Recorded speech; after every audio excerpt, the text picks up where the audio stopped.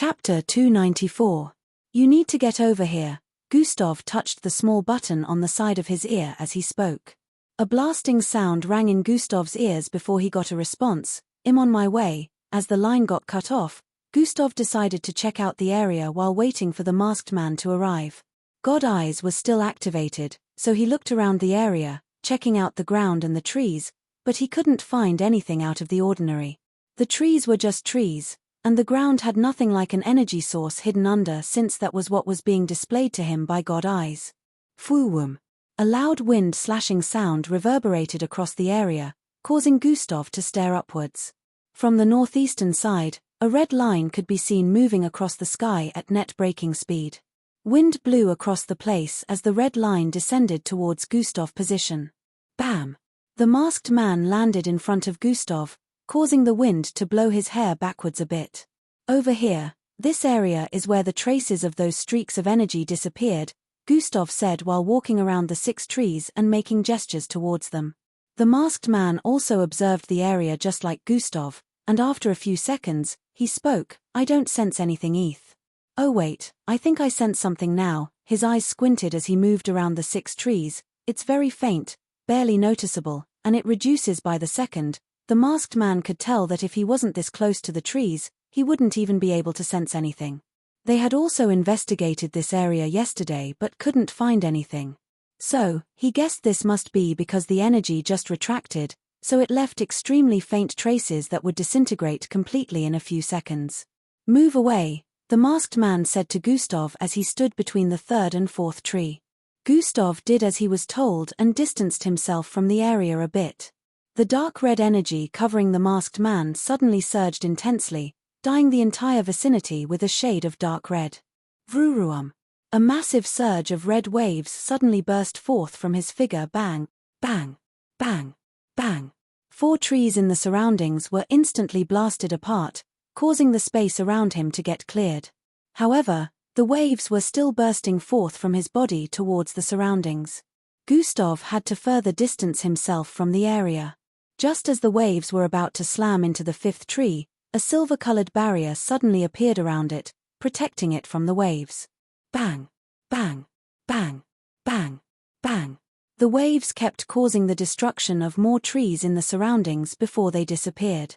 Around the masked man was an almost empty space within the forest of trees. A radius of over 700 feet was cleared of trees and vegetation except for a single tree standing in the midst of this newfound wilderness. The masked man and Gustav moved forward and stood in front and behind this tree that looked no different from the ones obliterated earlier.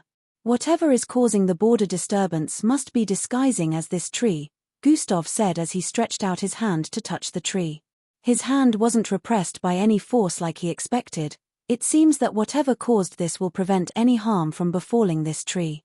If one approaches with no nefarious intentions, it won't prevent contact, Gustav figured as he tried punching the tree but got blocked by a barrier that suddenly appeared between his fist and the tree.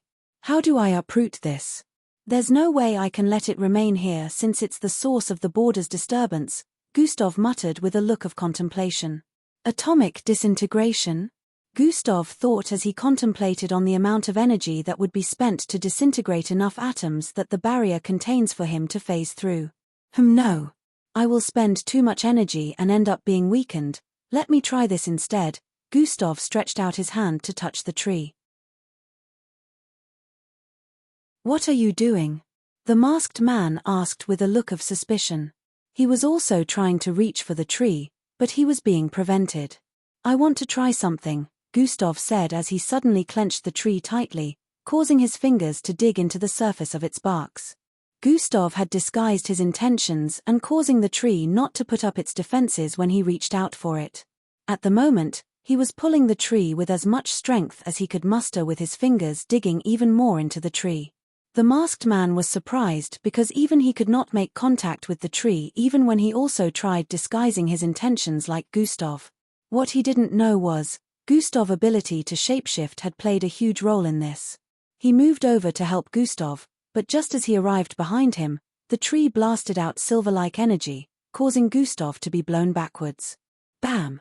Gustav slammed into the masked man, who grabbed hold of him and slid back by a few inches. Don't worry. I'll handle it, he said while letting Gustav down. I thought you couldn't break through it earlier, Gustav said while turning to the side to stare at the masked man. I was only probing it earlier. Now that we've pinpointed the exact one, it won't be a problem to knock it down, the masked man replied while stretching out his right hand. Shurian. Boom. A massive wave of red energy shot out of his arm towards the tree. Truin. The barrier appeared again, protecting the tree from the blast. However, the massive energy blast was still being shot out in waves. Gustav watched with a look of astonishment as cracks began to appear around the barrier. KKRYYCC8.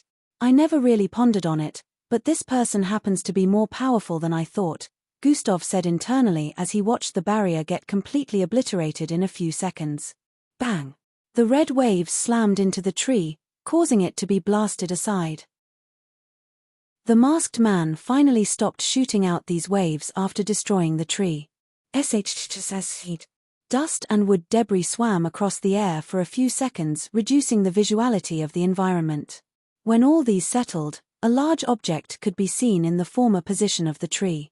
The masked man and Gustav's eyes widened a bit as they stared at the object in front. Chapter 295. When all the debris settled, a large object could be seen in the former position of the tree. The masked man and Gustav's eyes widened a bit as they stared at the object in front. It was about 3 feet in length, cylindrically shaped with a pyramid-shaped tip and yellowish frame. Gustav and the masked man moved closer to observe it at a closer angle. "Isn't this the device you were searching for?" Gustav muttered as they closed in on it. "It is. Looks like it got activated while being here. But I wasn't given any information about it being capable of doing any of these," the masked man said as he squatted slightly and placed his hand on the device. Some silver snake-like electric arcs were still moving across the body, but they had no effect on the masked man even when he placed his hand on it. "Something doesn't add up," Gustav said internally before asking, "How long did you say this has been missing?" "It's been over 3 months, the masked man replied. "Not up to a year or longer?" Gustav asked. "According to the client who issued the mission, it hasn't been that long," the masked man replied before pulling the device from the ground. "The neighborhood has been experiencing this situation for a way longer period than the device has been lost. So how is it responsible for the opening of the border?" Gustav wondered with a contemplative expression. "Hey, come see this," the masked man called for Gustav while staring at the hole created on the ground from blasting the tree away. The hole wasn't very visible before, but after the masked man moved the device, rays of sunlight penetrated it, making the space underneath visible. Gustav moved a few feet forward and squatted on the other side of the hole. What is that?" Gustav asked with a confounded expression. They could see a metallic-looking stage-like object underneath the ground. It had steps on all sides, and it extended beyond how far they could see underneath the ground. In its middle, there was a pointed red pole. "Just what is that thing?" Gustav wondered out loud. It was structured in a way that didn't make sense to him, so he had no idea what he was looking at. "Whatever that thing is.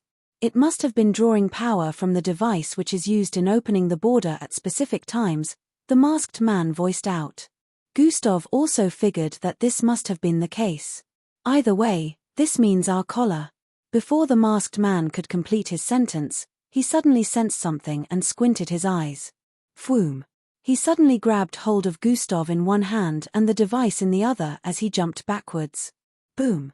A loud explosion resounded at their previous position as smoke and fire spread across the place. Luckily Gustav and the masked man were able to escape the explosion as they found themselves several hundred feet behind their initial position. They were still even sliding backwards due to the masked man's immense speed. As expected of the Red Shadow. "Not only did you manage to dodge my surprise attack, but you also protected the kid and the merchandise. Your reputation truly precedes you," a loud feminine voice could be heard coming from within the explosion. A feminine stature in a black combat uniform and brown helmet walked out of the flames like it was nothing. "But you're right where I want you," she voiced out next. Before the masked man could wrap his head around that, a yellowish streak, the size of a thumbshot through his left arm from behind. Splurt. Plop. His entire left arm was severed from his shoulder, causing the device to fall along with it. Gustav's eyes widened as he saw blood splatter across the place. I couldn't even sense it, neither could I sense her presence before she appeared. Ooah! The masked man voiced out in pain as he let go of Gustav and used his right hand to grab hold of his left shoulder. A trap. She was here from the start, and I was unable to sense her. His eyes turned fierce as he stared at the feminine stature approaching. Vamp witch, he muttered. Thank you for getting the T-67 device for me. I'll be taking that off your hands now. Oops, my bad, you only have a single hand now, she voiced out while stylishly walking forward without a care in the world. The masked man quickly grabbed hold of the device with his right hand as he stood upright with speed. Blood was still oozing out of his severed arm like a fountain, but he totally ignored it. Run!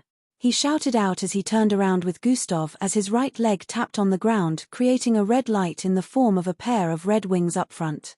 However, before Gustav could move 2 feet forward, she arrived in front of him with an outstretched hand. I know you still have some fight in you even with just a single arm, and I don't want to go through the trouble, so we'll just hold this kid a hostage instead, she voiced out as she reached to grab Gustav. Too fast, it would be impossible to dodge, Gustav said internally but still tried to dodge. Size manipulation has been activated. Gustav suddenly shrank in size and became half of his original height, causing him to easily dodge her arm and keep running forward. The feminine figure was surprised for an instant, but she quickly regained her composure and went after Gustav again. The masked man had arrived in front of the red pair of wings, but when he noticed the feminine figure closing in on Gustav, he threw the device into the light within the pair of wings and dashed backwards. Whoosh! He arrived in front of the feminine figure and grabbed hold of Gustav before jumping backwards, but the feminine figure did not give up pursuit this time for an instant. Go! He shouted out as he threw Gustav into the light within the pair of wings. Bam! Before the masked man could go in, she slammed into him, sending him tumbling towards the side. Bang! Bang! Bang! Bang! He slammed into several trees, toppling them in the process. The feminine figure had already dashed towards the pair of wings, but before she could arrive in front. Truin. It disappeared. Where did you send them? She asked with a condescending tone as she dashed towards the masked man. Phoom. She instantly arrived before him, and a battle started. Truin. Gustav found himself outside the border after being thrown into the light and landed before a massive tree. Chapter 296. Gustav found himself outside the border after being thrown into the light and landed before a massive tree. A small cut had appeared on his forehead, and blood was oozing down his nostrils. Gustav jumped to his feet and looked around him. He noticed he was back in the sparse forest behind the neighborhood. The border was thousands of meters behind him. He quickly grabbed the device and started running in the opposite direction of the border. Miss Amy, I need your help. Gustav quickly got in touch with Miss Amy through a call while running towards the neighborhood area. In several minutes Miss Amy arrived before Gustav, who hid in a particular area close to the neighborhood area. Gustav narrated the current predicament in a few seconds, and Miss Amy got a small gist of the situation. They went through the border to look for the masked man known as the Red Shadow. Miss Amy took Gustav along with her. She didn't think he would be a bother because she was confident in dealing with the situation even with his presence. Unfortunately, even though they searched far and wide across the border, they couldn't find Red Shadow and the one known as Vamp Witch. There were obvious signs of battle in the place Gustav and Red Shadow found the device, but both their presences were nowhere to be found within the border. Trees were snapped in half and uprooted. Massive craters and crumbled highlands showed visible signs of battle, yet no presence of mixed bloods could be found. Miss Amy searched the other side of the border also, but it ended up making no difference. Even after rounding up the place for hours, it was still the same result. Miss Amy and Gustav settled at the location of the battle and checked out the device. Miss Amy scrutinized the device properly. I can't say I know what this thing is precisely, but it does look like a key, Miss Amy said to Gustav as she held onto the 3 feet long cylindrical shaped devices. A key to what? Gustav asked. No idea. But it seems pretty powerful to have been powering up whatever was responsible for the opening of the border, Miss Amy said as she walked towards the hole created from blasting away the tree, disguising the device earlier. She squatted in front of it and stared at the unknown platform underneath the ground. Just what is this thing? Miss Amy muttered underneath her breath. She dropped the device in her hand to the ground and started making some calls. Doesn't this mean I've solved the neighborhood issue? Gustav said internally. He would have been celebrating this since it was good news, but he was bothered about the fact that the Red Shadow might have sacrificed his life for this. He felt no one or nothing was worth sacrificing life over, especially not in this shitty world. I shouldn't jump to conclusions. If I ever see him again, I'll repay today's favor, Gustav said internally. Miss Amy called in a squad who proceeded to take the device away with the purpose of investigation. Some part of the squad stayed behind to dig open the ground and reveal what was underneath. Miss Amy later returned Gustav back home and promised to give him feedback on the situation as well as updates about Red Shadow if she figured anything out later. The days went by in a flash, and Miss Amy gave Gustav some information. The structure found underneath the ground was a kind of machine that had run out of power some months back.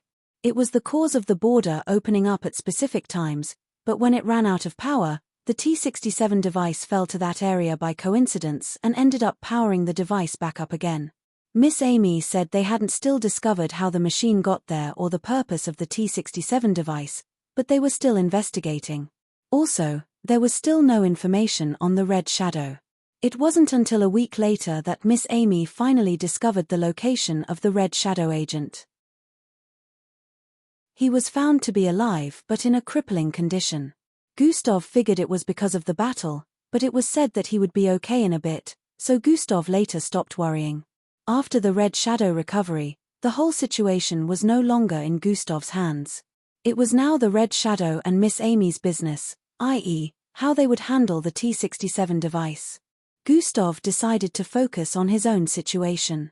He had gotten feedbacks from the ads he placed on the internet about a job, but then the neighborhood situation had been solved.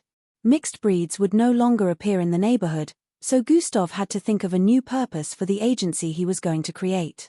The labs and restaurants still need the flesh of mixed breeds, and there are still lots of them within the border. A smile appeared on Gustav's face as a new idea came to his mind. Gustav thought of creating a hunting agency first off. I only need to get weapons and some drugs for safety assurance since I already have the means to get through the border, Gustav thought. He still had the map that marked out dangerous spots within the border.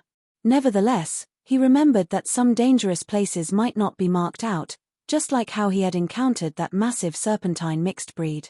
Gustav decided to task himself with marking out such dangerous and unknown spots himself with the help of Miss Amy before creating the agency.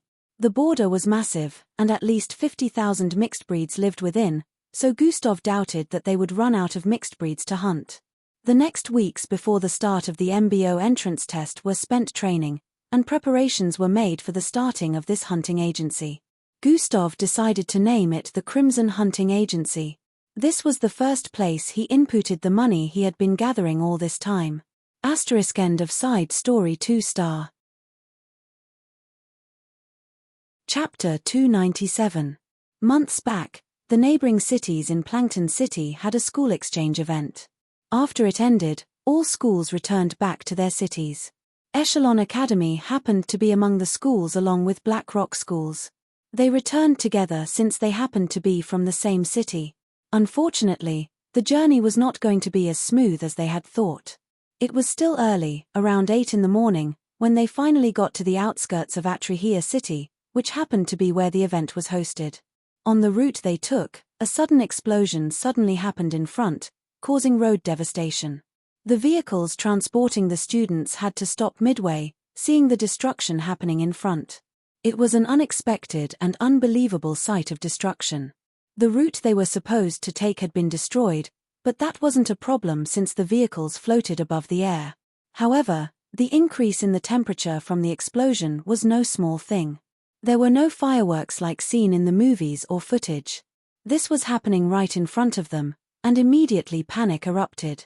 A convoy of about 16 military-like vehicles as well an aircraft moved over. The military-like vehicles surrounded the 4 school hover buses transporting the students. Figures dressed in red combat wear and masks stepped out of the vehicles armed with advanced weaponry. "Step out of the vehicles," one of them shouted out as they pointed these weapons at the vehicles. The teachers within the hover buses were shocked. It was obvious these weren't military personnel, neither did they look like they were here for the purpose of performing good deeds. Ruckus. Chatter. Ruckus. Ruckus. Everyone stay in. Drive make sure the doors remain locked. Whoever these men are, they won't shoot at you kids, the teacher within the bus Gustav was boarding voiced out to calm the panic within the vehicle. Doesn't seem that way to me, Gustav observed the line of these figures as he thought.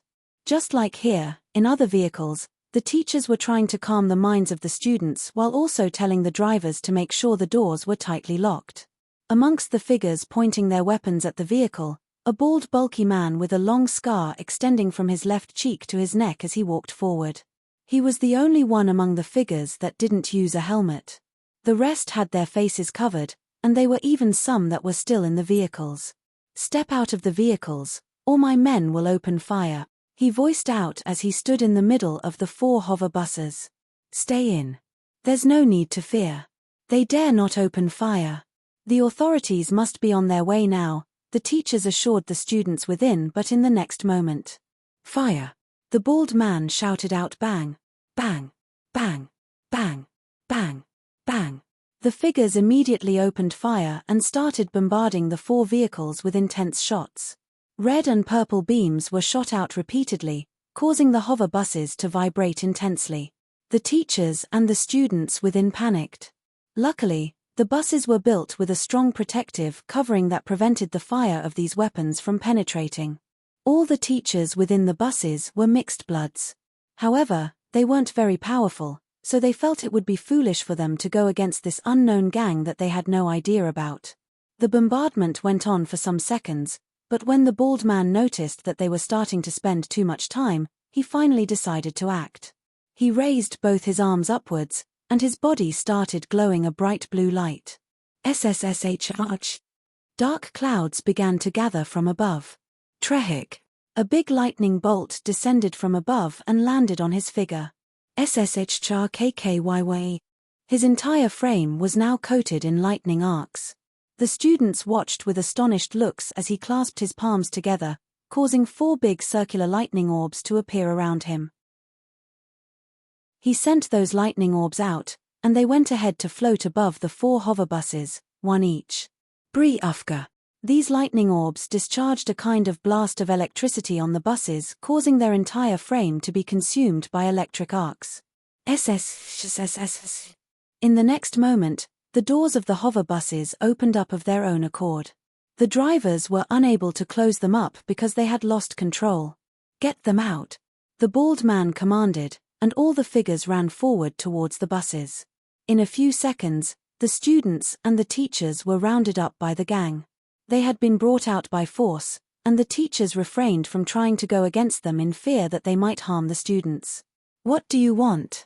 one of the teachers asked. "We have what we want already. You future problems are coming with us. Here," the bald man voiced out as he beckoned for the aircraft to land.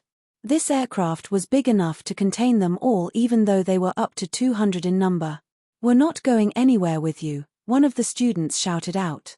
"Yeah, we ain't going anywhere with you lots," another one also voiced out. "There's only around 50 of them. Yeah, we can take them. Let's do this. Yeah." The entire place erupted in chaos in an instant as the first person who voiced out caused the rest to also wake up. Swoosh. Swoosh. In an instant, attacks were flying in every direction as the students dashed forward to engage the gang. Bang. Bang. Boom. Bam. As the place erupted in chaos, the teachers also had no choice but to act and decided to attack the bald man who seemed like the boss. Unfortunately, it all ended in about a minute. The students, regardless of their massive numbers, were struck down fiercely by the gang. These figures were already well trained in combat, so all the attacks from the students seemed like child's play to them. Only a few of them were knocked down, but they still managed to keep the situation under control. Bang! A student was shot in the chest, and a huge hole appeared where his heart used to be. Gasp! This action shook everyone, and the student's confidence was shattered. These made it easier for them to be beaten and rounded up. The MBO later arrived since this was a situation regarding mixed bloods. However, the students and the teachers had been taken as their hostage, so they were unable to get close to the site since they didn't want to rile them up. Why is he naked? The bald man said while pointing at one of his men that were also taken down during the assault. This particular one had already been burnt beyond recognition, however, what baffled them was the fact that he was naked. The bald man suddenly sensed something and turned around, but it was too late. Boom! Boom! Boom! Boom! Boom! Boom! 12 of those military-like vehicles suddenly exploded. The entire vicinity was suddenly dyed in bright red fire, causing everyone to be dumbfounded as they wondered what was happening. Chapter 298. The entire vicinity was suddenly dyed in bright red fire, causing everyone to be dumbfounded as they wondered what was happening. What's going on? The bald man voiced out with a surprised look. The whole place became disoriented in an instant. Some of the gang members in these vehicles that just exploded had been blasted to smithereens due to having no idea that this was about to happen. The bald man looked around with a suspicious gaze. Little did he know that this wasn't the end. Boom! Boom! Boom! Boom! The rest of the convoy vehicles exploded one after the other, leaving no working land vehicle on scene. The only vehicle left now was the aircraft, which was very incapable of transporting everyone, the gang included. Fortunately for the gang, some of them caught wind of the situation early and left the convoy vehicles before the last explosion, so there were still many of the gang members left. Find whoever is responsible. The bald man shouted out as he looked around with a dark face. He could already tell that this wasn't the work of the MBO or any authority because they wouldn't risk the lives of the kids just to blow up their vehicles. He felt they were probably dealing with someone who didn't give a damn and just wanted to cripple their transportation access, which he saw as a disadvantage since he couldn't use any of the students' life to threaten the person to back down. The armed gang moved out and looked around the place for any suspicious figure. Those with bloodlines related to Vision made use of them, but even after searching for minutes, they couldn't find who was responsible for this situation. The teachers and students wondered who was responsible for this. Just like the gang, they were clueless except for a few of them. Where's Gustav? Angie and Maltida wondered as they looked around the place, observing the faces of the students one after the other. They had been searching for him since they came out of the hover buses but hadn't spotted him once since that time. Sweat was already forming on Angie's forehead as she hoped that the thoughts coming to her mind at this moment weren't true. However, she couldn't help but think about the possibility since she knew just how daring Gustav is. The gang leader already suspected that there might be someone disguising among them, so he ordered for everyone to open up their helmets so he could see their faces, but even after doing that, there was nothing amiss. The gang members wore their helmets back and proceeded to keep looking for the culprit. One of the gang members with a helmet on his head also approached the leader from behind. "Chief, come see this," he said with an urgent tone. He had a rather raspy voice. The bald man quickly followed behind him towards the northeastern side of the vicinity. A small hole could be seen in the ground. "What am I looking at?" the bald man asked. "Don't you see it, Chief?" "You have to move closer," the gang member with a raspy voice proposed. The bald man moved closer just as the gang member proposed, however, just as he did, the gang member came up behind him.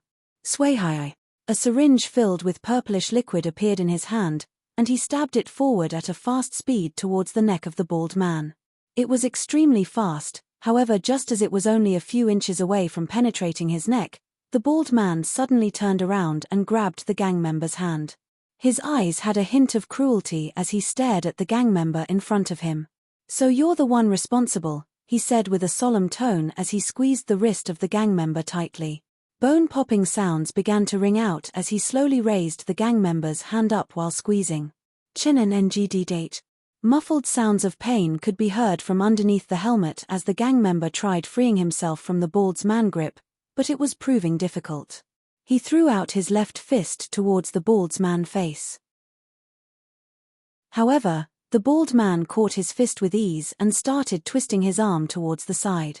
The bald man separated both the gang member's arms and raised his leg. Bam! He landed a kick right in the chest area of the gang member, sending him flying backwards. His chest caved in as bone-cracking sounds rang out before he landed on the ground and slid backwards for a few feet. Sheaf, sheaf, sheaf, tap, tap, tap. The gang members behind came running and surrounding the gang member that tried revolting in the blink of an eye. About 15 of them pointed their weapons at the gang member while 3 lifted him up forcefully before placing him on his knees before the bald man. The bald man was currently in possession of the syringe filled with purplish liquid. He held it up and scrutinized it with a suspicious gaze before walking towards the gang member on his knees. Pa! He slapped the helmet off the gang member's head, revealing the face of a young handsome teenage boy with dirty blonde hair. Blood was oozing from his nostrils and mouth, however, he didn't have even a slight expression of pain on his face as he stared into the eyes of the bald man with an unbothered expression. This person was obviously Gustav. "We have a fierce one here," the bald man voiced out as he squatted before Gustav and placed his finger on the blood oozing down Gustav's face. He used his finger to brush up a little speck of Gustav's blood and put it in his mouth. This action shocked the students as they saw his action. Only the rest of the gang members weren't surprised. Seems full of energy and vitality," the bald man muttered with a tone of delight. "What was that for?" Gustav voiced out with a look of repression. "Our chief likes to taste the blood of his victims before their death," one of them voiced out with a loud tone. Chapter 299. At the position where the students and teachers were being rounded up, they were squinting their eyes to see who was being held, but it was proving difficult for them due to the gang members surrounding his frame. Angie and Maltida had caught a glimpse of the person's stature, which looked familiar to them, but they hadn't seen his face yet, so they hadn't confirmed their suspicion due to that. However, with each passing moment, Angie got more and more worried after noticing that Gustav was still nowhere to be found. "Isn't that one of yours?" One of the teachers from Black Rock Schools who was also on his knees said to an Echelon Academy teacher while staring in the position of Gustav and the gang. Everyone's eyes widened slightly as they heard that and stared at that location with looks of worry and confoundment. Back in the position where Gustav was being held down by the gang members, the bald man pressed on the top of the syringe twice, causing the purplish liquid to jet out a little stream. "Let's see if your fearless and lively look will remain after I give you a dose of your own medicine," the bald man voiced out as he moved closer to Gustav. Gustav tried pulling himself from the hold of these gang members, but he wasn't as strong as they were. The bald man moved the needle towards Gustav's neck with the intention of injecting him with the liquid within the syringe. This was when the teachers started screaming out for the gang to release their students and even started throwing out threats of what the MBO would do to them if they hurt him. While that was ongoing, someone suddenly dashed out from the encirclement with fast speed. Swoosh! "Let him go!" A feminine voice was heard as a silver streak cut across the place and arrived at the position of Gustav and the gang members in a matter of moments. Swear! Bam! It was almost like one of them had predicted this and slammed the butt of his weapon onto the side of the head of the speedster. She was surprised and unable to dodge on time because it arrived at her blind spot. Angie was knocked down without being able to do a thing. Gustav stared at her unconscious body on the ground and turned back to stare at the bald man. "You are already dead." Gustav's eyes at this moment were brimming with murderous intent. "Oh, what is this I sense?" the bald man asked with a taunting look as he paused his administration of the syringe. "Your death," Gustav responded with a fierce look. "Oh, is she your girlfriend?" the bald man voiced out, causing the entire place to be filled with laughter. Gustav didn't respond and just kept giving them fierce stares. "I just got a new idea. How about I try it on her instead?" The bald man stood to his feet and moved towards Angie after saying that. Gustav's eyes immediately turned super murderous as he forcefully tried pulling himself from the grip of those holding him to stand up. They had a tough time holding him in place due to this. Gustav groaned as his canines turned into long fangs and his eyes glowed red. "Oh, Hes triggered," the bald man said with a tone of delight. "All the more reason to make her the specimen for receiving what you wanted to administer to me," the bald man said and squatted. "This bastard. I might have to risk exposing all my abilities now," Gustav said internally as he slowly started morphing.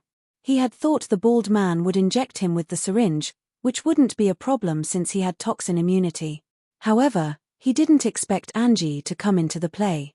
This syringe had a poisonous venom which he extracted from the Savrinia serpent mixed breed he fought weeks back.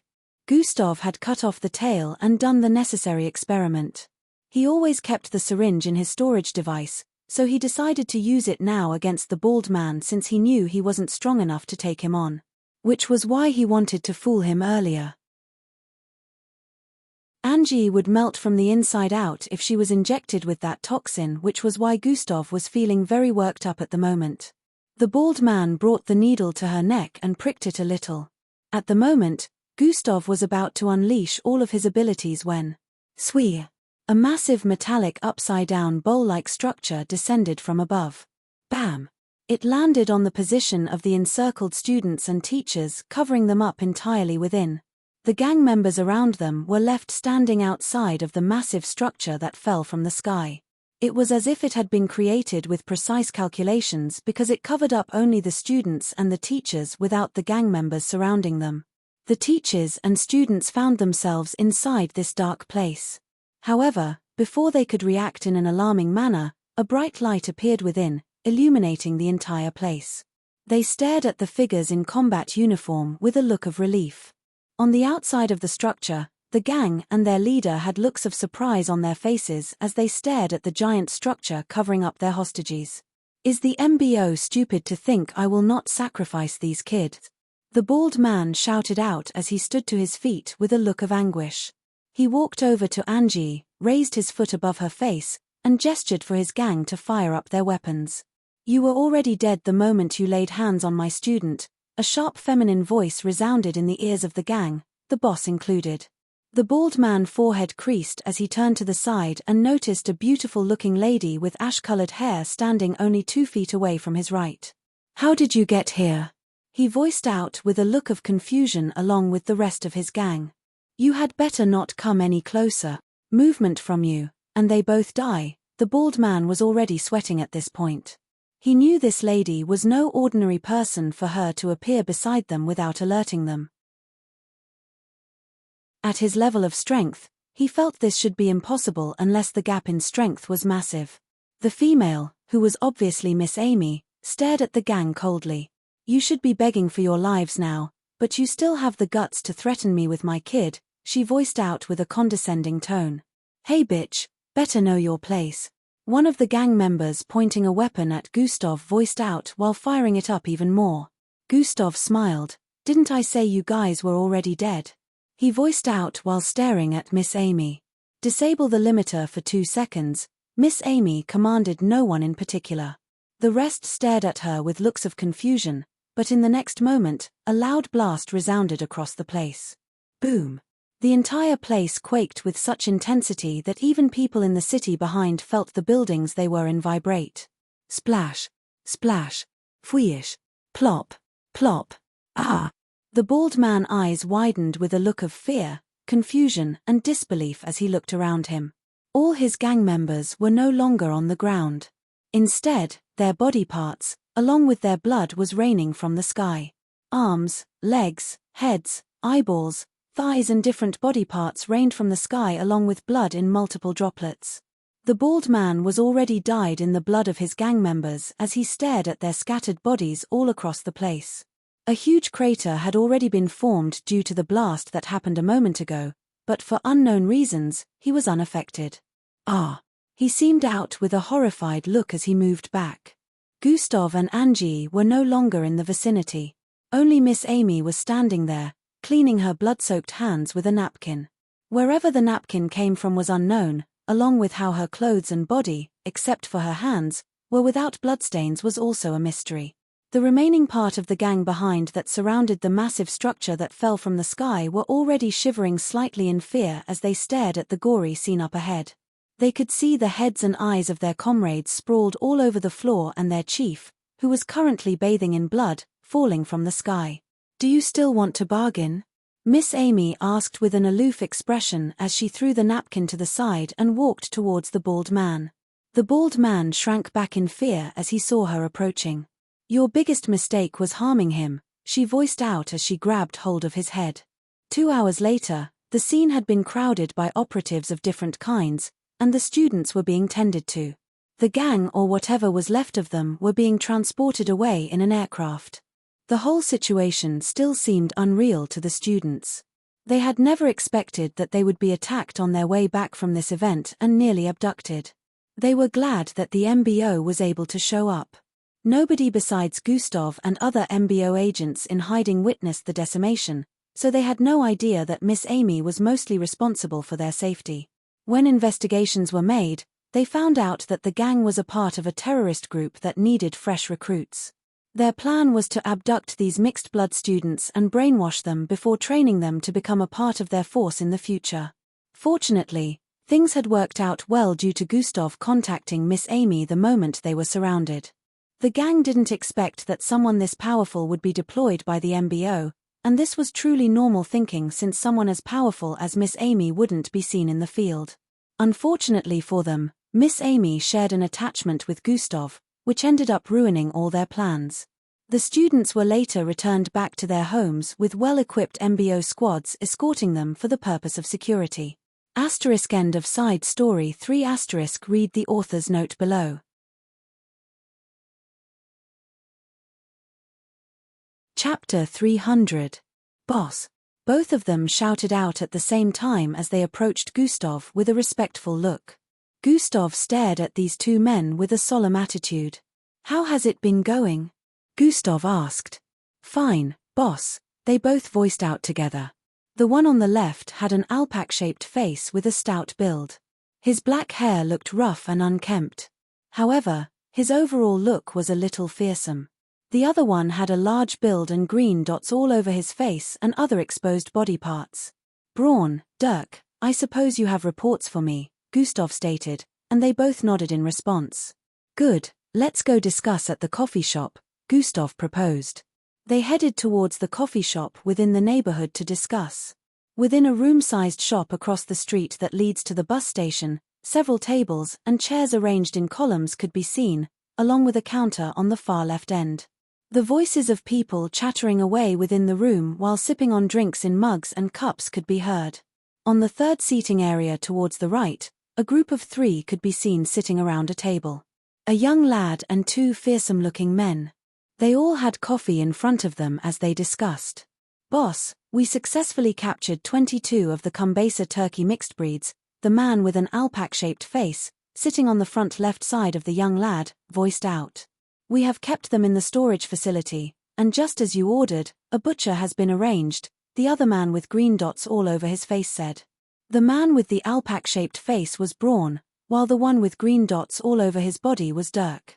Gustav had hired these 2 men 3 weeks before the start of the MBO entrance test, and he gave them specific details of what the job would be all about. Although there were more people who had wanted to join them, Gustav decided to start with these 2 first. They were mixed bloods on the serial rank with 0 experience in hunting. However, they used to be guards in small office places and organizations in the city. When they found out Gustav's pay was more, they decided to change ship. They were surprised when they found out that he was just a kid and wanted to bail out at first until they saw the stacks of cash. However, cash wasn't enough. They actually wanted someone who was strong enough so they wouldn't be led to their death. So, Gustav proved himself by fighting both of them together and winning. He saw potential in their combat experience as guards, which was why he hired them. They both have low-grade bloodlines, but since they were serial ranked, he knew they'd be able to handle many of the low-leveled mixed breeds. He was only able to defeat them due to his strength gained from having multiple bloodlines. Other mixed breed hunters had to go to the outskirts of the city and even farther to hunt down mixed breeds. On the contrary, Gustav only had to bring these 2 into the border with him to hunt down mixed breeds. It was easy access that everyone wasn't privileged to have. Gustav provided them with tools, and they had been hunting down mixed breeds since. When they witnessed the way he killed mixed breeds within the border, they became intrigued about his real identity, but since he never revealed anything to them, they were left to wonder about it. At the moment, they were giving Gustav a report of their hunts during his 2 weeks of absence due to the MBO entrance test. They were overwhelmed when they witnessed Gustav's performance on screens all across the city. They were glad that they were employed by someone who was currently a superstar in the city. They saw him on different billboards all across the city. At the moment, the eyes of everyone present within the shop would occasionally glance in their direction, wondering if their sight was working well due to Gustav being within. Gustav repeatedly nodded as he listened to their reports. Has Chingwen restaurant made any requests lately? Gustav asked. Yes, they sent a list of requests to our site. I left them pending since you hadn't returned, Braun replied. Are all the items listed available in our storehouse? Gustav asked. Yes, they are, Braun replied. Next time, you don't have to wait for me to sell them. Once the items requested are available, start the delivery process at once, Gustav answered. Both of them nodded as they heard that. Looks like he'll need to get a secretary and some more workers. Having just 2 isn't enough, Gustav said internally. His reason for not employing more was due to not seeing anyone that met up with his requirements. Now that he knew he'd be gone in 2 weeks, he wanted to set everything in order before he left. I'll also need someone to supervise these guys in my absence. Miss Amy is out of the question since she'll also be leaving the city after I'm gone. Gustav felt this was another issue that needed to be solved. About 2 hours later, Gustav had gotten back home and decided to rest early so he would wake up in the middle of the night to complete his daily tasks. He and Miss Amy had already planned their time of meeting during the week, so he knew he still had some time to put some things in order, like his agency. Gustav felt this would be the best time to expand since he was now well known across the city. However, he was still thinking of the best way possible to execute his plans so he would achieve the best results. So, the system will be issuing out the quest tomorrow. I wonder what it will be, Gustav thought before he went to bed. He knew dwelling on it wouldn't be sensible, so he shrugged the thought off his mind and tucked in for the night. The following day around 3 am in the middle of the night, Gustav awoke to a ringing sound in his head. He opened his eyes with a slightly sleepy expression. Oh. Finally, it's here, he muttered as he stared at the notification that appeared in his line of sight. 5-year quest has been issued.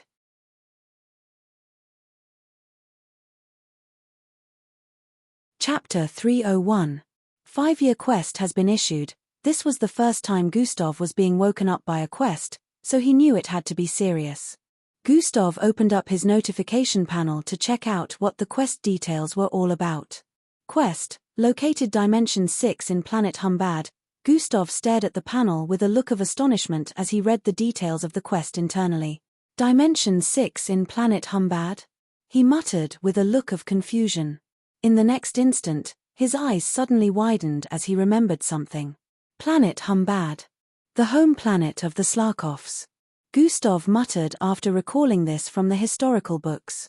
Why would the system be issuing me an invalid quest? The planet was destroyed long ago, which was what caused them to relocate back to Earth. How does it expect me to find this Dimension 6 within a planet that has already been destroyed? This looked extremely confusing to Gustav, so he decided to ask the system. Hey system. Why give me a quest to find somewhere that doesn't exist? Gustav said internally. Who says it doesn't exist? The familiar cute, and thin, feminine voice resounded in his mind. Planet Humbad was destroyed thousands of years ago, so how do I find a place within a planet that doesn't exist anymore? Gustav asked with a slight expression of annoyance. I ask again, who says it doesn't exist anymore? The system voiced internally once again. Hey, did you forget about the part where I mentioned it was destroyed thousands of years back? According to the history books, the Slarkovs descended to Earth because they predicted the destruction of their planet, which eventually got destroyed. Gustav argued with the system since the quest was practically impossible with these facts. You are really a Dumbo. The system insulted Gustav. Gustav. They predicted the destruction of their planet and left. But were they there to see its destruction? The system asked. Of coup. Gustav paused midway and placed his hand on his chin with a look of contemplation. What exactly are you trying to say? Gustav asked. Are you saying planet Humbad might still be in existence? He added with a look of disbelief. Who knows? Just make sure the quest is completed. Sooner or later, you'll discover the truth if you dig deep enough, she voiced out before turning quiet. Gustav didn't bother trying to bring the system back to this topic because he knew all too well that the system would stop replying to him at this point. Could it really be possible that the planet still exists? But it was said in the history books that hundreds of years later, a research team was sent from Earth to investigate. They found nothing in the part of the galaxy where planted Humbad used to be. Gustav couldn't wrap his head around all this. It was all too confusing, but he had decided to dig deep and do proper research about it. Due to this, Gustav had even forgotten to check the other details of the quests for the rewards, so he decided to check them now. Rewards for quest completion, plus 5 A-grade bloodlines unlocks, class level up, plus 100,000,000 EXP, plus 3 unique skills unlock, all abilities, evolutional upgrade, original bloodline level up, S-grade. Gustav's eyes widened slightly as he saw them. These are too good to be true. He was pleasantly surprised by the bountiful rewards. Class level up. I can't even use the power of my current class. Gustav smiled wryly as he stared at this. Hey system, one more question. Any idea on how to use this power called Yaki? Gustav asked internally. Figure it out yourself or there's no point, the system responded. Thanks for nothing, Gustav said internally with a look of repression. Gustav went back to checking the rewards and nodding with a look of delight after reading each one of them. S-grade. Does such a bloodline actually exist? Gustav wondered as he stared at the last reward. Have you checked out the punishment? The system suddenly asked while Gustav was contemplating. Oh yeah, you and punishments. It's probably gonna be hidden like the others, right? Gustav said internally with a scoff while looking further downwards. Punishment for failure, death, duration, 5 years, host will meet his end if the quest is not completed within the time frame required. Gustav's eyes widened as he noticed the punishment. What is with you and death? You tried to kill me on our first encounter, and from what I remember, you once gave me a quest with punishment as death. Should I remind you that you also wouldn't survive without me? Gustav said with a tone of annoyance. I'd prefer to meet my end than to remain within a useless host, the system replied with an uncaring tone. Gustav. Besides, if you cannot complete these quests, you have no hope of taking on what is to come, which will eventually lead to death, so failure leads to death either way, the system foreshadowed again. Gustav's had a look of contemplation as he heard that. It was obvious that the system had a lot of things it was keeping from him, which caused him to worry. He didn't want to end up failing due to lack of information, but he understood that the system had built-in protocols that prevented it from sharing everything. He just hoped that just as it had put this quest out, the process of completion would cause things to be revealed to him slowly. Wait. You said quests? Gustav's mind went back to a few moments ago, where the system used plural form instead of singular. Yes. Did you assume there was only one quest? The system responded with a ridiculing tone as if it was trying to say Gustav was too lazy. Gustav. Another 5-year quest has been issued. A new notification suddenly popped up in Gustav's line of sight. He wasted no time in requesting for the full details of the notification to be displayed. Quest: become the most powerful mixed blood on Earth. Chapter 302. Quest: become the most powerful mixed blood on Earth. Gustav totally didn't expect this, so he was a little surprised. Rewards: plus 300,000 credits, bloodline upgrade, level up ×3, universal enlightenment, plus 2 bloodline unlocks, punishment for failure, death, duration, 5 years, host will meet his end if the quest is not completed within the time frame required. Good rewards but death again, Gustav said internally with a slight frown. Even though he didn't know what universal enlightenment was supposed to entail, he knew it wouldn't be bad, just like the others. Gustav sat up with a look of contemplation as he pondered about the whole situation. He had 5 years to achieve all these, which was almost impossible from the looks of things. Channeling your bloodline to even the serial rank normally took multiple years of training, regardless of your bloodline grade. Although a higher bloodline grade meant faster channeling and easier breakthroughs. Nevertheless, becoming the most powerful mixed blood in just 5 years was an impossible feat. Miss Amy was practically the fastest growing mixed blood in history. However, she had started training from a young age, unlike Gustav, who only started less than a year ago. At Gustav's current age, Miss Amy was already going on missions and was already close to the serial rank. Whereas Gustav is still at the Zulu rank. Gustav sighed as he thought of all these. The system says it would be pointless, and I would die either way even if the death punishment was not included if I fail to complete the quest. I guess this is ride or die. I have to put my best into completing both quests, Gustav said internally with a look of determination. Although the system hadn't revealed a lot to him, he knew very well that the system was in possession of knowledge that far exceeded that of any library or person living on the face of the earth. This was why he knew the system wasn't messing around if it said he would die anyways if the quest wasn't completed in 5 years, and it allowed him to stay alive. Gustav wanted more information, which was why he kept arguing with the system, but it would seem the system honestly couldn't tell him more about what the challenge truly was. Gustav stood to his feet and went to brush his teeth. It was still around 3:30 a.m., but Gustav had decided not to go back to bed until he completed his daily tasks. His daily tasks got more difficult by the day due to his strength that also increased. However, it was not really a problem for him to complete them. It was only more time-taking. Gustav also had his own personal daily tasks he created that included his training schedule asides from that of the system. His personal tasks included combat training by himself within the border, 6 hours of bloodline channeling, reading both online and books he got from a public library, and doing more research on mixed breeds, the MBO, and powerful organizations in the world. The only issue he foresaw was completing the system's daily tasks in the MBO training camps. Although he could act like he was training even more while completing these tasks, he was worried because the daily tasks were versatile. He might be asked to complete a task where he needed an instrument that could only be found in the city. He could only hope that things wouldn't be that way. Gustav wore a black hoodie, went out of his apartment. The instant he arrived outside, he dashed in the direction of the heart of the city. Swoosh! As he sped off across the silent roads, his mind wandered off to what he had achieved in this short period, and he thought of what he might achieve in the next 5 years. Regardless, he wasn't really bothered, but he was quite curious.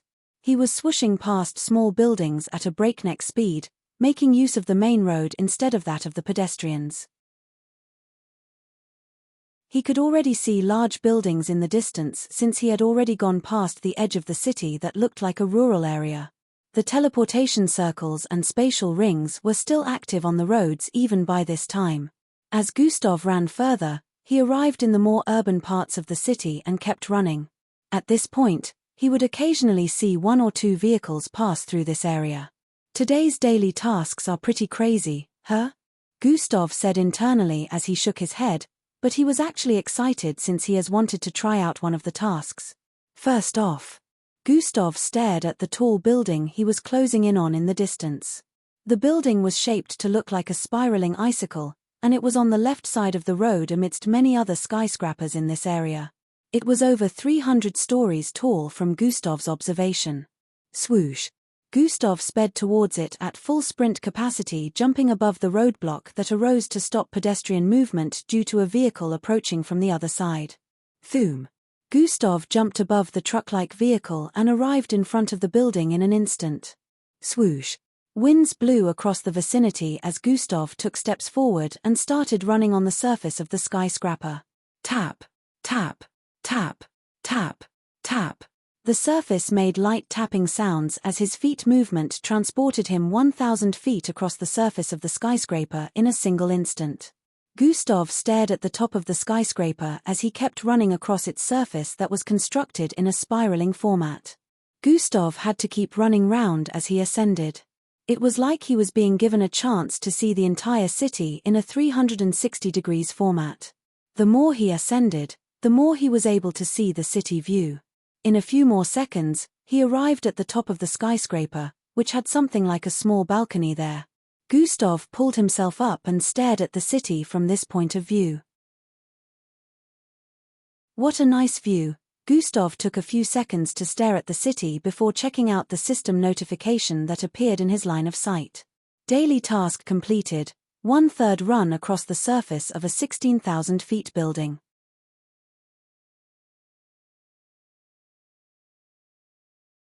Chapter 303. Daily task completed, 1/3 run across the surface of a building at least 16,000 feet in height. Thoom.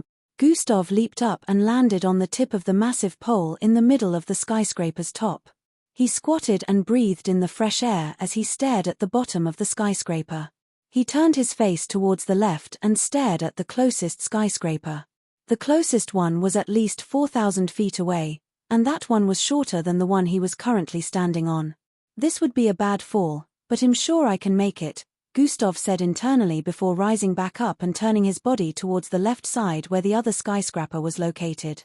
The wind kept blowing his hair backward due to the high altitude, but never for once did his body shrink back or forward due to that. Super jump has been activated. Gustav's thighs and legs budged intensely as he activated super jump. His sports pants hugged onto his muscular legs and expanded like they wanted to tear due to the budge. Thoom. Gustav leaped forward with intensity, causing the long pole extended from the top of the skyscraper to vibrate intensely. Tiarchi. His body traveled across the air in an arc, crossing over the massive road, thousands of feet below. Swoosh. Bang. Gustav landed on the other skyscraper after a few seconds of flying through the air. His thighs and legs went back to normal afterward, and he turned around to stare at the other skyscraper behind. Gustav smiled, second task completed. He was glad he had made significant progress.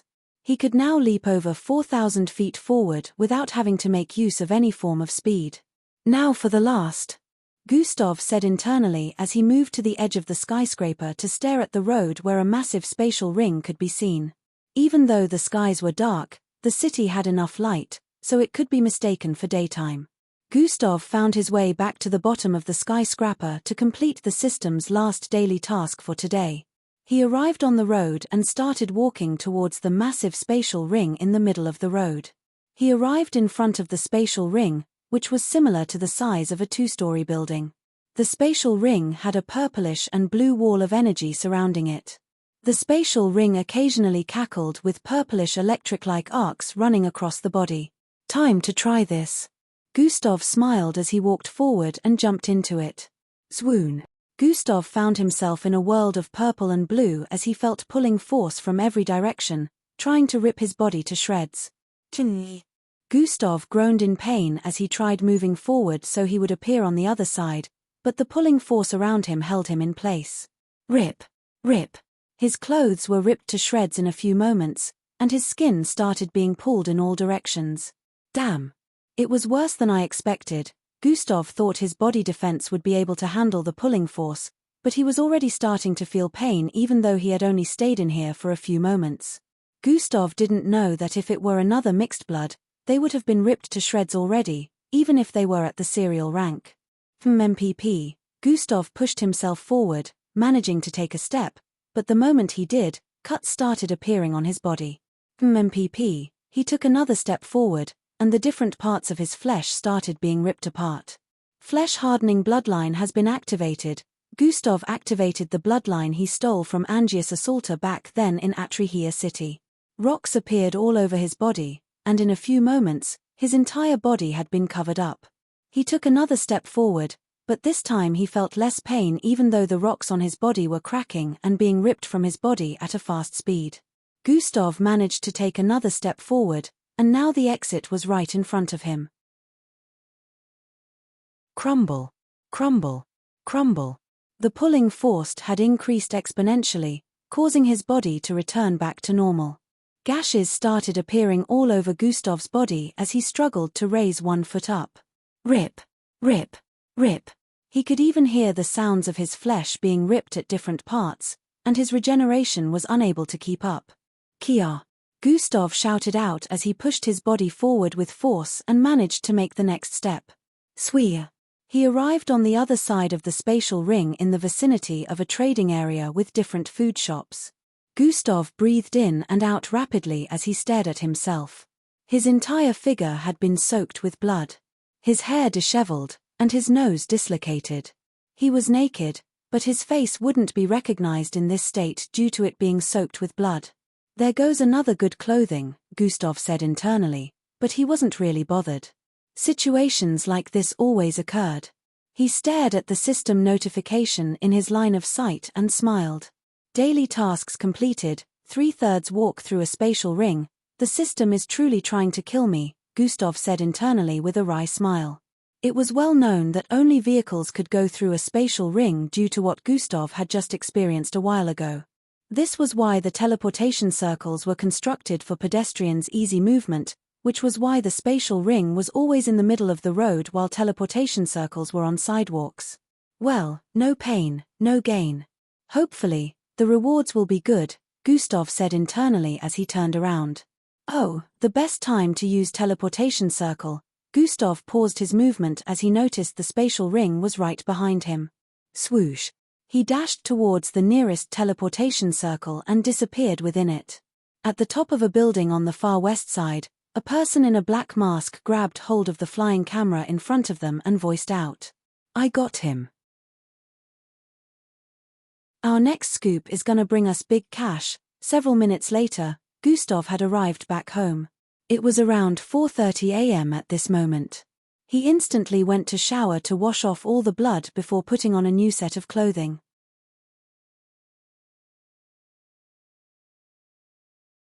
Chapter 304. He immediately went to shower to wash off all the blood before putting on a new set of clothing.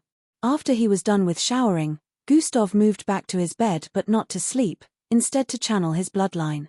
It was still very early in the morning, so the weather was very cool, which was why this was the perfect time to channel his bloodline. The heart pumps blood faster when the weather is cool due to constricted blood vessels, so Gustav usually made use of this channel his bloodline more. The anatomy of mixed bloods is different from that of normal humans and Slarkovs. However, they were still similarities, which was why Gustav was able to use this to his advantage.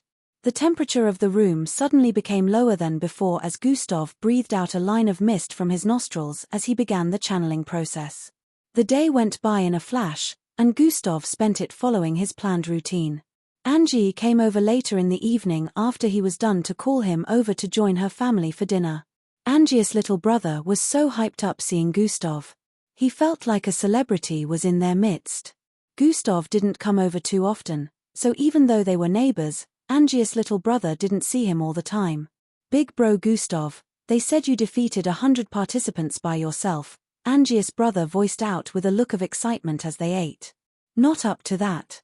A lot lesser," Gustav replied before downing down another spoonful of food.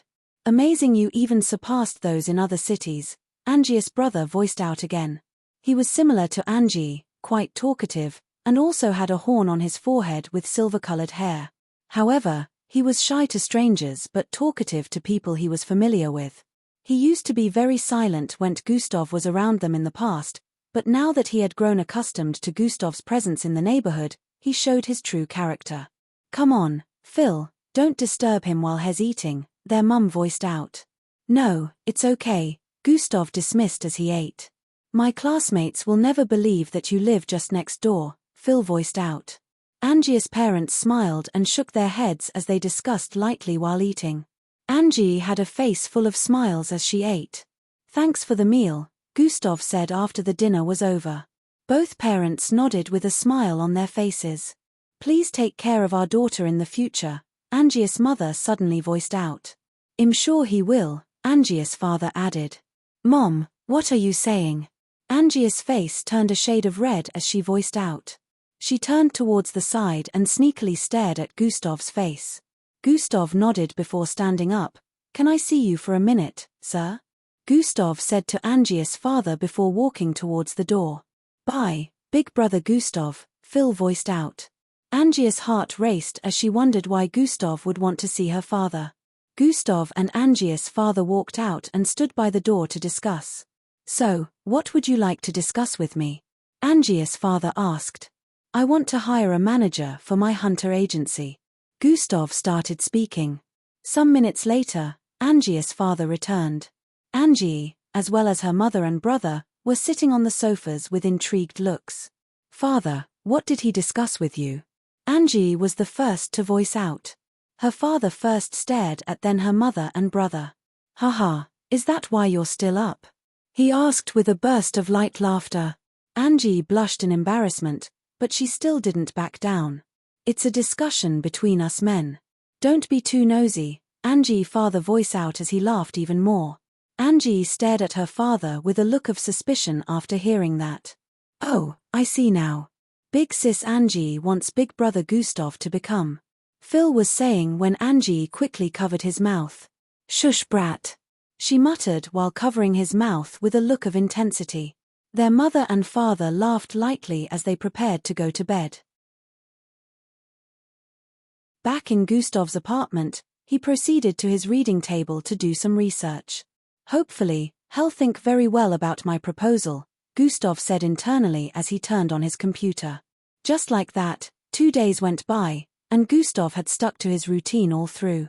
It was Wednesday, the day he and Miss Amy planned to meet up, so he left home immediately after finishing his morning routines.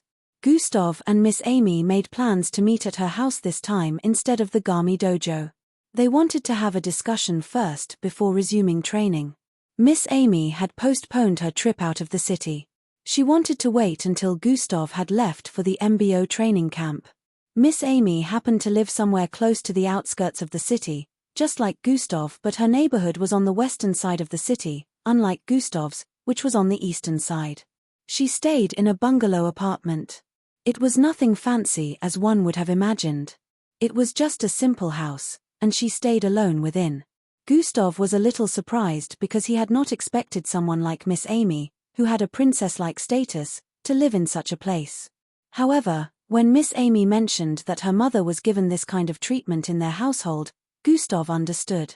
Miss Amy's family happened to be a very large one that owned practically a quarter of the city, so their place of dwelling was like a mini-city. According to her, every branch of the family had a building of its own, but her mother was cast out of theirs by her father and relatives. So, she lived in one of the small quarters for guards and maids. Miss Amy always visited her mother, so she was used to this kind of simple living. Besides, being someone who had completed lots of tricky MBO missions in many places, living in this kind of apartment was nothing to her. So, are you going to tell me what your real power is now? Miss Amy asked as Gustav sat from across her in the living room.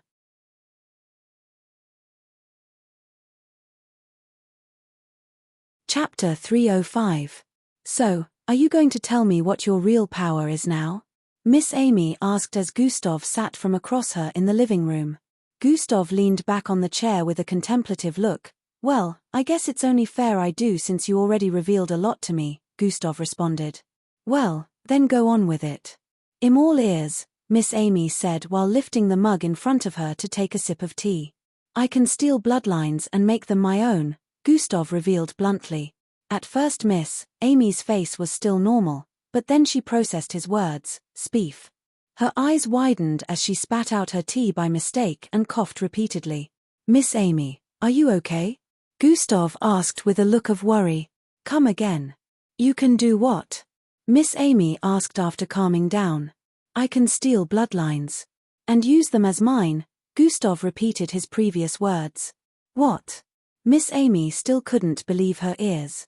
She knew Gustav could use more than one power, but she had no idea that it was because he could steal bloodlines. She always thought this was due to his power of transformation. Are you telling me that you also have more than one bloodline? Miss Amy asked. Yes. Well. Gustav answered with a contemplative look. He wondered if he should tell Miss Amy that he actually had up to 30 bloodlines at the moment, but then he discarded that idea and decided to keep that information to himself. Miss Amy's eyes were still slightly widened for a few more seconds before she calmed down. So that's why. Miss Amy realized as she remembered something. How did this happen? Or have you always had that ability? Miss Amy asked. I had an unexpected encounter at the mountainside several months back. A star slammed into the mountain area. I got knocked out and woke up the next morning with this ability. Gustav omitted some parts of the story as he narrated. Ben, Charles, Gordon, and the others. Was that you? Miss Amy asked. Gustav nodded in response. I have their bloodlines in my possession right now, he added. Gustav activated beast transformation, and his left arm morphed into that of the mutated bull while on his right arm, a milky light coated it. Miss Amy couldn't describe how she was feeling after this revelation. She now understood why Gustav kept it to himself all this time even though they had become very close. She was glad he finally revealed it to her. Gustav, I don't need to tell you that you shouldn't reveal this to anyone else, right? Miss Amy asked with a solemn look. Gustav nodded in reply. Everyone powerful would come after you if they ever figured this out, so no matter how much you trust a person, never reveal it to them, Miss Amy advised. Gustav understood this very well. He knew that no matter how he trusted a person, if they weren't powerful enough, they could end up falling into the hands of his future enemies and reveal this information. This was why he wasn't bothered with revealing this to Miss Amy. Miss Amy and Gustav conversed for a few more minutes before Miss Amy revealed something to Gustav. I never thought of a repayment method for saving and training you. Because I wasn't helping you to receive something in return, Miss Amy stated. My mother was just like you. Low-graded bloodline. I was curious to see what would happen when someone like you, who has been bullied day in and out, was granted the power to fight back. I wasn't disappointed by the outcome. It was initially just a kind of experiment for me, but now. Miss Amy stared at Gustav with a loving gaze as she stopped talking and took a sip from her mug. Gustav was curious about the completion of Miss Amy's statement, but he could already tell that she wouldn't complete it.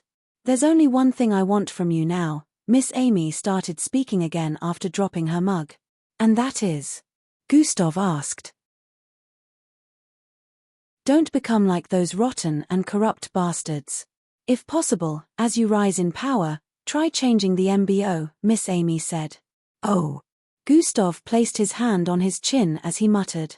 Miss Amy and Gustav later headed to the Gami dojo to train for a few hours before Gustav headed back home. At the dojo, reporters had gathered there when they caught wind that he was there. However, when he was leaving, he transformed into someone else, so no one was able to recognize him. It was around 4 p.m. in the evening when he got home. The instant Gustav arrived in front of his apartment building, he met Angie standing in front with a bunch of people. Gustav, she called out his name as she approached him. Gustav exclaimed with a look of suspicion because he could tell that something was amiss. What is it? Gustav asked Angie. Your parents are here to see you, she voiced out. What? Parents? Gustav voiced out with a confounded look. Yes. Now I see where you got your blonde hair from, Angie smiled in delight as she voiced out while pointing at Gustav's parents up ahead that was being interviewed by some reporters.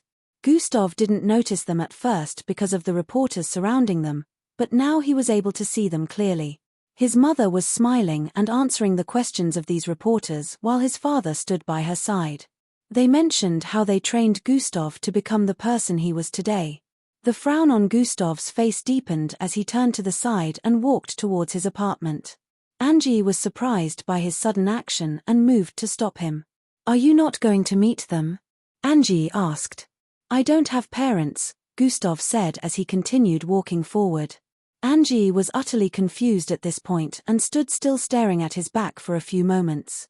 The reporters had noticed Gustav at this point, as well as Gustav's parents. They all moved towards him happily. Hey, son. His mother and father voiced out as they arrived in front of him with smiles on their faces.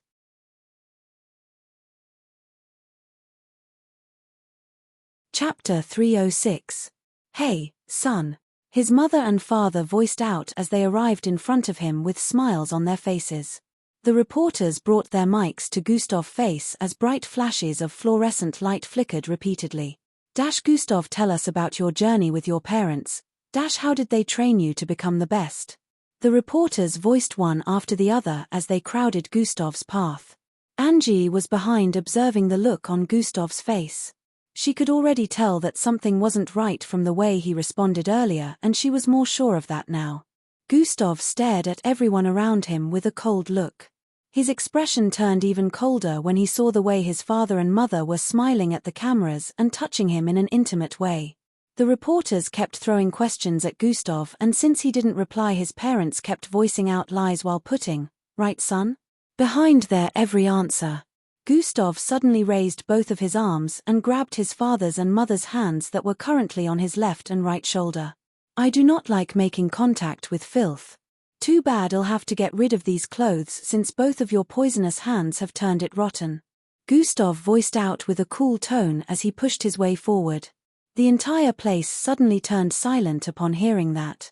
The faces of the reporters as well as Gustav's parents turned weird. They had a look of, "Did I hear that properly? You had better turn off those cameras and delete the recordings. You just interviewed the biggest clowns in history," Gustav voiced out as he pushed forward, amidst the many reporters, to create a path for himself. "But son," his father was about to say when Gustav interrupted. "I don't have parents." Gustav turned his face around to give both of them a chilling gaze. "Stop masquerading about as parents of a kid you never raised," Gustav voiced out with a dark look. The reporters could feel their bodies grow cold due to the intensity. It felt like Gustav would even kill them if they continued bothering him. Gustav turned around and kept walking forward. "Losers," he muttered underneath his breath, but those words did not escape the ears of reporters as well as Gustav's birth parents. His father turned speechless as a wave of embarrassment washed over him.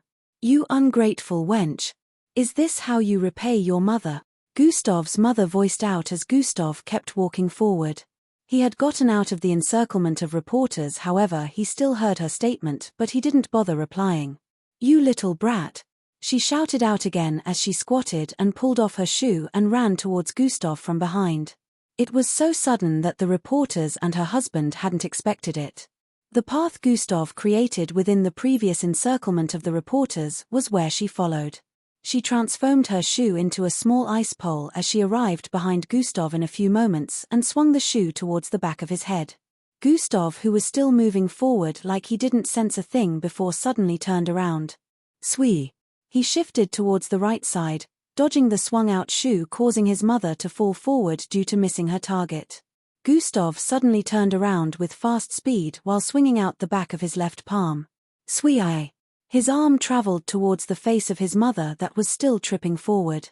She was neither able to dodge it nor counter, she could only watch as the back of his palm arrived before her left cheek. Pa! The sound of a stinging slap reverberated across the environment. Pieces of teeth, along with blood, flew out of Gustav's mother's mouth as she was sent catapulting towards the side. Her body traveled across the air in an arc as her cheeks rippled intensely. Bang! She slammed into the wall on the side and passed out instantly. Half of her face had been scalded completely and swollen. Gasp! Everyone in the vicinity was shocked after witnessing the scene. It played out way too fast, so none of them were able to prevent it. Isn't she his mother? Everyone wondered. This wasn't something anyone would expect a son to do to his mother. The resemblance was there, so they had no doubt that they were truly related. Gustav, who was the culprit, turned around to start walking towards the stairs again. He strolled casually like he did nothing at all. "Take your sorry excuse of a wife and get out of here. I don't want you to cross path with you both ever again, or the implications will be severe," Gustav voiced out from up ahead as he climbed the stairs. The faces of everyone was full of awe as some of them went to render assistance to Gustav's mother along with his father. Angie just stood in place behind them with a confused look. She was feeling conflicted, not knowing whether to help Gustav's mother or follow Gustav up the stairs. After a few more seconds of contemplation, she decided to go upstairs and get answers from Gustav about the whole situation. At the moment where the reporters were making their reports and giving a breakdown of the situation to their news agency, Gustav was already in his apartment preparing tea for himself. He pulled off his jacket and sat on the chair with an unbothered look. He turned on his holographic TV, and just as he expected, different kinds of news were already flying around about what went down a few moments ago. A footage of him slapping his mother hard was currently being displayed. Gustav brought his mug to his mouth and was about to take a sip when he heard a knock on the door. His hand movement paused and he slowly brought the mug back down. Without even seeing the face of the person, he already knew who it was. 2 narrations in one day, I guess. Gustav sighed internally as he made a hand gesture and the door slid open. Angie walked in just as he had expected. Gustav. What was that? Why did you? Okay, I understand why you did that, but what's going on? Angie voiced out with a conflicted look. Chapter 307. She had always wanted to ask Gustav about his parents. Still, anytime anything regarding his relatives was mentioned, his reaction made her suspicious. She always felt something was amiss, but she didn't want him to feel like she was too nosy, so she refrained from asking. Sit down, Gustav proposed while pointing at the sofa opposite him. Angie did as she was told and sat while staring at Gustav. Tea? Gustav asked as he stood to his feet. You know you sure? Angie was speaking when Gustav interrupted. Tea it is, Gustav said and went to prepare tea for her too. How can he remain so unbothered even after what just happened? Angie wondered with a look of contemplation. She already knew that this would be a hot topic around the city since Gustav has become quite popular now. And she knew Gustav wasn't an idiot. He definitely knew that things like this could cause a stain on his reputation, which would make people speak bad about him wherever he went. This was why she wondered why he was so unbothered. She had no idea that Gustav had already gone through such, which was why he wasn't even bothered by these kinds of things anymore. Gustav brought back the tea and gave it to Angie before sitting down. Now, are you going to tell me what's happening? Angie asked with a look of curiosity. Take a sip first, Gustav said as he also raised his mug to his lips. Angie rolled her eyes and also took a sip. Afterward, she stared at Gustav, and Gustav stared back at her. So, what did you want to know? Gustav asked. You said you don't have parents, so who are those people out there? Angie asked with a confused look. Not my parents, Gustav responded before taking another sip of tea. So, who are they? Angie asked again. The people who biologically brought me into existence. But we share no familial ties, so they are not my parents, Gustav replied. Angie's face squeezed up a bit as she heard Gustav's words. I know he is always harsh, but he sounds extremely harsh right now. There must be a good reason for this, Angie thought before decided to ask Gustav again. Do you mind elaborating? Why do you not see them as your parents? Did something happen in the past? Angie asked as her voice turned softer with each question. Angie, what is your definition of a parent? Gustav asked. The question took Angie by surprise, so she thought for a few seconds before responding. Well, my definition of a parent. The most supportive people in your life, they struggle to make your dreams come true. Your happiness is their responsibility. They never give up on you no matter the situation. Angie kept mentioning a few more things to Gustav's hearing. After she was done, Gustav stared at her for a few seconds before replying. Now think of everything you mentioned in reverse. Angie was first confused by his line of thought until he finished his statement. Those people you met outside did the opposite to me, Gustav stated. Angie's eyes widened as she came to a realization. She started to recall how Gustav mentioned he was known as trash to a lot of people and started making some connections. Listen up. Gustav started narrating how he grew up and a lot of things that centered around his life.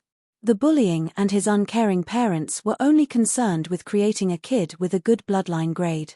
The neglection in all aspects which wasn't expected of parents.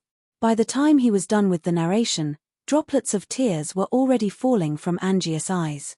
No matter how many times she used her sleeves to rub her eyes, the tears kept falling. She stared at Gustav with reddened eyes as she imagined all he had to go through. She knew bullying was a thing, and it was even worse for mixed bloods with low bloodline grades. However, she had never heard of parents abandoning their own child because of low bloodline grades. The why are the big, jest and shameless scums I have ever met in my life, Angie whimpered with a sad look as she voiced out. Nah, it's okay. I don't care about it anymore, Gustav said as he took another sip of his tea with a dark look. Angie stood up and walked towards him. Gustav noticed her appearance in front of him and voiced out a low, with a confused expression. Gustav suddenly felt Angie's soft hands on his head. The next thing he knew, she pulled his head towards her chest. In the next moment, his line of sight was covered by Angie's short black blouse.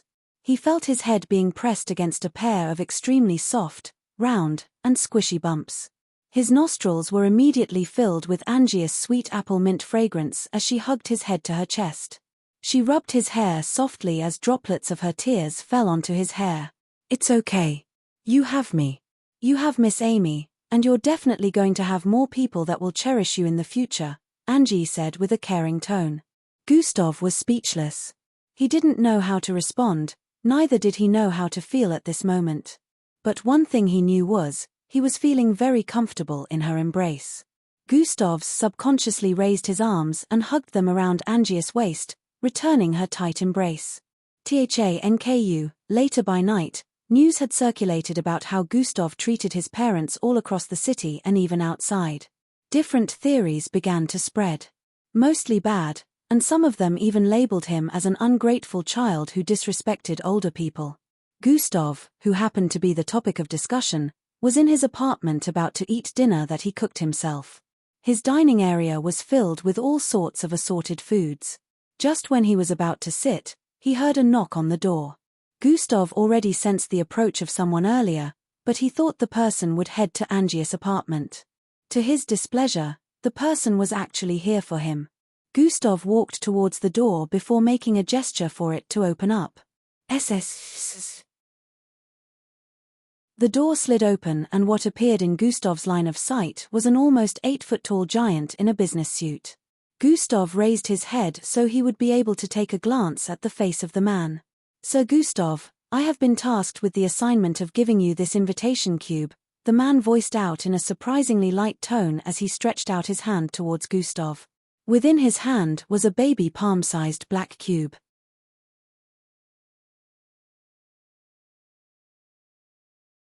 Chapter 308. Sir Gustav, I have been tasked with the assignment of giving you this invitation cube, the man voiced out in a surprisingly light tone as he stretched out his hand towards Gustav. Within his hand was a baby palm-sized black cube. Sir Gustav. Sounds like a butler from a big family. I wonder what they want with me. Gustav wondered as he stretched out his hand to collect the cube. After receiving it, the huge man bowed and turned around to leave. That was when Gustav noticed there was one more person. A small lady in a black business suit was right behind him, and they turned around to leave together. Gustav squinted his eyes with a look of suspicion because he was unable to sense any presence besides that of the huge man. Both of their auras mixed together as they moved like they were one, which was why Gustav was only able to sense one presence instead of two. Gustav closed his door and turned around to head back to his dining area. F-whoop. Gustav threw the cube towards his reading table on the other end before heading to the dining. Now, where was I? Gustav stared at the exotic dishes with a smile as he sat down to have a feast.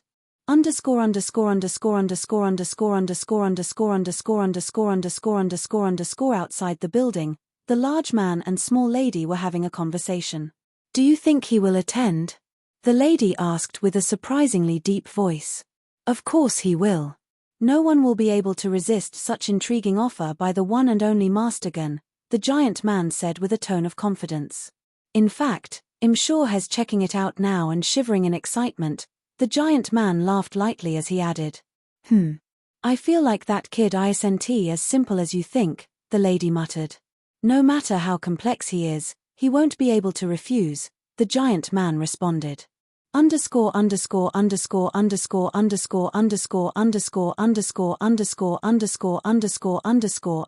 The night went by in a flash, and Gustav woke up by his usual time.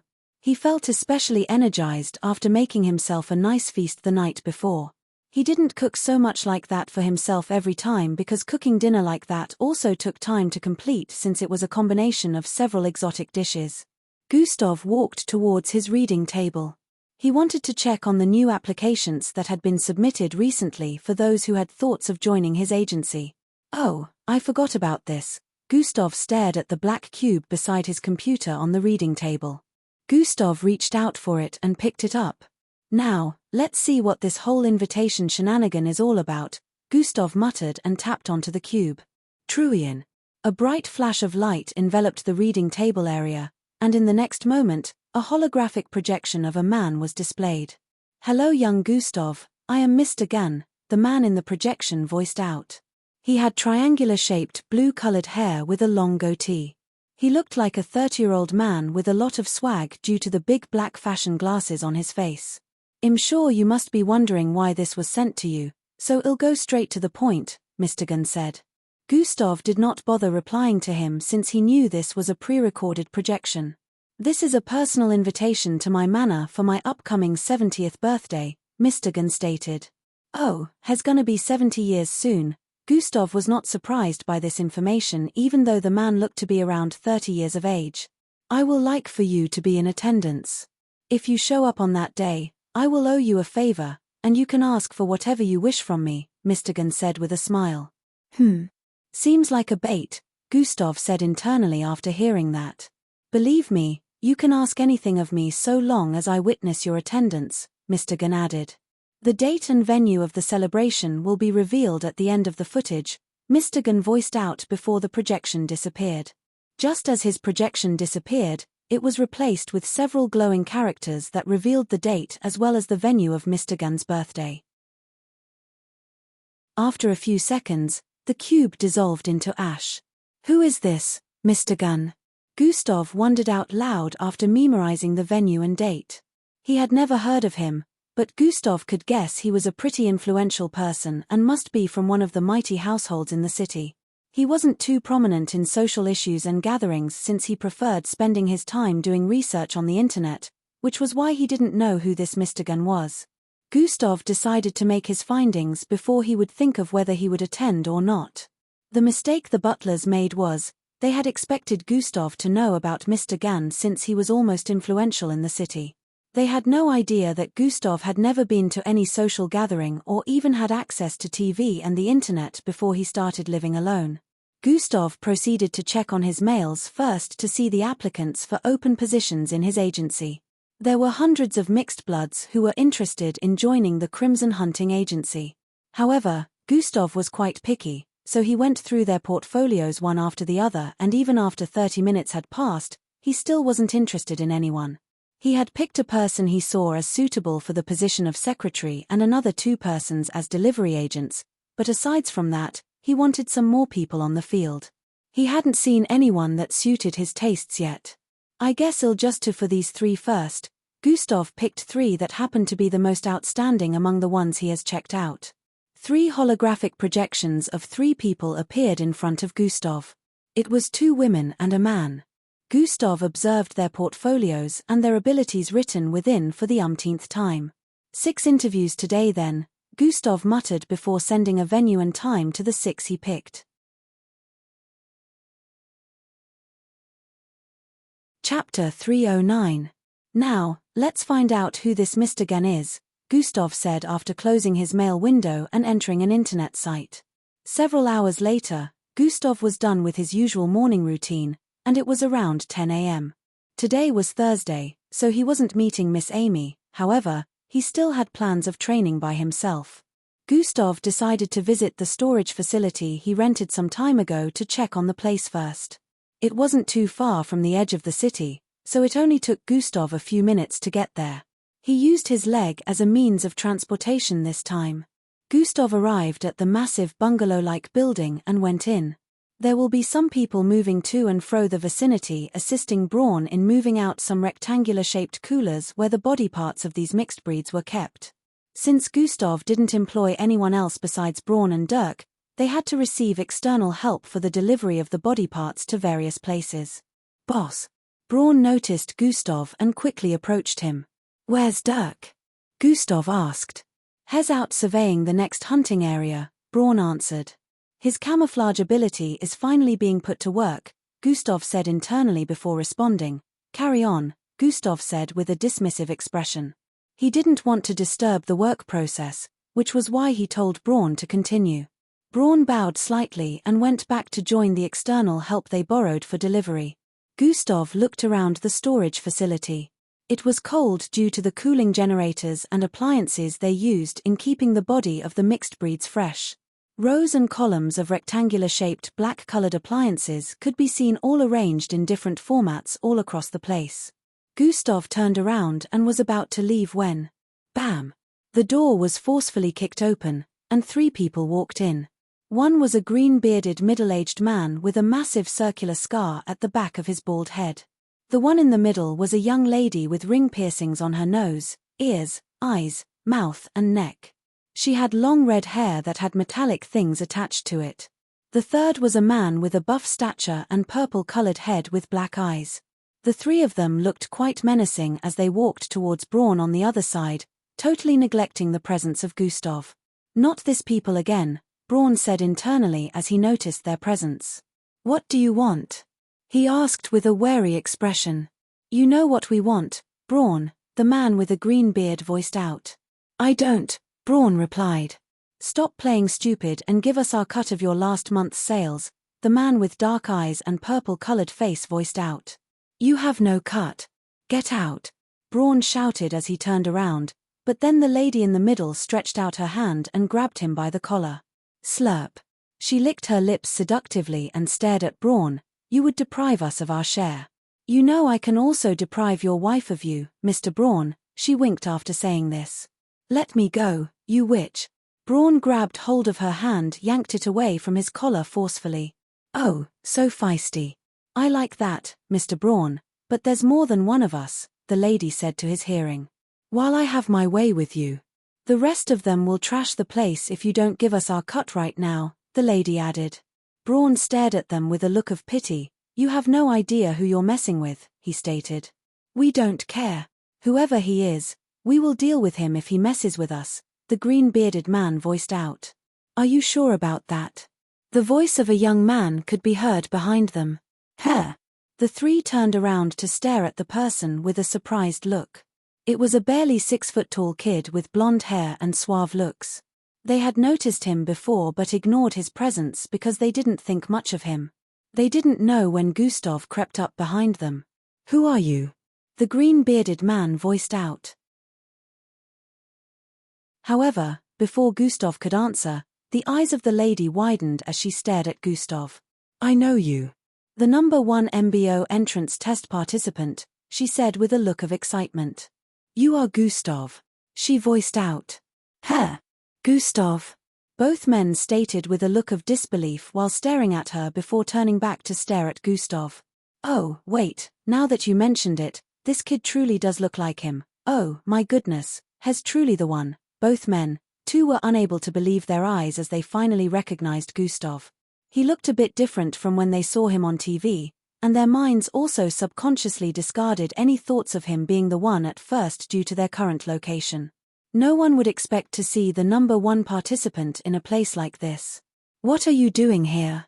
The 3 of them voiced out with looks of disbelief. He's my boss. Before Gustav could answer, Braun voiced out. Huh. Wait, come again. The red-haired lady voiced out as she turned around to stare at Braun. You heard him right.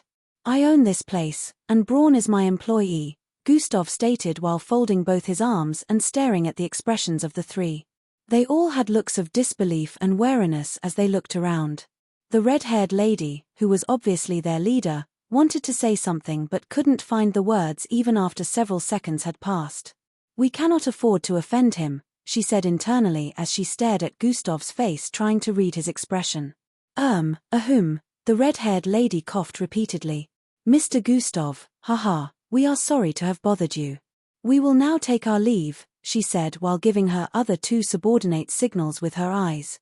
They instantly moved towards the side and started heading to the doors with looks of fear. Hold on, Gustav suddenly voiced out from behind. I haven't asked you to leave, have I? The 3 instantly paused in their tracks upon hearing that and turned around slowly with wary looks.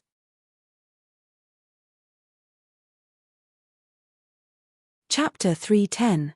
I haven't asked you to leave, have I? The 3 instantly paused in their tracks upon hearing that and turned around slowly with wary looks. Mr. Gustav, we really respect you a lot, so please let us go this time. We won't cause any more trouble, the lady with red hair voiced out with a wry smile as she once again turned around with her subordinates. Nobody leaves, Gustav voiced out and snapped his fingers. Pa! Bang! Bang! Bang! Metallic doors suddenly started slamming down in the different parts of the storage room, trapping everyone within. The three of them looked around and at themselves with worried looks before turning back to face Gustav. Look, Mr. Gustav, we know you're now a big shot, but we won't accept being cornered, the lady gnashed her teeth as she voiced out with a look of determination. If you want to get rid of us, we won't go down without putting up a fight first, Shaq. Her hair turned into shake-stabbing blades as they floated above her head. The man with green beards started transforming, and in a few seconds, he had a lizard-like appearance with moderate-sized bat wings. As for the man with a purple-colored head, black fire sprouted out of his head and started floating above it while his fists were also coated in these black flames. Braun also prepared himself for a fight and was about to step forward when Gustav raised his hand to give him a signal to stay back. Gustav walked at a leisurely pace towards the three, who were slowly moving backwards. We're all serial ranked. You are way in over your head, kid, the purple head man with black flames floating above him voiced out. Gustav arrived in front of them, however, instead of a battle stance, he spoke. Can we have a business talk over there? Gustav gestured at the office area towards the eastern area. This was one of the small rooms he prepared as an office for himself since he was the one managing the agency right now. Huh! The three of them voiced out with a surprised look. They felt their ears were playing tricks on them since Gustav's action gave them the intention that he harbored nefarious thoughts against them. Gustav didn't repeat himself. Instead, he started walking in the direction of the office. The three decided to follow after him after staring at one another suspiciously. They arrived in the small office, and Gustav sat down in his office seat while gesturing for only the red-haired lady to sit. The other two had to stand beside her. First of all, I would like to know who you work for, Gustav said while staring at the lady. She stared back at him for a few seconds before she mentioned their hunting team, Eagle Wings, which happened to be one of the few in the city. She went on to explain that, unlike other cities, there was no main hunters organization that controlled other hunters organizations within the city. This was due to the fact that hunters couldn't hunt down mixed breeds within the city. A lot of other cities had main hunter organizations that protected the rights of the hunters and collected their share of every agency's generated monthly or weekly income. According to her, this wasn't created in Plankton City because they didn't hunt inside, and those that hunted on the outskirts of the city hardly managed to acquire lots of mixed breeds unless they went farther into the unexplored territories, which were quite dangerous. However, they had gotten word that Crimson Hunting Agency had been selling parts of mixed breeds easily and had them in abundance. They did their research and noticed that this was truly the case, seeing the way deliveries were being made all across different parts of the city. Since their team wasn't getting as much or making as much money, their leader gave them the task of disguising themselves as this main hunters organization that protected the rights of hunters, so they would be able to extort them. Apparently, they had come here several times, but Braun wasn't buying into their bullshit and always told them off. However, he didn't inform Gustav of this because he didn't want Gustav to think he wasn't capable enough. The two at the side heard the narration of their female leader, who happened to be the vice-captain of their hunting team, and was shocked that she revealed everything to Gustav. They had been trying to signal her to not reveal everything, but she totally ignored their signs. Oh, I see. Gustav nodded with a look of understanding after she was done. You seem like a sharp one, so we'll just get to the point, Gustav said before leaning back against his chair with a poker expression plastered on his face. I want to hire all three of you, Gustav stated. What? The two besides the lady voiced out with a look of disbelief. However, the red-haired lady wasn't so surprised. She knew Gustav wouldn't just call them over to his office for no good reason. It is exactly as you have heard. I want you three to be a part of the Crimson Hunters Agency. The two men still had looks of surprise on their faces as they heard that and were unable to give a response for a few moments. Join my hunting agency to receive better benefits than you used to in this what was it called again? The name of your team? Gustav asked. Eagle Win. Before the purple-headed man could complete his statement, Gustav cut in. Nobody cares, he voiced out. The purple-headed man. The green-bearded man. Join me, Gustav added as he joined his palms together on the table and leaned his jaw on his raised fists. They stared at each other repeatedly while the red-haired lady smiled and stared back at Gustav. What proposal did you have in mind? She asked with a seductive smirk. Gustav returned the smirk before replying, What is your current income?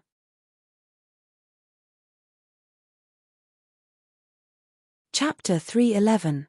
Sometime later in the afternoon, Gustav was headed for Gami Dojo by himself. He happened to meet some people waiting for him by the entrance. Just like the ones who visited him the previous night, these ones also handed him invitation cubes. Gustav was quite surprised when he received invitation cubes from the entourage of 6 different family heads. Well, I kinda saw this coming, Gustav said internally as he stored them in his storage cube before heading up. Even Matilda's family is among. I wonder why they didn't visit my house like the other one, Gustav said internally as he arrived up. He went on ahead with his personal training before heading back home to his appointment with those 6 new mixed bloods he was planning to employ. Even though he had managed to win over the 3 that came to cause trouble in the storage room today, he still wanted more staff. He had decided he would let any new recruit be trained by the current staff in his absence. The 3 from Eagle Wings were already experienced, so having won them over, Gustav was feeling elated. The 6 he interviewed later were so shocked upon finding out that the agency owner was the #1 participant of the MBO. All in all, everything went well, and Gustav returned back home in the evening after he was done. He was planning a joint raid with Braun and Dirk next week before he left for the MBO camp.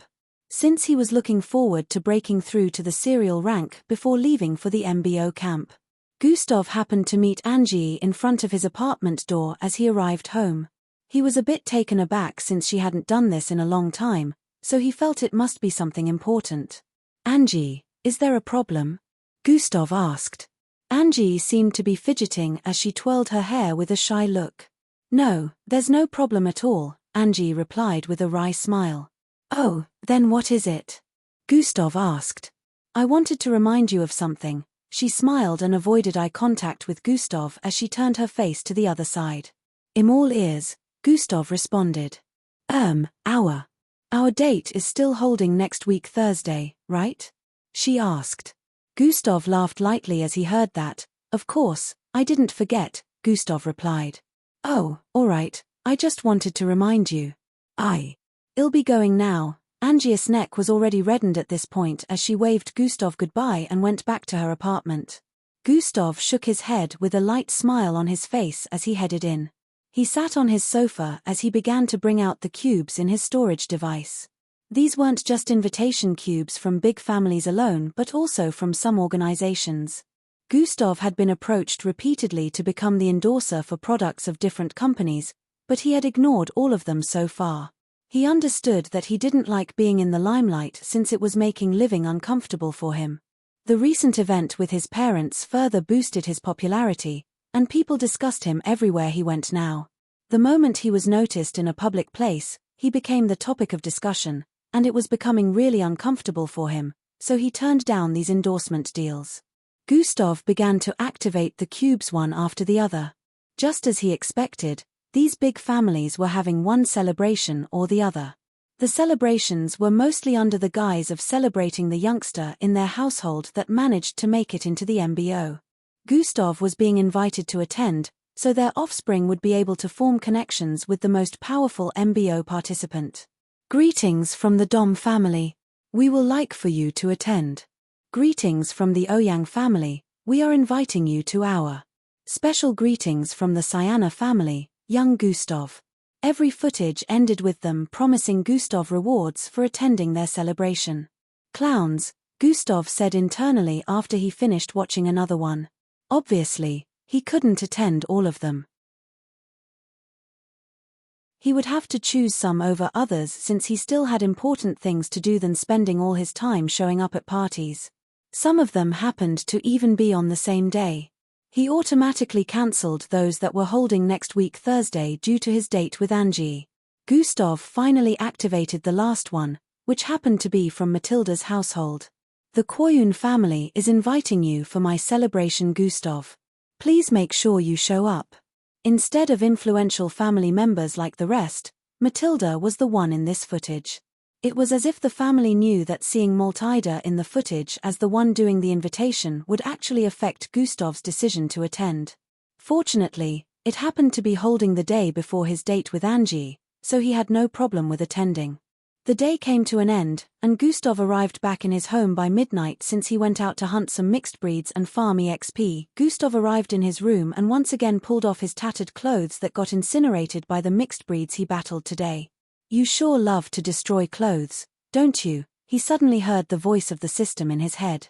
Well, it's not like there's anything I can do about the entire vicinity turning into a domain of magma.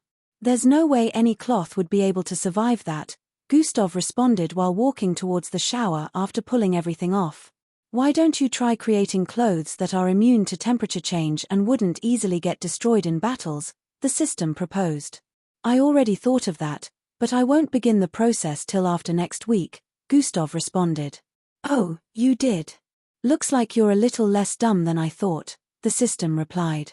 Gustav ignored the system and kept showering, but then he thought of something. Hey, don't tell me you can't see my... Gustav covered his privates as he thought of this. He subconsciously wanted to hide his p***ness since the system sounded and looked like a girl. Idiot, I live inside you, so of course, I've seen everything. Not like there's much to see anyways, the girlish voice of the system laughed lightly as it voiced out. Gustav felt like cursing the system again at the moment as he showered in silence. Hey, have you figured out how to use your Yaki? The system asked. No, I haven't. Been trying, but I can seem to figure it out, Gustav replied. How about I give you a clue?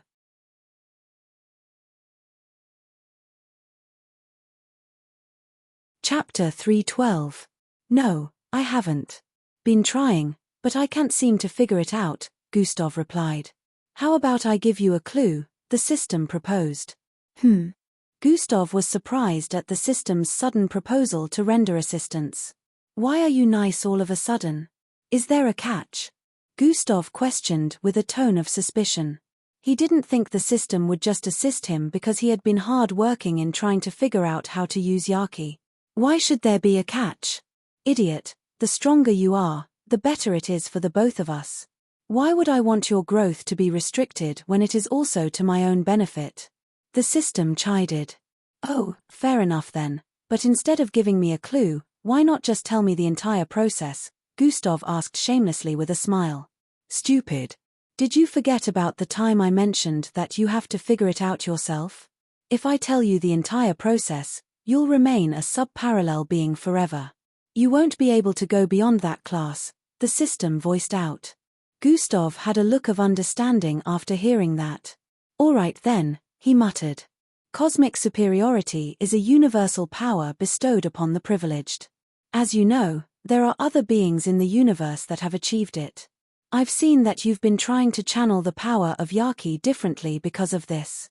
It's a universal level of power that doesn't only center around mixed bloods.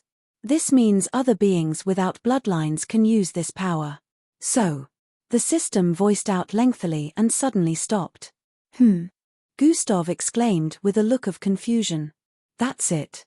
Figure out the rest yourself, the system stated and kept quiet afterward. Gustav's forehead creased up as he stared at nothing while standing underneath the shower. He knew the system had bailed out of telling him more, and it wouldn't reply him even if he questioned it again, so he didn't bother trying to. Gustav's facial expression showed that he was trying to solve a puzzle. Wait, the system mentioned seeing me trying to channel cosmic superiority differently from how I channel my bloodlines, which means... Gustav's face suddenly showed an expression of realization. I shouldn't be trying to channel the power differently. The other beings in the universe who also use the power of Yaki make use of the power in a similar way to how they use their own original power. Since we're all different beings and we achieved cosmic superiority in different ways, Gustav muttered with a look of understanding as he stepped out of the shower and wiped himself up. After doing that, He changed into his pajamas and went to his room. Still, I need to find the location of the power within me before I can make use of it, so I can say I have successfully gained knowledge about the first step, Gustav said as he sat down on his bed in a crossed-leg position. It was truly, as the system said. Gustav had been trying several methods to activate cosmic superiority, but none of the methods tried was similar to bloodline channeling. So, this time Gustav had decided to try and look for the power within him by channeling all bloodlines at the same time. Gustav had never tried this because so many things could go wrong with trying to channel several bloodlines at the same time. He might end up exploding into a bloody mess or lose control and turn into a mixed breed that would have the combination of all his abilities. Even if he successfully managed to channel every bloodline at the same time, the speed of channeling would be extremely slow. However, Gustav had no choice but to try it this time since it was necessary. Gustav slowly concentrated his senses inwards and began to spread them around the parts where his bloodlines were located. One after the other, he connected to each and every one of them. However, unlike before, where he would have firm control of them, which would enable him to channel that particular bloodline properly, this time, it felt like he only had a very vague hold over them. Gustav raised his concentration to the peak as he began to channel every one of his 30-plus bloodlines at the same time. Every single bloodline stored within Gustav began to tremble and bubble slowly as Gustav channeled them. Gustav smiled as he successfully managed to begin channeling the bloodlines together. However, it seemed to be mentally and physically tasking for him. I need to use their energy to find out where the power is hidden, Gustav said internally as his skin started changing color due to the multiple channeling. Shroom. In just a few seconds, Gustav's skin had transformed from warm cream color to red. Beads of sweat began to roll down his face as he closed his eyes. Occasionally, part of his body would twist out of shape before returning back to normal. Gustav searched all around with his senses buried deep. His chin suddenly started getting longer as a black pointy horn grew out of it for a few seconds before returning back to normal. I can't keep this up. I need to find it before things get too overwhelming, Gustav said internally as he continued channeling. Due to channeling every bloodline at the same time, he was feeling immense strength and energy running through his body, but it would get very dangerous if he kept this up. Within his body, every bloodline channel point was separated. Still, the bloodlines were bubbling intensely at this moment, and some of them started moving out of their concentrated area. They were getting close to mixing with other bloodlines that were also being channeled. Gustav had to make sure these bloodlines being channeled didn't meet up with one another, or it would cause severe catastrophes within his body. Gustav's face suddenly morphed into one filled with red scales before going back to normal.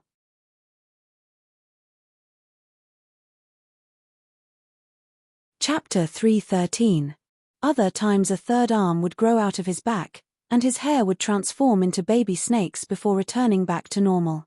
Occurrences like this kept on happening for the next 2 hours, along with the temperature change of the room, before Gustav finally smiled. Beads of sweat rolled down the sides of his face as he smiled. Found it, he said internally as his senses noticed a small pinkish liquid flame hiding deep within him. Beads of sweat rolled down the sides of his face as the smile appeared.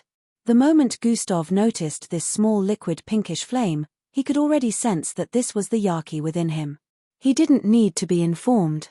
He already sensed the connection to it, which grew even stronger after his senses noticed it. The pinkish flame instantly increased in size and became twice its initial size. At this moment, Gustav stopped channeling the bloodlines and instead tried channeling the pinkish flame within him. Shiayin Nen. A pink-like aura suddenly illuminated the entire room from his being. Sharukuam. The aura that extended from his body didn't stop after filing up the entire apartment. Instead, it kept spreading outwards. Sharoruruim. It spread outside of the building, then to the houses in the vicinity and the entire neighborhood area that covered over 30 miles. It took Gustav by surprise because at this moment, he was like a living light bulb. The entire neighborhood was suddenly thrown into disarray by this unknown power even though it was late in the night. Some of them woke up but couldn't understand where the source of light was coming from. Angie, who was sleeping at the moment in her parents' apartment, could not help but shiver subconsciously as she felt the strange power in the air. There were not a lot of mixed breeds in this neighborhood, but at the moment, the few of them felt chills within them even in their sleep. Gustav, who was the source of this disturbance, had no idea about the influence he was causing by unleashing this power. He even wondered if he was using it the right way. So, this is Yaki. I don't feel any different, though, Gustav said as he stood to his feet. There must be other ways it can be applied. Gustav muttered with a look of contemplation as he raised his hand. The Guara mentioned that I could use it to make species in a particular range of power submit to me. Gustav recalled. I will need to try this out later, Gustav said as he slowly deactivated Yaki. For some reason, he didn't get any system notification about it, so he guessed cosmic superiority wasn't controlled by the system, which made him wonder how the system was able to make him achieve it in the first place. I'll advise you to only use that in life-threatening situations, the system suddenly spoke. Won't you congratulate me first? Gustav asked while raising one eyebrow. You're the first sub-parallel being in the universe to gain the power of Yaki without being able to activate it. Do you still think you deserve congratulations?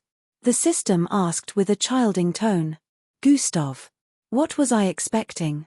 Why do you say I should only use it in life-threatening situations, though? Gustav asked. Although it doesn't run on energy from you or me, it can still run out of power if you overuse it. Your Yaki is still in its baby phase, so I can tell it doesn't have a lot of power. If you use it too much, you will run out of energy and have to wait for it to recharge for an entire day or more, so mind how you make use of it, the system explained. Gustav nodded in understanding as he heard this. He was glad Yaki didn't use his energy, but now he had to be careful not to use it up entirely. Which meant that even when training, he had to train moderately. At this time, it was already past 3 in the morning. Which meant Gustav would not be able to go to sleep since he had to do his daily routine. Gustav went back into the shower to take his bath and change his cloth before heading out once again. Just like that, another 2 days went by in a flash, and it was the weekend. Gustav had finalized the employment of the 3 who came looking for trouble the other day. The green-bearded man was known as Heike, the purple-headed man was known as Vibrant, and the red-haired lady was known as Fialorna. Gustav explained to them how he wanted their operations to be carried out with Braun and Dirk. The 3 newbies he employed were to be trained by these 5 since their job was to hunt, while the other 3 he employed were to handle the delivery process of mixed breeds corpses. One was the new secretary, who would be stationed in the storage room at all times. Only a manager was missing now, and Gustav already had someone in mind for that. Gustav had already decided that he would be testing out the power of Yaki today within the border. He finished training with Miss Amy in the afternoon and immediately headed for the border.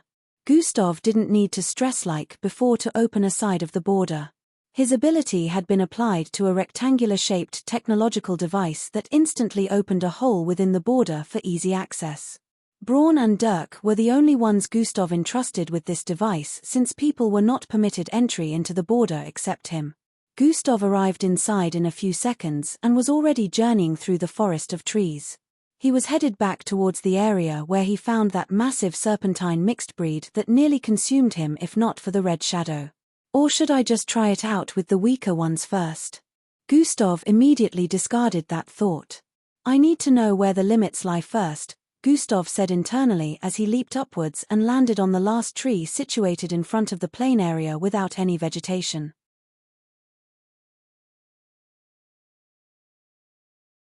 Chapter 3:14. I need to know where the limits lie first, Gustav said internally as he leaped upwards and landed on the last tree situated in front of the plain area without any vegetation. He observed this familiar area once again. Stones piled up together in different spots around this area could be seen. I'm way faster than I was a month ago, so I should barely be able to escape it if this doesn't work, Gustav thought as he squatted on a tree branch that was as thick as an arm. He raised his hand and grabbed a branch above before using it to swing himself upwards. Swoon. Gustav spun in mid-air repeatedly as his body ascended to a branch close to the top of the same tree. He repeated the same action again and found himself at the top of the tree, where he could see the outline of the environment in front from a height of 120 meters. Gustav was thinking about the best possible way to draw the attention of the serpentine mixed breed without having to walk on top of its body. Gustav had learned his lesson the last time. Seeing as the piled-up stones were still in many different spots around there, he knew the serpentine mixed breed was very much alive underneath the ground. After all, the red shadow didn't fight the creature. He only saved Gustav from it. You do know that there's a high possibility that this won't work, especially when the difference in strength is too significant, the system warned Gustav before he ventured into the domain of danger. Gustav paused his thoughts and decided to ask something. What level is that serpentine mixed breed? Level 36, the system answered bluntly. Gustav's eyes widened slightly as he heard that, 36. He muttered with a disbelieving expression. He had expected it to be around level 20, so hearing 36 gave him a surprise because comparing that to the power level of a mixed blood was somewhere around Gilbert or Marshal rank. Although that was nothing compared to the Red Shadow or Miss Amy's strength, Gustav would find himself at the door of death if he tried battling a creature on this level. He knew all these since he had experienced it firsthand. Now he understood why he was unable to go against the serpentine mixed breed the last time, and even with the creature's massive size, he was unable to outrun it. Gustav was starting to doubt he could outrun it now because he felt the creature might not have displayed its full speed. He decided to revise his plan and make a new one just in case things went south when he uses Yaki against the creature. The creature practically lives underground, so the hole won't work. Cognitive concealment could work, but then I need to get out of its range of detection the moment things go south, Gustav said internally as he prepared to distance himself immediately. He triggered the appearance of the creature. Gustav's head transformed into that of the Savrinia serpent mixed breed. Turning black with scales all over and black long ram horns along with purplish eyes. Gustav opened his mouth as a purplish beam started gathering in front of his wide-open mouth. The beam was aimed towards one of the piled-up stones hundreds of feet towards the northeast. At the same time, Gustav also activated gravitational energy container, and some of those orbs filled with energy floated around him. They were about 60 in number, and they crowded a radius of 100 feet around Gustav, who was standing at the top of one of the tallest trees in the area. It was like glowing light bulbs, red and blue were floating around him. The pressure building around him due to the immense energy he was building caused the trees in the vicinity to sway. Winds blew across the place. The orbs surrounding Gustav suddenly disappeared as he shot out the purplish beam that had finished building up. Trahum. Bang. It slammed into the pile of stones it was aimed at. However, only a little bit of it was blasted apart. The pile of stones that were about 3 feet tall was now about 2 feet due to the blast. Gustav's attack carried a lot of power, but this was the only effect it could cause. However, cracks could be seen around the pile of stones along with a small crater due to the attack. Gustav had already turned around and leaped forward the moment the attack connected. Gustav landed on another tree hundreds of feet behind, but he still kept leaping with incredible speed. Cracks started appearing all over the partially plain ground in front. The cracks spread across 3 miles as the ground started elevating. Bang! A loud hissing sound, similar to an engine's, reverberated across the place as a massive creature shot out of the ground. Its skin was grey in color with weird but massive-looking scales along with the pile of stones protruding out of different spots on its body. Its mouth was in between, and its 2 massive eyeballs were adjacent to each other. It was so large that the combination of the 10 tallest trees in the vicinity wouldn't be comparable to its size. Its body raised up as it stood on its tail and stared at the forest area with its eyes. Unfortunately, or fortunately, it couldn't see anyone in the forest area. Gustav had already distanced himself more than 7,000 feet away from the creature, and at the moment, he hid within a tree with lots of branches. He activated cognitive concealment, which hid his presence. However, the serpentine mixed breed could still sense the direction from which the attack came. The creature started moving towards Gustav's direction blindly, causing trees to be uprooted in the process as its body cleared a path forward for it. Green fumes oozed out of the pile of stone-like things on its body as it moved. It already covered the area where the creature came out of the ground. These fumes were the same that caused Gustav to be paralyzed before, so he became quite wary as he noticed it.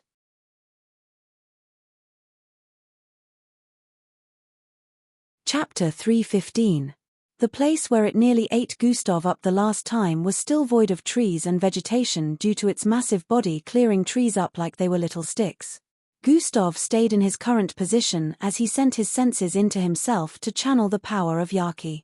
The serpentine mixed breed was still moving forward blindly, trashing the trees around, when a pinkish light glow suddenly spread out from a few meters ahead. Shwoo whoosha. The pinkish glow spread out and covered the entire vicinity of this small forest, causing the serpentine creature to pause its movement. The creature started feeling uncomfortable as its body basked in this purplish glow that coated the entire vicinity. At this point, Gustav was very visible due to the massive energy radiating from its being. The creature recognized Gustav, but unlike the last time, it could sense danger coming from him. It stared at Gustav in confusion for a few seconds. Gustav, knowing that he was visible, stood up and leaped to the top of the tree with outstretched hands. His eyes were completely glowing pink at the moment as the aura oozing out of his being was still as strong as ever. The serpentine mixed breed face cranked up as it stared at Gustav with an expression of discomfort due to seeing the majestic look around him. Shruruum. Having had enough, its massive head suddenly descended downwards towards Gustav's direction. Submit. Gustav voiced out with his outstretched hand pointed in the creature's direction. The creature suddenly felt a kind of inexplicable force running through its entire body. Bam! Its body refused to listen to its command and suddenly slammed to the ground in front of Gustav. Its head was as big as the tree Gustav was standing on, so Gustav could see the eyes of the creature right in front of it. It was as if the creature was bowing down to him. It worked! Gustav said internally with a look of elation as he stared at the creature. The creature had unwillingness in its eyes as it struggled to fight over the strange force. However, a certain kind of fear was creeping into its mind as it stared at Gustav's glowing eyes. Gustav slowly moved forward and stepped onto the head of the creature. He was like a small dot on its massive head, but Gustav liked the feeling. Arise! Gustav voiced out. Zaroom. The serpentine creature rose up with Gustav on top of it. They ascended over 3,000 feet in the air due to its massive size, and Gustav stared at the forest in front. Gustav smiled as he willed for the serpentine creature to move forward, and it did. So, this is what getting others to submit to your will feels like. Gustav muttered as the creature moved forward with speed, causing winds to blow his hair backward. Hey idiot, aren't you noticing something? The system suddenly voiced out, bringing Gustav out of his merry thoughts. What is it? Gustav asked. Look around you, she voiced out. Huh? Gustav did as he was told and looked around. At first, he didn't notice anything, but in the next second, his eyes widened. The range his Yaki covered was shrinking rapidly. It covered the entire forest area around them before, but now it was only covering about 1/3 of the forest area and still shrinking. What's happening? Gustav was confused as he quickly jumped off the body of the snake and landed on a tree in front. He quickly commanded the creature to distance himself from him, willing it to move in the opposite direction. Gustav started running at the fast speed he could move at as the Yaki shrank rapidly. Shahraroom. In a few seconds that it retracted back into him, the vicinity returned back to normal. He had distanced himself quite a bit from the serpentine creature when it regained control of its body due to the retracted Yaki. The creature who recalled its action a few moments ago was suddenly filled with repression and anguish, which could be seen on its face. It was about to turn around to deal with the lowly creature that caused it to perform such degrading acts when a massive explosion suddenly rocked its tail region. Boom! The explosion was loud and powerful, covering a huge part of its tail and even causing 3 trees in the vicinity to be blasted apart. However, only a small injury could be seen on its tail. Regardless, this still managed to delay the creature's pursuit. It made some hissing sounds that proved it was angered as its eyes squirmed while it stared at its tail. Thinking someone else attacked it, it turned around to check that direction for the assaulter, but it couldn't find anyone there. After a few more seconds of surveying the area, it turned back around to check for Gustav. However, Gustav was long gone by that time. He had used that time to escape from the small forest area and was currently leaping over a small stream that was on the path to leaving the border. About 5 minutes later, Gustav had already arrived outside the border. Phew, he breathed out in relief as he moved towards the nearest tree and stood under its shade. That was close, Gustav muttered as he sat before the trunk of the tree and leaned his back against it. He had made use of the 60 orbs of energy he conjured before and hid them with gravitational energy. He made them explode at the tail of the creature so it would think it was being attacked from behind. Gustav sourced for the Yaki within him and found out that it was out of energy. It depleted way too fast. Gustav said internally with a look of disappointment. "Hey system, you didn't tell me it would only last for 52 seconds. Gustav had calculated the amount of time he spent using Yaki. "No, it wasn't supposed to deplete this fast," the system said with a tone of surprise also. "Even though your Yaki is still in its baby phase and weak, it wouldn't have worked against the creature at all. It was able to subdue the creature completely until it ran out of energy." The system added as Gustav heard that, his expression turned into a contemplative one. "Maybe." Gustav's face lit up with a look of realization. "I have two theories." Chapter 316. Maybe. Gustav's face lit up with a look of realization. "I have two theories." The system waited for Gustav to speak. "First, my Yaki is just too weak, so it could only do that much." Gustav voiced out the obvious part first. "Second, my Yaki is very potent, but against higher-level creatures and beings, it would deplete very fast and only have dominance over them for only a short duration," Gustav explained with a contemplative expression. Now that you mention it, these two theories do make sense," the system agreed with Gustav's thinking for the first time. "But then I still need to keep making use of it to confirm my speculations," Gustav added as he turned around to stare at the border behind. Gustav decided to head home for now since energy inside the Yaki had run out. It was the weekend, so by the time Gustav arrived home, it was already evening. He did his usual research and read some books that had information on intergalactic travels. Truly a lot of things are hidden from the general public. Gustav noticed this as he read through some articles. It turned out that lots of Earthlings had migrated to other planets through intergalactic travels. From the research he had been making, he found out that apart from the MBO, other private organizations also dealt with intergalactic travels. If a person wanted to travel out of the planet, it was easy through connections and enough money. There were also beings from other planets living on Earth, but the issue was in some cities, only Earthlings were allowed to reside within. Aliens weren't given access into these cities, and Plankton City happened to be among these cities. "Looks like I'll need to ask Miss Amy on her view of the existence of Humbad. I need to gather as much information as I can," Gustav decided before going to bed. The party of Mr. Gan would be held on Monday, so Gustav was looking forward to training his Yaki on Saturday, which was the next day. He decided to go to bed, for now, hoping that it would recharge during his sleep. The next morning when Gustav woke up, the first thing he checked out was his Yaki. Gustav reached into his senses and noticed that the pinkish fiery flame within him was still darkened. Gustav was a little disappointed, but he understood that the system did mention to him that it usually took a lot of time to recharge. He decided to go on with his daily routines. It wasn't till around 2 in the afternoon before he was done. He had a little free time, so he decided to come out of his apartment and move around the neighborhood a little. He happened to bump into Phil on his way down the stairs. Phil was returning from somewhere looking tattered and dirty. Gustav had bumped into Phil many times, but this was the first time he saw Phil in this state. Phil would always greet him with a merry face filled with excitement, but this time, his head was hung low as he passed by Gustav's side.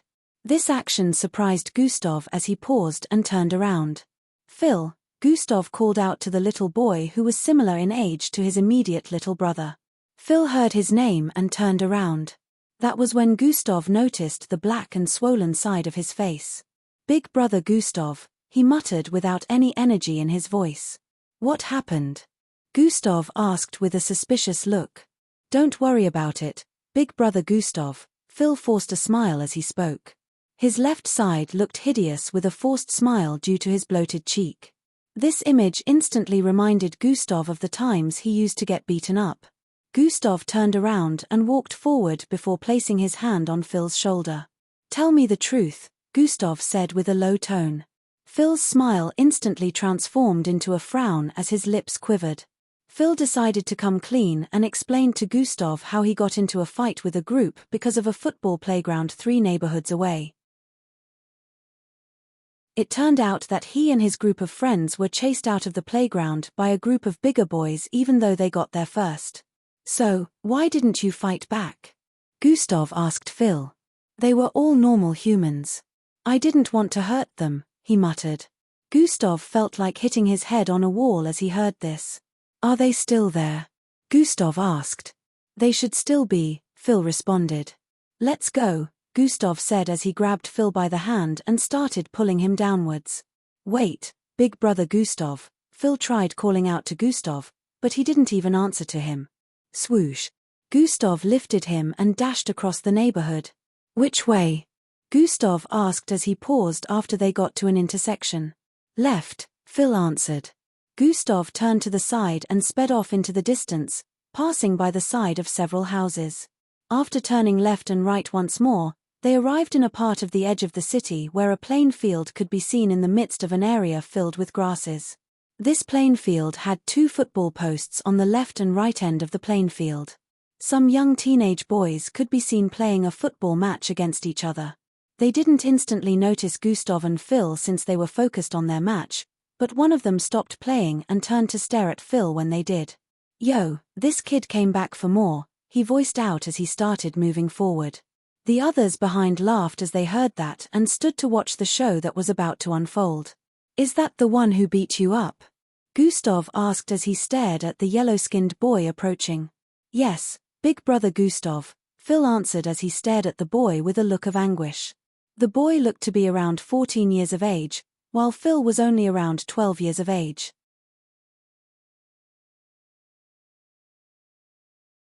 Chapter 317. Good, now. Before Gustav could finish his statement, the boy in front interrupted. What is this? You brought your uncle to come fight for you? He asked with a taunting look as he reached into the back of his pants and brought out a pocket knife. I'll rough him up too, he voiced out with a smile as he walked closer. This kid has guts. Taking a pocket knife wherever he goes, Gustav said internally. Phil was a little surprised that the kids didn't recognize Gustav, so he turned to stare at Gustav as he pointed. Don't you guys know? Before he could complete his statement, he noticed Gustav's face was different from what he remembered. Gustav had now grown a beard and a mustache. Where did he get that costume, and how was he able to put it on so fast? Phil wondered. Gustav's facial looks were still similar to his original, but the beards had given him a completely different look. Phil had no idea that Gustav made his face look older with shape-shifting. He thought it was a costume to hide his original looks, and he totally understood that Gustav would want to hide his looks due to his recent popularity. That knife looks cute and all, but you better put that away before you hurt yourself, Gustav stated while rolling his eyes. Shut up, Grandpa. Don't pretend like you're not scared, the boy voiced out as he moved closer. Gustav chuckled as he heard that, but he wasn't bothered since this was just a kid speaking. Even if he was to get stabbed with a laser pocket knife, it wouldn't penetrate his body, not to talk of an ordinary pocket knife. Phil. You go out there and return the beating he gave you, Gustav said to Phil. No, I can't. My mum and sister said never to touch humans because they are fragile or hurt anyone for that matter. Phil rejected the proposal. Sigh, what are they teaching this kid? Gustav shook his head as he thought. Did they also mention that you should become a punching bag and receive the beatings of anyone who feels like laying their hand on you? Gustav asked with a look of disappointment. No, but... Before Phil could finish his statement, Gustav interrupted. There are no buts. In this situation, it's beat or be beaten. Do you want to always be on the receiving end? Gustav asked. Do you enjoy being inflicted with pain? Do you hate yourself so much as to tolerate someone inferior laying their hands on you when you can fight back? Mind you, never show sympathy to those who wish to harm you except you're a masochist. So, tell me, Phil, are you a masochist? Gustav asked in quick succession. At this point, Phil was speechless as he heard Gustav's questions. Are you lovebirds done jabbering and yammering? My ears are bleeding, the kid in front voiced out as he ran forward with the pocket knife. Phil. Gustav voiced out as he walked forward to meet with the kid in front. The kid's pocket knife was still pointed forward, but the kid seemed to have no intention of actually stabbing someone, so he was shocked when Gustav suddenly dashed forward to meet him. Poochie. Due to the fast speed, the knife stabbed forward uncontrollably towards Gustav's gut. Ah! Gustav moaned in pain as he stood in front of Phil. Phil's eyes widened as he screamed out, "Big brother Gustav." His eyes turned silver as white furs grew out of his limbs, and he transformed into a beastly-looking creature with massive paws and feet. Phil dashed forward and leapt upwards with his legs outstretched. Bam! His leg slammed into the face of the kid, sending the boy flying several feet backwards.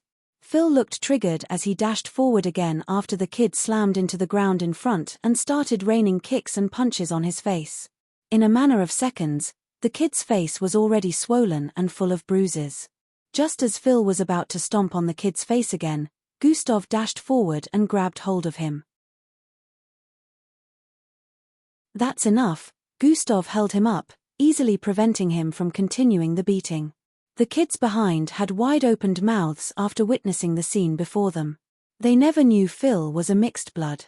They thought he was just a normal Slarkov since he had horns and never actually fought anyone or reveal his abilities. Now that they had witnessed this, they swore in their hearts never to mess with him again. Big brother Gustav, you are okay? Phil voiced out. I am fine. Gustav nodded as he dropped Phil and showed him the pocket knife that was initially in the hand of the kid. The blade of the pocket knife had twisted towards its handle. I was not affected. Gustav added, but someone else would be if they were in my shoes, and you could prevent that if you had dealt with him when he messed with you. Phil had a contemplative look on his face as he heard that. Don't wait to act when you come in contact with people like this. Always put them in their place. Gustav said as he started walking forward. Phil stared at the boy who was lying by the side with a swollen face just like his. After a few seconds of staring, he ran forward to meet up with Gustav. Always control yourself, though, and don't overdo it. Unless the offense deserves a punishment like that, Gustav said with a lecturing tone as they walked away, leaving the kids behind with awe-stricken looks. Hours later, Gustav went back home after hunting some mixed breeds and farming EXP. I am only a few more XPs away from reaching the next level. I wonder if there will be any different when I achieve level 20, Gustav said internally as he went to shower. After showering, he approached his bed to sleep. Tomorrow is the birthday party of Mr. Gunn. Let's see what he has to offer, Gustav thought before going to bed. The next morning he awoke once again and checked on his Yaki. Why is it still lacking energy? Gustav voiced out with a look of dissatisfaction as he noticed his Yaki was still dark and void of energy. Hey, system. How long till it recharges? Gustav decided to ask the system since he couldn't understand why it had not even received an ounce of energy even after 2 days. Beings in the universe who have achieved cosmic superiority don't ever let their Yaki completely run out of energy because it's always hard to get it charged again, the system stated. So, what do I do? Gustav asked.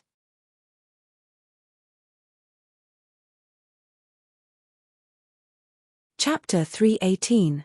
Beings in the universe who have achieved cosmic superiority don't ever let their Yaki completely run out of energy because it's always hard to get it charged again, the system stated. So, what do I do? Gustav asked. The thing is, your Yaki isn't trying to recharge. It has a kind of consciousness that you have to connect to and make your intentions known to it, the system explained. Oh, so it has to be like the first time I connected to it. Gustav held his chin as he muttered. Although I have to warn you to be prepared. If your Yaki is truly like you speculated, prepare to be drained of energy. Since you made it run out of energy completely, it will need a buttload of energy from your immune system to jumpstart itself, the system added. Gustav's eyes squinted as he heard that. I need to attend this Mr. Gun's party today, or should I cancel? Gustav questioned. That's up to you, the system stated, and kept quiet afterwards. Gustav sat on his bed with a look of contemplation. He had done research on Mr. Gun and found out that he was the current CEO of a clothing brand.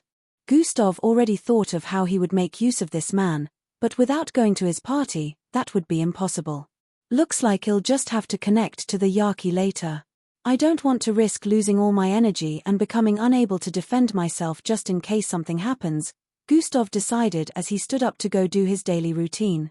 Underscore underscore underscore underscore underscore underscore underscore underscore underscore underscore underscore underscore underscore underscore. Within a luxurious-looking living room that was similar to a large hall, a man sat in the dining area with exotic foods of different kinds on the massive dining table.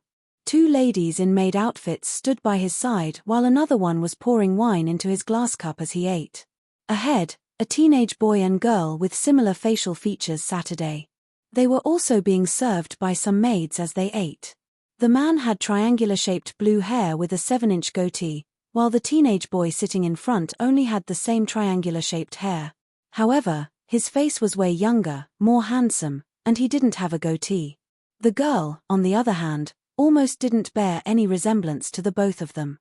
She had white shoulder-length hair with specks of blue and a very cute but snobbish-looking expression. Her eyes were slanted but large with a pointed nose and long chin. The dining area alone was similar to the size of a large living room. Chandeliers made of exotic-looking glowing green diamonds hung from the ceiling. The entire place sparkled due to the designs everywhere. The vicinity gave off a serene vibe filled with extravagance and beauty. Every random item, design, art, or carvings in this place was extremely expensive and would be enough to pay for an entire house. The number of workers stationed around the living and dining area was around 12 in number, but even with that, the place wasn't crowded in the slightest due to its large size. A massive man in a black business suit came in from the entrance and started walking towards the dining area. The other workers stationed around bowed their heads slightly in respect as they noticed him. He was almost 8 feet tall and every step he took echoed in the vicinity. He had round eyes with an oblong-looking face and buzz-cut black hair. He arrived before the dining area and announced his arrival. Master Gun, your loyal servant Muero has something to report, he voiced out. The man eating gestured for him to approach the dining area. Young Miss Vera, young Master Damien, the gigantic man known as Muero greeted the teenage boy and girl sitting on the other end. Both of them ignored him and continued with their meal. So, what is it? The man referred to as Master Gun asked. We have gotten feedback from the kid, Gustav, he stated. The girl who was initially eating without a look of interest suddenly raised her head and stared in the direction of Master Gun and Muero. Her eyes lit up with interest as she listened to their conversation along with the other boy. He said he'll be attending, Muero added. Oh, wonderful, Master Gun smiled as he heard that. I thought he decided not to attend since we didn't get a reply. This is truly wonderful. Those idiots that said I couldn't get him to come will truly be shamed now. Master Gun smiled broadened even more as he said.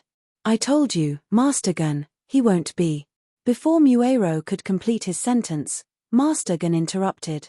I told you not to use normal logic for that kid. He's different, Master Gun voiced out. Muero is an idiot. If you had witnessed his prowess personally, you wouldn't label him as an ordinary-minded person, the girl known as Vera suddenly voiced out. The boy opposite her, known as Damien, nodded in agreement with what she said.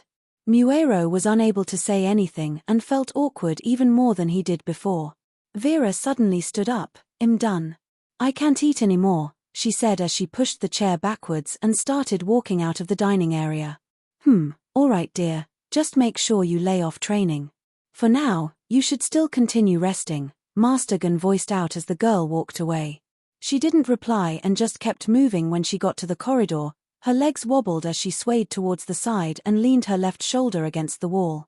She placed her hand on her chest as her breathing became hurried, and her face became flushed. He's coming, she muttered underneath her breath with a look of excitement.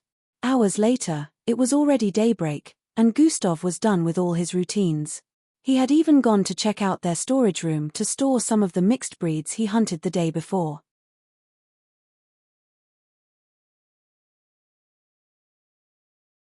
Chapter 319.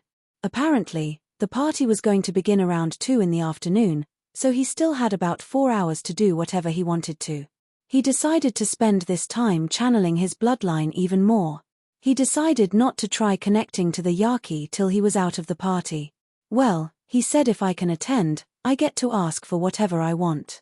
I'll just show up for a short duration, Gustav said internally as he closed his eyes to start channeling his bloodline.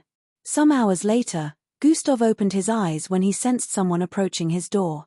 He stood to his feet and walked towards the living room. Come. The person knocked twice as they arrived in front of his door. Who's there? Gustav asked. I here to see you, Gustav, the person responded from the other end. Gustav found this voice to be a little familiar, and from his perception, he could make out the physique of the person to be a male in a suit. SS. He gestured for the door to open and stared at the person on the other end. Gustav's eyes widened slightly as he stared at the person who was knocking. This person had brown hair, slanted cold-looking eyes and was wearing a blue business suit. The atmosphere turned intense as he stared into Gustav's eyes like he was staring into his soul. So, we finally meet. Gustav, the known man voiced out as he walked forward. I will let myself in, he said with a light chuckle as he walked into Gustav's apartment. Hung Joe's elder brother. Young Joe. Gustav turned around as he stared at the back of the man who had just walked into his apartment. What is he doing here? Gustav wondered. Young Joe sat on the sofa in front, crossed his leg with gracefulness and stared at Gustav, who was still standing at the door with a dumbfounded expression. What do you want? Gustav asked while squinting his eyes with a look of suspicion. No need to be alarmed. I only came here to talk. Be a good host and get me a cup of tea, young Joe stated. Gustav took 2 steps forward and stared at young Joe with a wary look, trying to read him. Is there a need for you to be alarmed? Or maybe you have something to hide from the brother of your former classmate? Young Joe voiced out playfully when he noticed Gustav was still standing there. There's always a need to be alarmed when a stranger walks into my home, Gustav stated. You had be. Before Gustav could complete his statement, Hung Joe interrupted. Like I said, I only came here to talk. Have a seat. Hung Joe stated. Gustav still had a suspicious look, but then he could tell that Hung Joe didn't come here with nefarious intentions, so he walked forward and took a seat opposite Hung Joe. Gustav was still on guard, but he appeared to look fine and unbothered after taking his seat.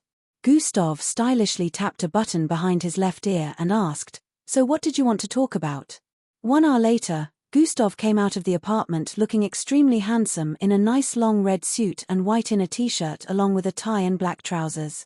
He was like a whole package with the way he was dressed. His hair was looking extra smoother, along with his golden-colored irises. Gustav walked gracefully towards the stairways with his long coat swimming behind him like a cape. A limo-like hovercar was waiting for him downstairs. He happened to bump into Phil on his way down, who had a look of astonishment on his face.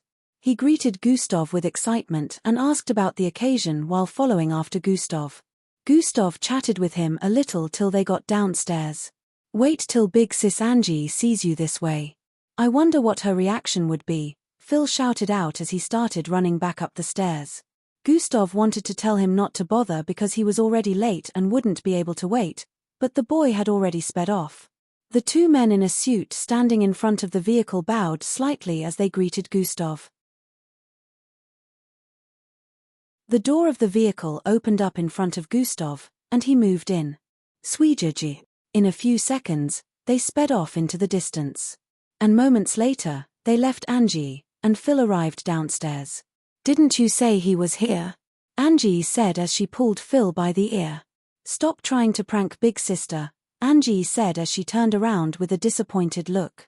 No, I swear he was here, Phil said as he looked around, wanting to call anyone in the vicinity to bear him witness. However, those who were gathered here when they saw the luxurious-looking vehicle had gone back to minding their businesses after Gustav left. I have been giving him space since we got back, so I won't disturb his training. Maybe I should just listen to Glade's advice and become more assertive, Angie thought as she climbed the steps with a slightly frustrated expression on her face. Several minutes later, Gustav arrived at a part of the city that was kind of isolated. It was built to look like a mini-estate, with several houses that were well secured with lots of security operatives stationed at the entry points. Other luxurious vehicles were also moving into the entry point. They were scanned by blue light before they were given access. In no time, the vehicle Gustav was being transported in was also given access. This place was large enough to have roads like outside that led to different places. Lots of well-trimmed, beautiful flowers could be seen around. However, among all the buildings, a large castle-like building stood out in the midst. This was where everyone was heading to. Luxurious hover cars parked by in rows and columns ahead could be seen. There were more than 100 of them, which proved just how many guests would be attending the event. Gustav came out of his vehicle the moment it parked and started moving towards the entry point of the large house.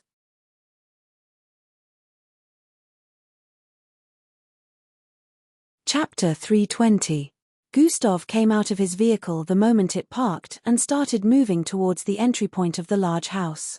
Other people were also seen in the vicinity with luxurious-looking outfits moving into the castle-like green and gold-colored building. Large muscular-looking men in tight combat bodysuits could be seen standing at the entrance, confirming the invitation of every guest before giving them access. Gustav was being followed on both sides by the men who had brought him here. When they arrived at the entrance, they were immediately given access the moment the guards noticed these men. Chatter, chatter, chatter. Sounds of conversations could be heard all around the place as the guests who were familiar with themselves greeted one another. Gustav wasn't surprised by the turnout of rich people to the party because Mr. Gunn happened to be among the top 5 richest men in the city. He, of course, headed a big family known as the Orin family, which was also one of the top families in the city. Among them all, he was the youngest head of a family in the city. However, today was his 70th birthday. Some of the guests recognized Gustav as he walked in, but some did not because not only did he look different in person due to the stressful test, he also looked extremely sophisticated. Gustav arrived at the main living room, which was like a large hall. He could see people numbering in the hundreds gathered in the well-designed and beautiful seating area. Even though the number of people here today was over 100, the main living didn't look crowded at all due to the size. Even after observing the faces of many of the guests, Gustav couldn't find a single one of them dressed brashly. His get-up today wasn't his doing. Mr. Gunn had arranged his clothing. If it wasn't due to that, he would have dressed in a casual outfit. Gustav could see the high table, which was opposite the sitting area. Everyone in the normal sitting area was facing the people sitting in the high table area. At the moment, they were watching a group of young maidens in purple and pink outfits perform a musical choreography. They danced gracefully, moving like swans and attracting the attention of the guests.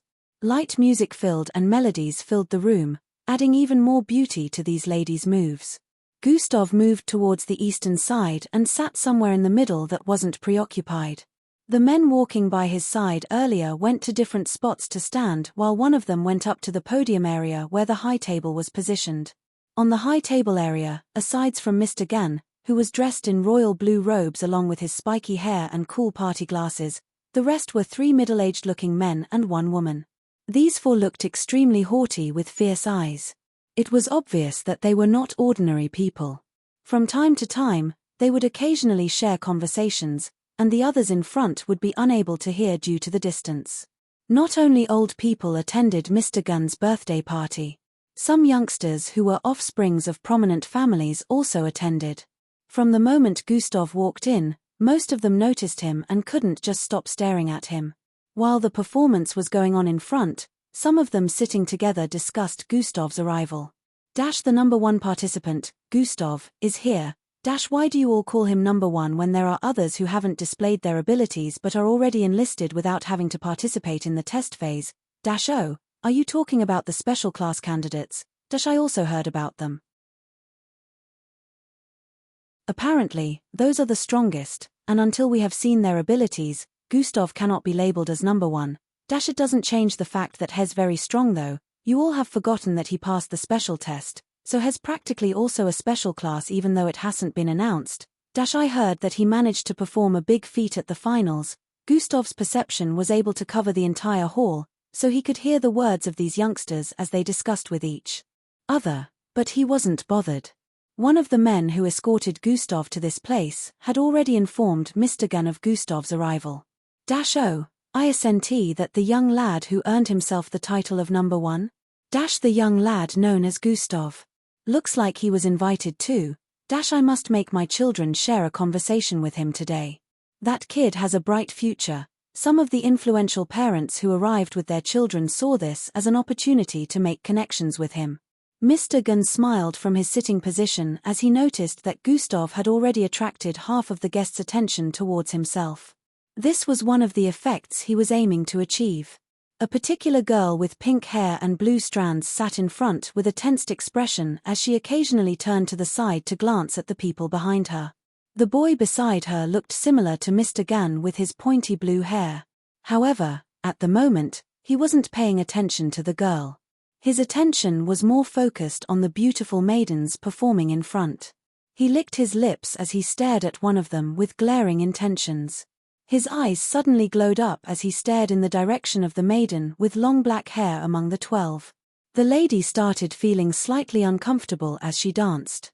His eyes paraded her body from her head to her chest area. He swallowed saliva as he prepared to move his vision down, but then he felt someone staring at him. He turned to stare at the middle of the high table and noticed Mr. Gunn staring at him. Mr. Gunn's eyes were narrowed into slits as he stared at the boy who happened to be his grandson. The boy known as Damien quickly lost the glow in his eyes and stared down to avoid eye contact. Such a shameless brat. Always using your bloodline abilities in this manner, he said internally as he shook his head and stared back at Gustav, who was sitting peacefully in the middle. Why can't he just be like this young lad Gustav? Mr. Gunn shook his head as he thought.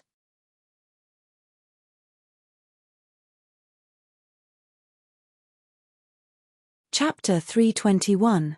Master Gunn, you seem to be troubled. What is the matter? The woman sitting on his left side asked with a concerned look. No, I'm not troubled at all. On the contrary, look who accepted my invitation, Mr. Gunn replied as he stared at Gustav in the crowd. At the moment, the others sitting on the high table had also noticed him. 2 of them had conflicted looks on their faces, while the other 2 had intrigued looks.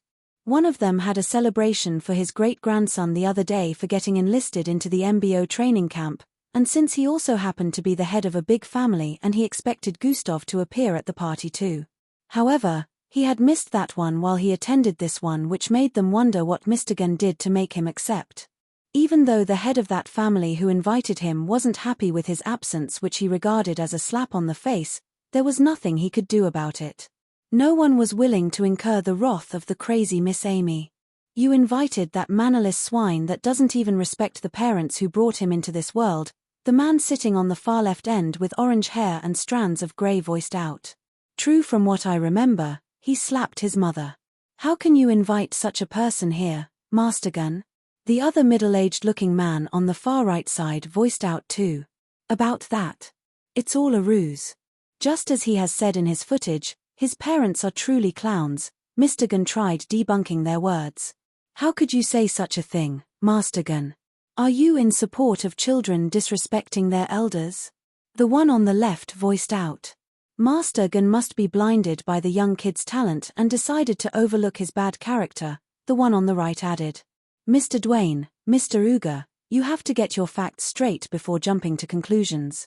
Surely something must have happened behind the scenes to lead to such a situation, the lady beside Master Gunn voiced out. Thank you for mentioning that, Lady Sill.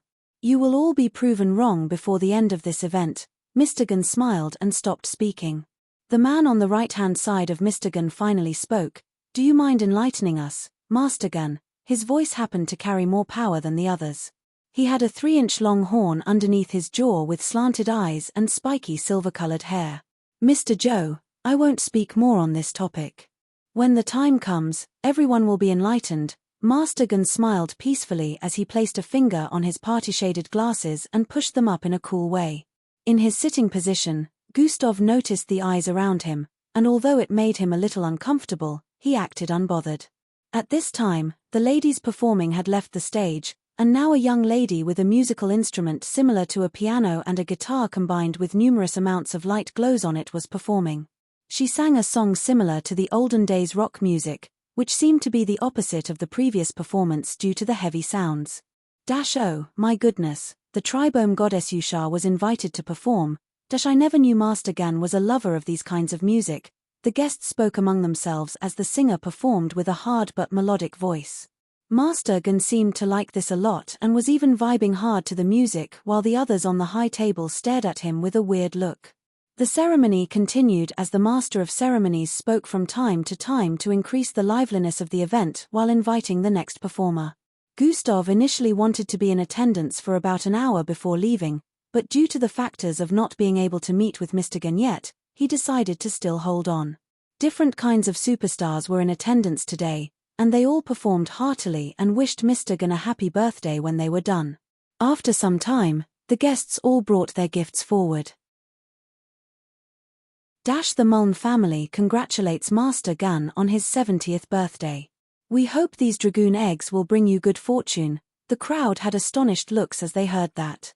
The rare dragoon eggs that when hatched a rare mineral is found within which is able to strengthen cells by 3 times. Those who were knowledgeable recognized these massive eggs that were the size of a human with yellowish furs on their surfaces. The Koyun family congratulates Master Gun on his 70th birthday.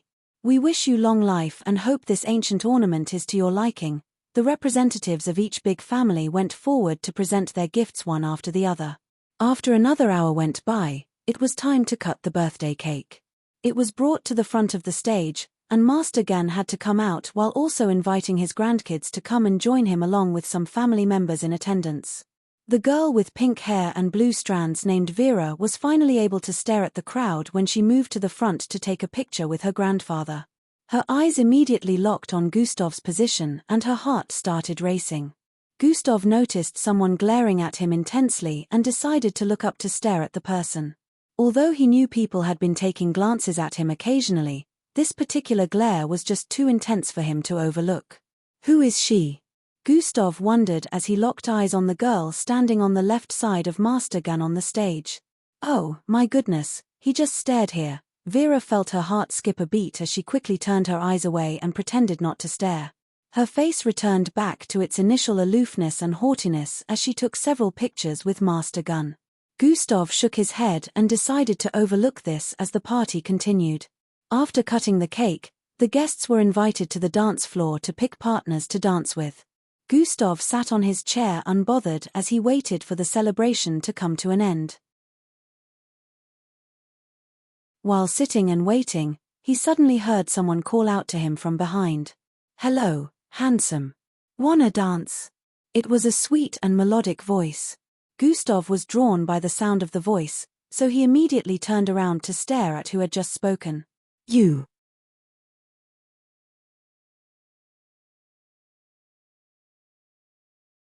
Chapter 322. Gustav was drawn by the sound of the voice, so he immediately turned around to stare at who had just spoken. "You." Gustav was taken aback to see a beautiful young petite lady with purple-colored hair packed in a bang. This was the same lady who sang a song similar to rock the other time. She was the superstar known as Goddess Yushar. "Do dance with me, Gustav. Or am I not worthy enough to get a dance from you?" she asked.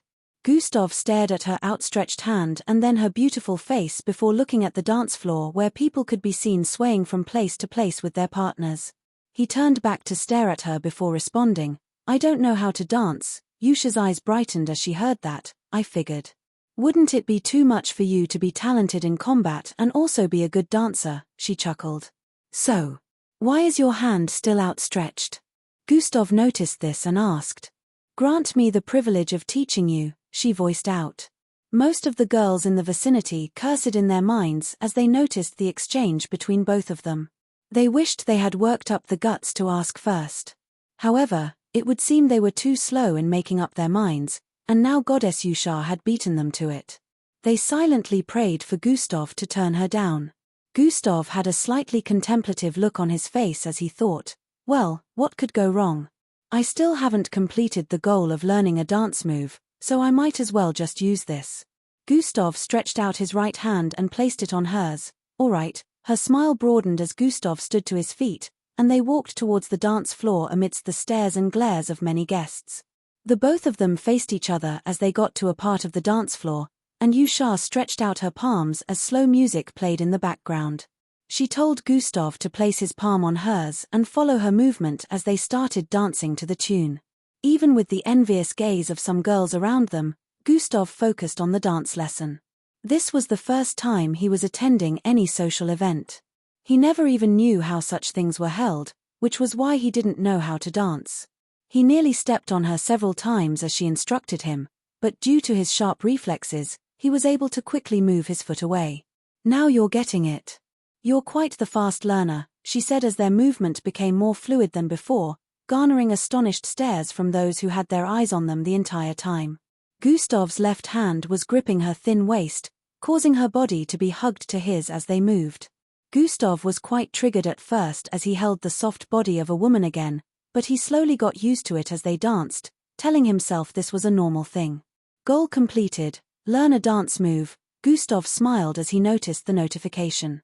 He set it aside and decided to check the rewards later. So, out of everyone you could dance with, why me? Gustav asked as he stared into her eyes. Hello, have you met you? You're Gustav, the #1 participant in the just concluded MBO entrance test. Who wouldn't want you to dance with them at this party? She muttered while looking back into his eyes as they moved from place to place. I can sense the glares of many maidens present in today's party. If looks could burn, I would have been barbecued. Believe me, every girl present here wants a slice of you, she added brazenly.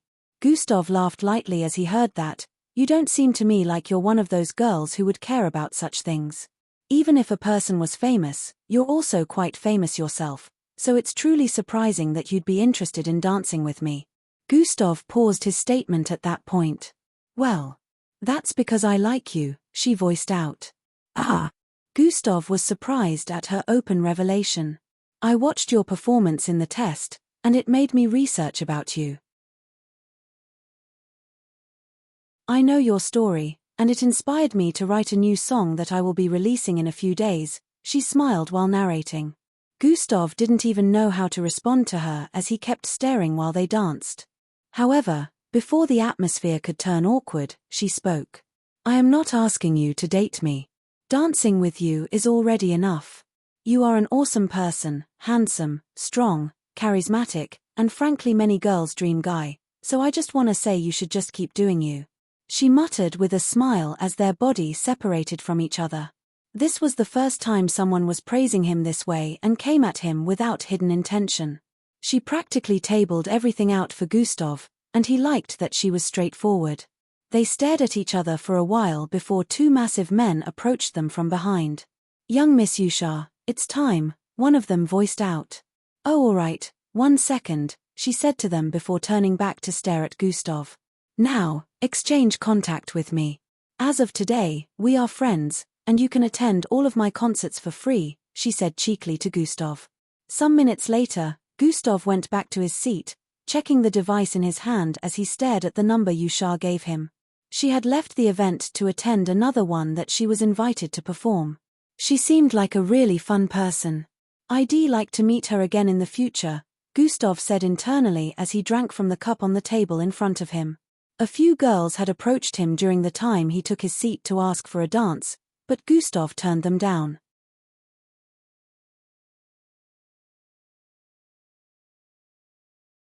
Chapter 323. He wasn't really interested in too much socializing since he saw it as being too stressful. If any of these girls had piqued his curiosity, he would have agreed, but he didn't seem to be interested in any one of them even though they were all rich kids. The music was cut in a few more minutes as Mr. Gunn moved towards the middle of the stage to give appreciation to the guests for showing up today. He spoke for about a minute, mentioning all the big families and the leaders of big families sitting in the high table area. Lastly, we have a special guest in our midst today. You all know him as the number 1 participant, Gustav. I'm glad he honored my invitation and attended this old man's party, Mr. Gunn voiced out as he stared at Gustav from his seating position. Chatter, chatter, chatter. Everyone's attention was drawn towards Gustav. If you don't mind, my eldest grandson would like to have a bout with you, Mr. Gunn proposed. I'm sure everyone would be interested in seeing the prowess of the number 1 participant in person, Mr. Gunn added. A bout with Mr. Gunn's eldest grandson. This will be interesting. Wasn't he a serial ranked though? I remember Gustav to be Zulu ranked, the guests discussed amongst themselves as they waited for Gustav's answer. Gustav stared at Mr. Gunn for a bit before answering. Fine by me, Grim, come out, Mr. Gunn called out. In a few seconds, a young man who looked no older than 18 walked out from the passageway on the east side. He also had blue hair. However, there were specks of pink in different parts. He was quite huge, but he had a calm face. Gustav also walked forward, approaching the stage area. My eldest grandson Grim is already a serial rank, but you still bested him in the entrance test. Since both of you never met up during the test, he wanted a personal bout with you. Mr. Gunn explained. They say you have the strength of a serial ranked even though you're only Zulu rank. I would very much like to test out this theory. Nevertheless, if you feel that you can't face a serial rank, you can back out now, Grim voiced out as he placed his fist and palm together in a respectful martial arts style. I have no issues. It's fine with me, Gustav said with a dismissive expression. Alright then, let this be the final presentation to entertain my guests. Thank you, Gustav, Mr. Gunn said before moving out of the stage area, leaving them both there. No problem, I'm just going to collect more compensation from you after this, Gustav said internally as he turned to face Grim. Swoon. The stage area suddenly started levitating as an energy field barricaded the 4 corners of the stage. This was to prevent attacks from hitting the guests. After this was done, everyone focused on the exalted stage to watch the bout between these two. Ready when you are, Gustav said without assuming a battle stance. Aren't you looking down on me too much? You don't seem bothered, neither are you on guard, Grim said as he stretched out his palm and lowered his body slightly with a smile. He assumed a nice-looking battle pose while Gustav continued staring at him unbothered. I'm not looking down on you, but this will be over soon, Gustav activated God eyes as he stared at Grim's body. That proves that you're truly looking down on me. Wait till I wipe that unbothered look off your face, he voiced out as black blades started protruding out of his body in different parts. His fist, palms, arms, neck, chest, and some other parts of his body all had blades phasing out of them. Swoosh. He dashed towards Gustav with speed while slashing out. Thiaing. A half-moon-shaped energy shot out of the blade in his fist towards Gustav as he arrived in front of him. Dash has been activated. Swoosh. Gustav swerved towards the left, cleanly dodging the attack, but Grim wasn't done yet. Thiaing. Thiaing. Thiaing. He slashed 3 more times towards Gustav at fast speed, causing Gustav to dodge towards the right and left again. Cuts appeared all over the floor behind Gustav as Grim's attack connected with them, causing a huge chunk of dust to be blown into the air. Just when Gustav finished dodging those attacks, a flying kick was already headed towards his face and was only a few centimeters away. Swoove. Gustav's body bent backwards at unimaginable speed with his back nearly touching the floor, causing Grim's entire figure to fly over him. Gustav placed his left hand on the floor and used it to support his body weight as he did a 360-degree spin with his left leg outstretched.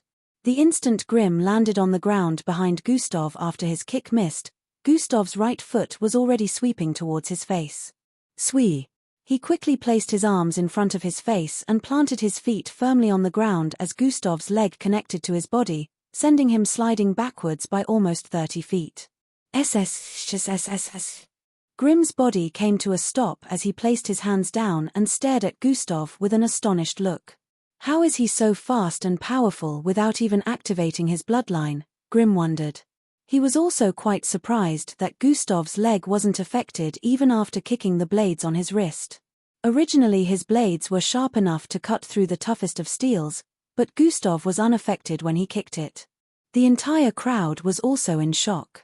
Watching him perform in the holographic footage was one thing, but seeing this happen in person, they realized Gustav was more amazing than they thought. Ah, there goes my shoes again. Gustav stared at the shoes that had been ruined due to him landing that hit on Grim. If anyone had access to his thoughts, they'd be dumbfounded. Let's finish this on time before I ruin any more of my clothing, Gustav said internally as he stared at Grim with an intense look. I forfeit this match.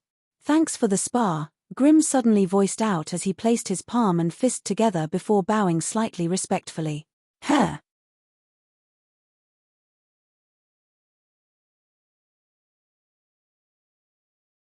Chapter 324. Grim suddenly voiced out as he placed his palm and fist together before bowing slightly respectfully. Heh! Gustav exclaimed with a look of confusion. Grim quit the spar before they went too far. He had already felt Gustav strike without him channeling his bloodline, which made him wonder just how powerful Gustav would become the moment he activated his bloodline. Either way, he could tell that he wouldn't be able to defeat Gustav. On the contrary, he didn't want to embarrass himself in front of his grandfather's guests, so he decided to end the spar before Gustav turned him into a laughingstock. What? Why did he forfeit just like that? Sigh, just when things were starting to get interesting. Is he so spineless that he couldn't even see the spar to the end?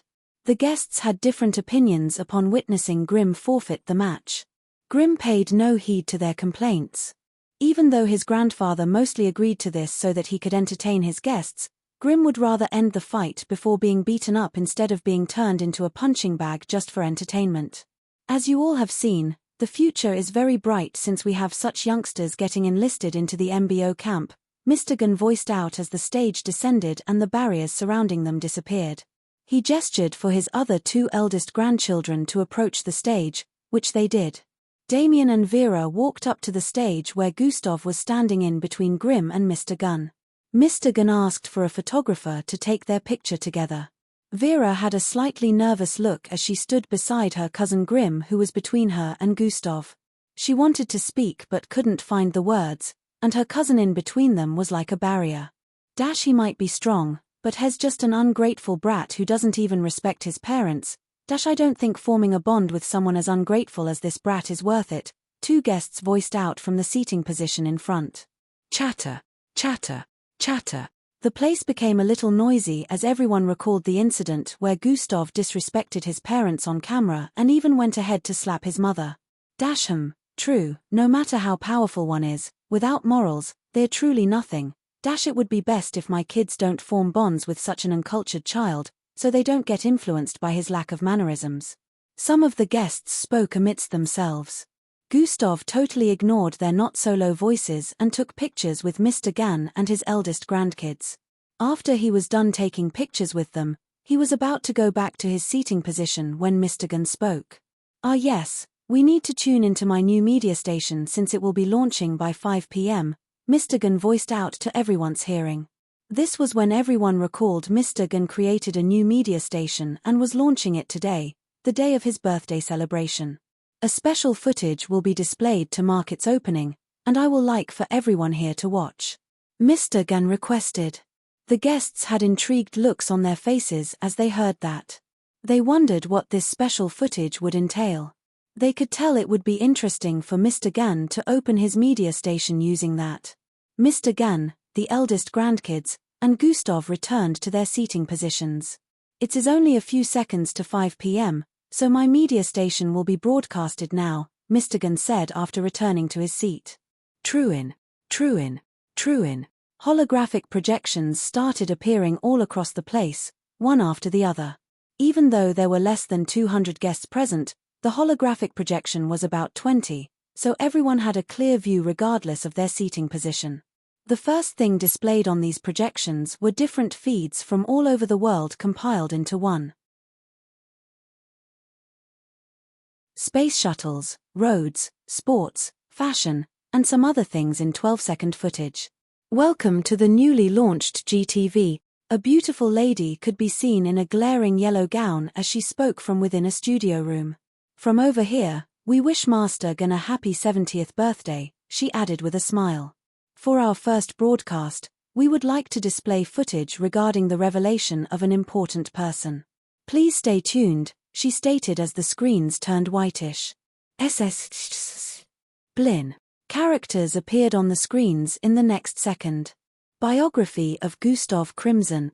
The guests' faces were laced with surprise as they saw the title. Even Gustav himself was confused and wondered what Mr. Gan was up to. In the next second, the footage displayed was one that left shock on the faces of everyone. Pa. Pa. Pa. Pa. Pa. You bastard. How did I bear a child as useless as yourself? A man with dirty blonde hair and a middle-aged look was seen whipping a young boy with a belt in the middle of a playground within a neighborhood. The boy's clothes were soaked with bloodstains from the excessive whipping, but the man kept whipping him. Another young boy with black hair could be seen standing not too far away and laughing at the boy receiving the beating.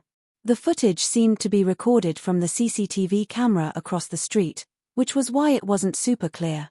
However, when zoomed in, it was clear enough, and the faces of these three could be seen. Isn't that? The father of that kid. Then the one being beaten is him? Oh, my goodness, he looks no older than 13 here. How could he subject a kid to such beatings? The guests figured out the people within the footage. Although Gustav was still younger at that time, his father's face was still practically the same as the one everyone saw on the news when Gustav slapped his mother. The footage changed a few seconds later. The next one displayed was in school, where many kids could be seen stepping on another kid's face and laughing while recording with their video recording device.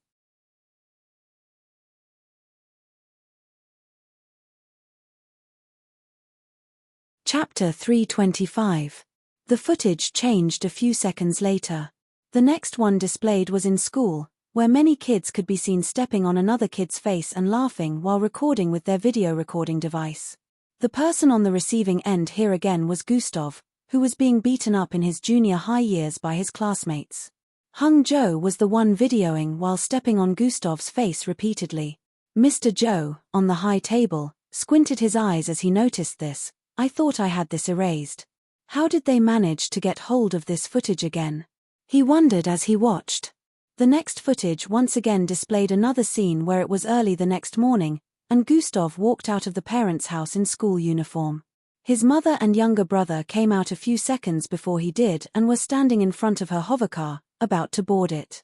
Gustav ran towards them with a smile, and although there was no sound from the mouthing, one could tell that he was asking to follow them. His mother walked towards him and landed 3 hot slaps on his face before brushing his face with her heel shoe. She seemed to be mouthing off something as she stared at Gustav, who was writhing in pain on the ground with a ridiculing expression. This footage was also one that was being recorded by the CCTV cameras across the street within Gustav's former neighborhood. One footage after the other was displayed which showed just how tragic and cruel Gustav's younger days had been. Not only was this being displayed here but also across the city. Mr. Gan was quite influential, so he made sure the launching of his new media station was displayed all across the city where hundreds of thousands of people could easily watch them. Everyone sympathized with Gustav and now understood the reason for his hostility when his so-called parents arrived to claim a glory that didn't belong to them. They watched as the footage went on to display some more rough times from his past, which he remembered clearly but had no idea that some of these scenes were recorded. Then about 2 or 3 footages displayed him moving with Miss Amy. Only a single footage showed her training with him, and Gustav remembered she recorded this one herself. Knowing Miss Amy, Gustav was sure they wouldn't have been able to get that footage without her consent, which meant she was also involved in the compilation of this recording. Gustav smiled lightly, and she never told me about it. Looks like she knew I was going to attend this party, Gustav said internally as the footage came to an end after 20 minutes. Chatter, chatter, chatter. The entire place became a little noisy as the guests spoke amongst one another. They were all influential people, so they recognized Miss Amy. Some of them even knew beforehand that she was his teacher, but they had assumed that his parents still had a hand in his achievement today. Now that they knew the truth, they all stared at Gustav with sympathetic looks. The media station broadcast studio was displayed again, and the lady started to explain and make a few narratives regarding the 20-minute video. This explanation made people understand better that Gustav used to be a below F-grade mixed blood, which was why his parents decided to treat him inhumanely. The city could understand the bullying that came from peers, but they didn't understand how parents would treat their own child that way. In different parts of the city, after witnessing that part of the childhood of Gustav, people were outraged.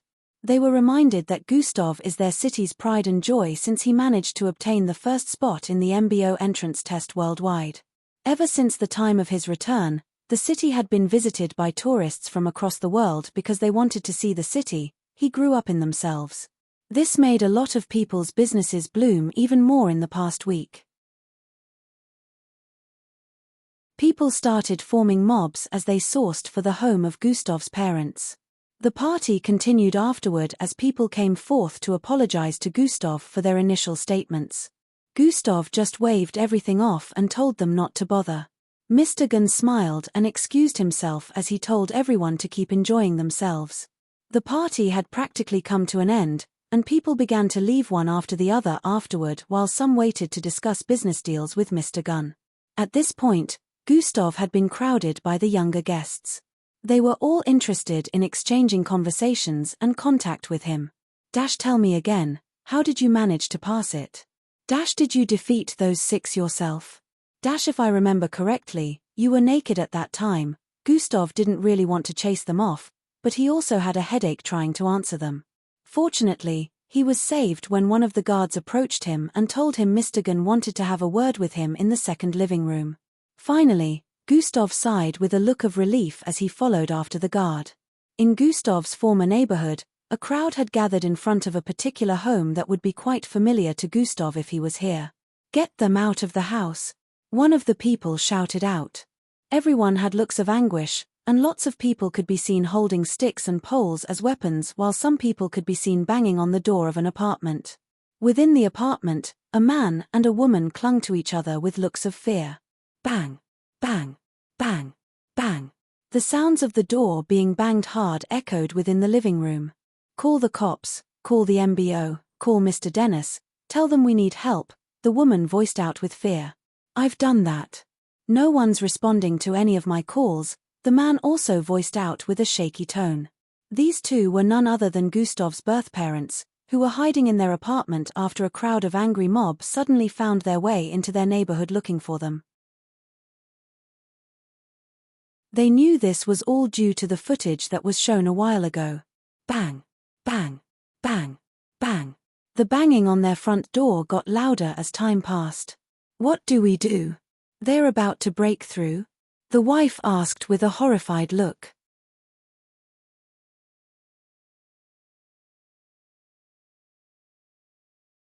Chapter 326. Bang, bang, bang, bang. The banging on their front door got louder as time passed. "What do we do? They're about to break through?" the wife asked with a horrified look. The husband's voice cracked as he replied, Let's barricade it with our heavy house appliances and furniture," he suggested. The both of them quickly got to work and pushed their sofas, table, beds, and other heavy furniture towards the door to barricade it. The banging on the door reduced a bit due to the amount of load that had been placed behind. "We should be able to hold on some more. Honey, keep trying to reach the cops and MBO," Gustav's mother suggested with a slightly calm expression. The father, of course, didn't need to be told this. He was already on his device trying to do this at the moment. Breaking news. Breaking news. The house of the Oslovs is being besieged by an angry mob who have decided to take the justice of Gustav Crimson into their own hands. As you can see from the footage being recorded from above, the mob have been triggered by the compilation of Gustav's past occurrences and have decided not to back down until they have dealt with the couple. They are currently trying to break into the homes of these two showcased on the screen, and for some unknown reason, the law enforcement authorities have not shown to the scene. Different news and media outlets were displaying the same news at the moment. They were recording the apartment of Gustav's parents from above, and it could be seen that the crowd was increasing by the minute. Currently, more than 1,000 people had arrived on the scene, and most of them had weapons and sticks raised up as they shouted, "Justice for Crimson! Justice for Crimson!" In the police branch closest to Gustav's former neighborhood, the cops there watched the footage of the house being surrounded.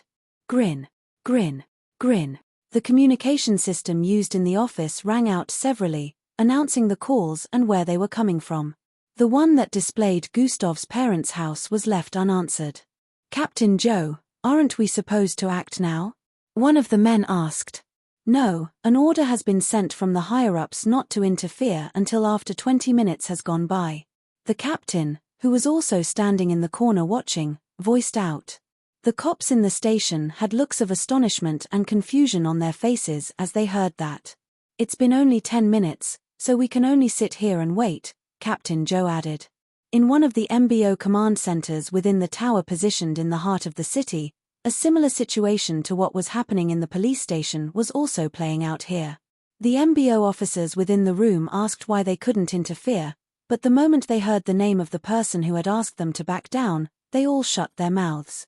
Gustav, who was the cause of this ruckus, was sitting in a beautiful, well-designed living room, taking a sip of exotic wine in a luxurious-looking cup. Opposite him was Master Gun, who seemed to be yapping away. Grim had gone back to his quarters, but the other two, Vera and Damien, were seated at the dining area staring at Gustav and their grandfather. Maids moved about the place and served some dishes in the dining room, but Gustav had already turned down the food because he wasn't interested in spending too much time there. Which was why he was seated on one of the sofas with Mr. Gunn. Of course, he disguised his intentions by saying he was already full from eating in the party, so he and Mr. Gunn would just get down to the business at hand. "Mr. Gunn, I appreciate what you did back there, but by any chance, how did you manage to get my teacher on board with it?" Gustav asked. "Oh, you mean young Amy?" Mr. Gunn asked. "Yes," Gustav answered. "We happen to be acquainted, but it's a very long story," Mr. Gunn voiced out. Gustav exclaimed with a slightly suspicious look.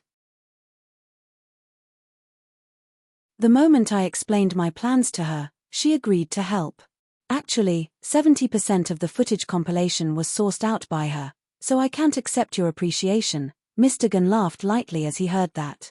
"Without her, this wouldn't have been possible because even with my vast connections, I'm unable to retrieve some part of this footage myself," Mr. Gunn added. 70%. Gustav's eyes widened slightly as he heard that.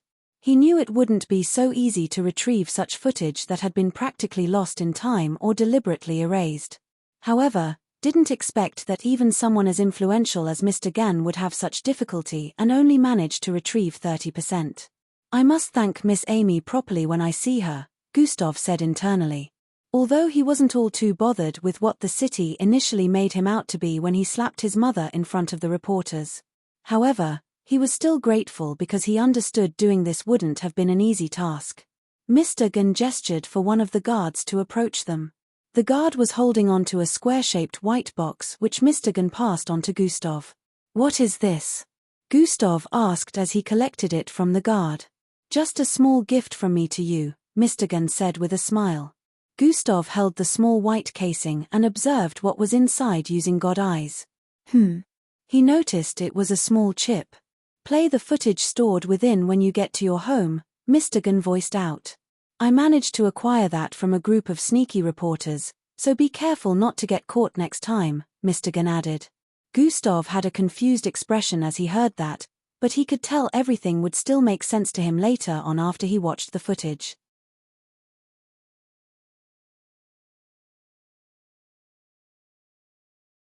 Chapter 327. "So, I promised to give you whatever you willed if you were able to attend my party. Do you have something in mind?" Mr. Gunn asked. Finally down to the main topic, Gustav placed his hands underneath his chin as he smiled internally. "Yes, I do have something in mind," Gustav stated and paused his speech for a few seconds before continuing. "I want to own a share of G Clothing Industries," Gustav stated. Silence tilde the entire place descended into silence for a few seconds as the grandkids in the dining area stared at Gustav with a weird look. Before Mr. Gunn could reply, Damien spoke. "Aren't you being too brazen to ask for such? My grandfather can't possibly do that just because you attended his party. I know you're not humble, but at least try to be a little humble sometimes. Do you know how many people would give up parts of their bodies just to share a conversation with my grandfather? You were given the... Before Damien could continue to toot away, he was interrupted by Mr. Gunn. Shut up, boy. Do not speak to my guest that way, Mr. Gunn stated with an authoritative look. Damien instantly shut his mouth upon seeing his grandfather's gaze. Gustav asked, based on my declaration, he has done nothing wrong. Now apologize, Mr. Gunn added. Damien stood up with a frown and bowed slightly. I apologize for my misconduct, he said. Gustav nodded slightly before speaking. Of course, I said this with a few considerations in mind and also a business plan. The grandkids' faces lit up with a look of interest upon hearing that. Do you mind asking the kids to leave us for a few minutes? This is gonna be a business discussion between adults, Gustav proposed with a smile towards Mr. Gunn. Ah! Both of them heard from the dining area, and their faces showed dissatisfaction. There's no way Grandpa would listen to him, Damien said internally. You heard him. The both of you excuse us for a bit, Mr. Gunn said to the both of them. Damien's eyes widened slightly in disappointment as he heard that, but he dared not disobey his grandfather. Vera didn't have a look of opposition as she stood to her feet and moved towards the passage area. A few minutes later, Mr. Gunn had a look of understanding on his face. So, you want there to be a department of fitted armored clothes with an elastic feature that don't easily get ripped even after doused in fire, he voiced out. Basically. But of course, there will be other designs. I know you've always been wanting to go into armor designs, but because of Mr. Joe, you have been holding back. I have many ideas that will be different from the types Joe Industries create, so I will deliver the body parts of mixed breeds that are needed to craft such wares. Conversely, you guys' job will be to process the creation, Gustav explained. I have done my research, so I know just how rare the mixed breeds parts needed are. But I can easily get access to them. Mr. Gunn had a look of contemplation on his face for a few seconds before replying. This is a really nice proposal, Mr. Gunn said. Also, I have something that is among the rarest materials in the world. If you have this, you can create top-notch armor, Gustav said as he tapped onto his storage device. Zing. Kryyy. Fragments of green rocks appeared all over the place. The moment Mr. Gunn laid eyes on them, his mouth hung open. This is. He was immediately able to recognize that these rock fragments were extremely tough. About an hour later, Gustav arrived home and instantly changed out of his outfit before heading to the bathroom to shower. He smiled as the shower rained down on him. That went better than I expected. Good thing he recognized the authenticity of that rock, he muttered. The only downside is I got a model for the prototypes before leaving for the MBO camp, Gustav said as he imagined himself posing like an idiot. He had a slightly repressed look as he spoke. Hopefully, he gets my elastic clothing armor done quickly. In a few minutes, Gustav finished showering and headed to his room after putting on pajamas. I still have the entire tomorrow to myself, so I should start the process of rejuvenating my yaki immediately, Gustav said as he sat on his bed in a crossed leg format. Do you think it's so easy? Prepare to be indoors for the next 2 days at the very least, the system suddenly spoke. What? 2 days? Gustav said with a surprised look. I said at the very least. You might even take longer, the system scoffed as it responded. No, I can't spend 2 days indoors. I need to make it to Matilda's party, Gustav said with a worried look as he held his chin. After everything she has done, this is the first time she asked something of me, so I must at least make it up to her by showing up, Gustav stated. It's impossible to stop the process once you've started unless you plan to start it all over again after making progress, so cutting it short to attend the party is out of it. The system practically knew what Gustav was thinking, which was the reason for its statement. Then I'll just have to make sure I get it done within this night and throughout tomorrow, Gustav said as he closed his eyes with an expression of focus. His senses descended into the depths of his body and located Yaki, which was currently still darkened due to being out of energy. Now, let us begin within Angie's apartment. Her face shone a complicated expression as she stared at the news. Highlights from Master Gun's birthday party shows that young Gustav, the number MBO participant, was in attendance. On the projection, it could be seen that Gustav was dancing with a purple-haired beauty. Their bodies were glued to each other as they swayed beautifully from place to place like trees being blown by the wind. "Ha, big sis, didn't I tell you? See big bro Gustav," Phil voiced out from the side.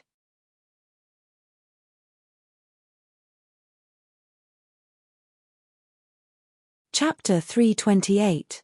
"Ha, big sis, didn't I tell you? See big bro Gustav," Phil voiced out from the side while pointing at the television projection. "Me." Angie pouted as she exclaimed and stood to her feet. "Where are you going, sis?" Phil asked as he saw Angie walking away. "I'm going to bed," Angie answered with a slightly annoyed look as she went in. "OOF. I think big sis got mad," Phil muttered. "It's her fault for not making her intentions known to him," Angie's mother voiced out from the side as she changed the media station. She exclaimed after noticing the news that was being displayed on the next station. As you can see, this was the state both couples were put in before the arrival of the cops. The reporter who was being displayed voiced out as the other half of the screen displayed two people who had been beaten black-blue. "Phil, go to your room." Their mother felt the footage was too disturbing to watch for a little kid, so she sent him in.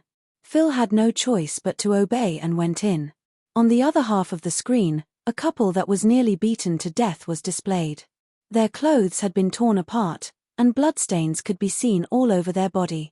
These two happened to be Gustav's parents, who were assaulted by the angry mob after their house was broken into. Fortunately for them, the 20 minutes time frame given to the cops was up before the mob could send them to hell. They were saved by the cops and taken to a public hospital. According to the reports, they both survived, but are currently being charged with several offenses, child molestation included. "Serves them right," Angie's mother said with a look of disgust. "They brought that upon themselves," Angie's father, who was just coming from the passageway, voiced out. "They are lucky the cops managed to arrive on time," he said as he sat on the sofa beside his wife. On the screen, the hospital ward was displayed where both of them could be seen being handcuffed with some red glowing bangle-like cuffs while on the hospital bed. How could they treat their own child like that? Angie's mom voiced out with a disappointed look. "Now we understand why Gustav was always like that," Angie's father added with a look of sympathy. "Darling, I have something to tell you," Angie's father turned to his wife and said. "What's that?" she asked. "Promise me you'll be calm when you hear this and listen to my explanation first," he said with a wry smile. "Of course I will, just out with it already," she replied. "I'm resigning from our workplace," Angie's father stated. "Huh? What? Are you serious?" Angie's mother jumped to her feet as she asked. "Calm down. Didn't you promise to listen first?" he voiced out while pulling her hand for her to sit. All right, I'm calm, and I'm listening," she said while sitting. "So, listen to the reason." A few minutes later, Angie's mother had a look of understanding on her face. "I see, so you'll be the manager, and at the same time, you get to do scientific experiments on turning mixed breeds' body parts to armors," she said with a contemplative expression. "Exactly. Although I can't be a father to this kid, I can at least help him with this," Angie's father stated. "Also, Mastergan's G industry is now in partnership with him, so there won't be a lack of resources unlike our current workplace," he added. "That's really good. This makes me feel even more sympathetic for the kid. Sigh, he had to become so capable at such a young age due to his trauma," Angie's mother stated. "We weren't there for him before, but now we can be. Let's make sure he is surrounded with enough love and care," Angie's father said with a smile. Back in his apartment, Gustav was still trying to pass his intentions across to his Yaki's consciousness, but, of course, it was proving difficult. He knew this was still going to take some time to achieve, so he kept probing and probing. The whole night was spent doing this. The next morning was when Gustav recalled that he still had to perform the system's daily tasks. The long night probing had yielded some rewards, and Gustav was starting to receive some signals from his Yaki even though they were barely significant. If he stopped now, all that effort would be wasted, and he'd have to start again. "I'll push your daily task for today back by 1 day. Which means by tomorrow you'll be performing 2 daily tasks, one for today and the other for tomorrow," Gustav suddenly heard the voice of the system in his head. "Thanks, Gustav said internally. You still have to perform them, though. And double penalty if you're unable to successfully complete either one of tasks, Gustav. I take back my appreciation. Within Miss Amy's apartment, she walked across her sitting room with a slightly disturbed expression on her face while answering a call. Are you saying it has been buried underneath the ground for over 200 years? Yes, from our research, this is so. How did the investigation on the other borders go? No luck. We haven't found any clue, so we can only make use of the lead in our hands. Are you going to make use of the red shadow? It seems I have no choice. We have to find the developer first. From there, I will know how to proceed. The T-67 device is still in your possession? Did you think I would leave it in the hands of you losers? Ehem. N.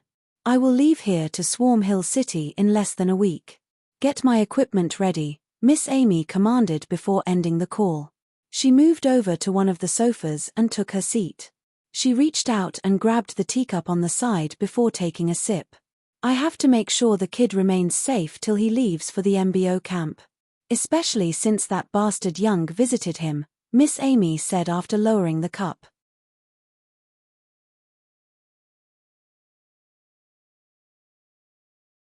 Chapter 329. He must be on edge now that he can no longer track the streams of energy coming from the rock. Mitch, I will make sure this leads to your downfall, Miss Amy stated while squinting her eyes. Back in Gustav's apartment, the atmosphere had a kind of serene vibe to it. Everything was stationary, and it seemed as if there was no life present within this place. Gustav, who was in a crossed-legged position on his bed, was like a statue as he closed his eyes.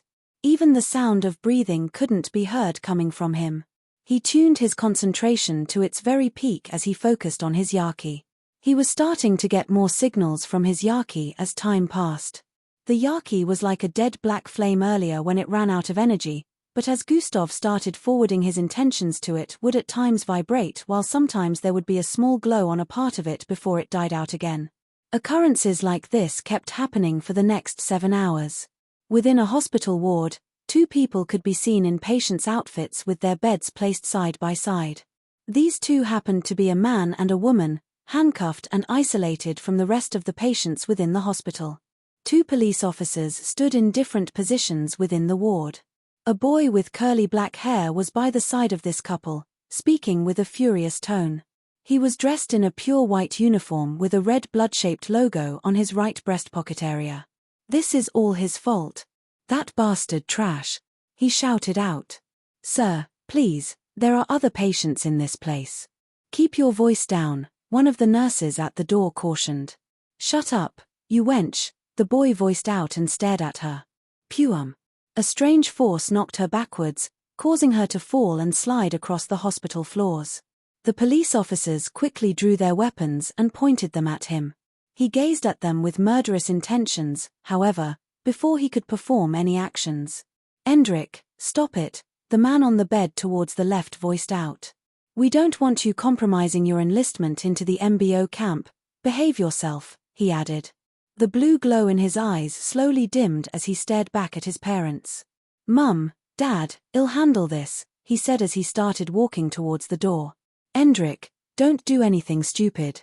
Your brother is now a sensational big shot you cannot. Before his father could complete his sentence, Endrick interrupted. Don't make me laugh. He's not a sensational anything. He's just a fake special class who hasn't even received any training. I'm better than him, Endrick voiced out before walking out. Son you. Endrick's father stopped his speech as he noticed Endrick was already gone. Yes, get revenge for me, my boy. Endrick's mother laughed like a depraved lunatic after seeing the rage in Endrick's eyes before he left. What are you saying, woman? We are the cause of our own problems, Endrick's father said with a look of annoyance. Toy. The reason for our problem is the first child I mothered.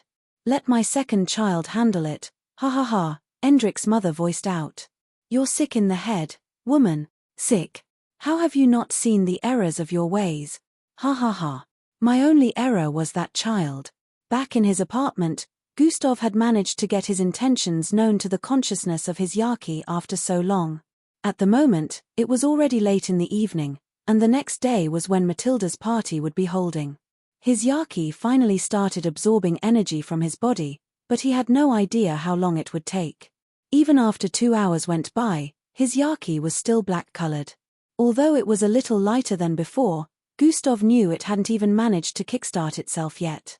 Even though it already took a lot of energy from Gustav, it hadn't managed to charge itself yet. Gustav sat in place for another 1 hour before finally. Free. The Yaki lit up with a pinkish glow and started swaying like a flame again. Good, you managed to rekindle it faster than I expected. Gustav heard the voice of the system in his mind. TMPH, how could you doubt my talents? I instructed my Yaki on a more efficient way to jumpstart itself with my energy, and it worked, Gustav responded. Oh good, you're finally making use of the intelligence points I gave you, Gustav. Either way, make sure to keep its consumption of energy steady. It has only managed to recharge a little bit over 1%. It's still gonna take some time for it to be filled, the system explained. You think I don't know that? Gustav asked internally with a slightly annoyed tone. Oh, you do? What a surprise, Gustav. The system stopped speaking afterwards so Gustav could focus on feeding the Yaki with energy. Gustav could decide to move about now, but he wanted to focus on guiding the energy consumed by the Yaki himself because, according to the system, the Yaki could take energy from any part of the body it resided within. If it were to focus on Gustav's liver, kidney, or heart and draw energy from there, he would be a goner.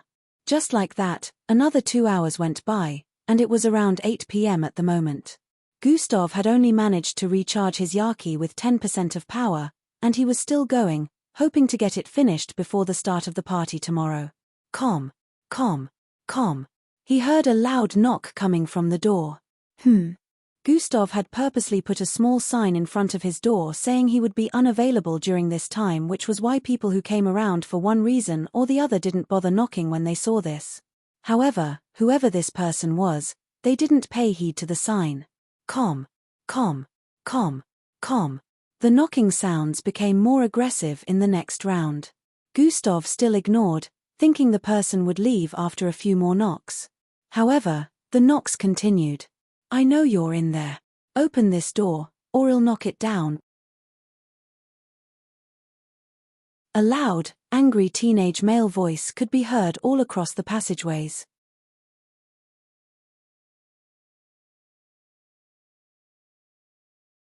Chapter 330. I know you're in there. Open this door, or I'll knock it down. A loud, angry teenage male voice could be heard all across the passageways.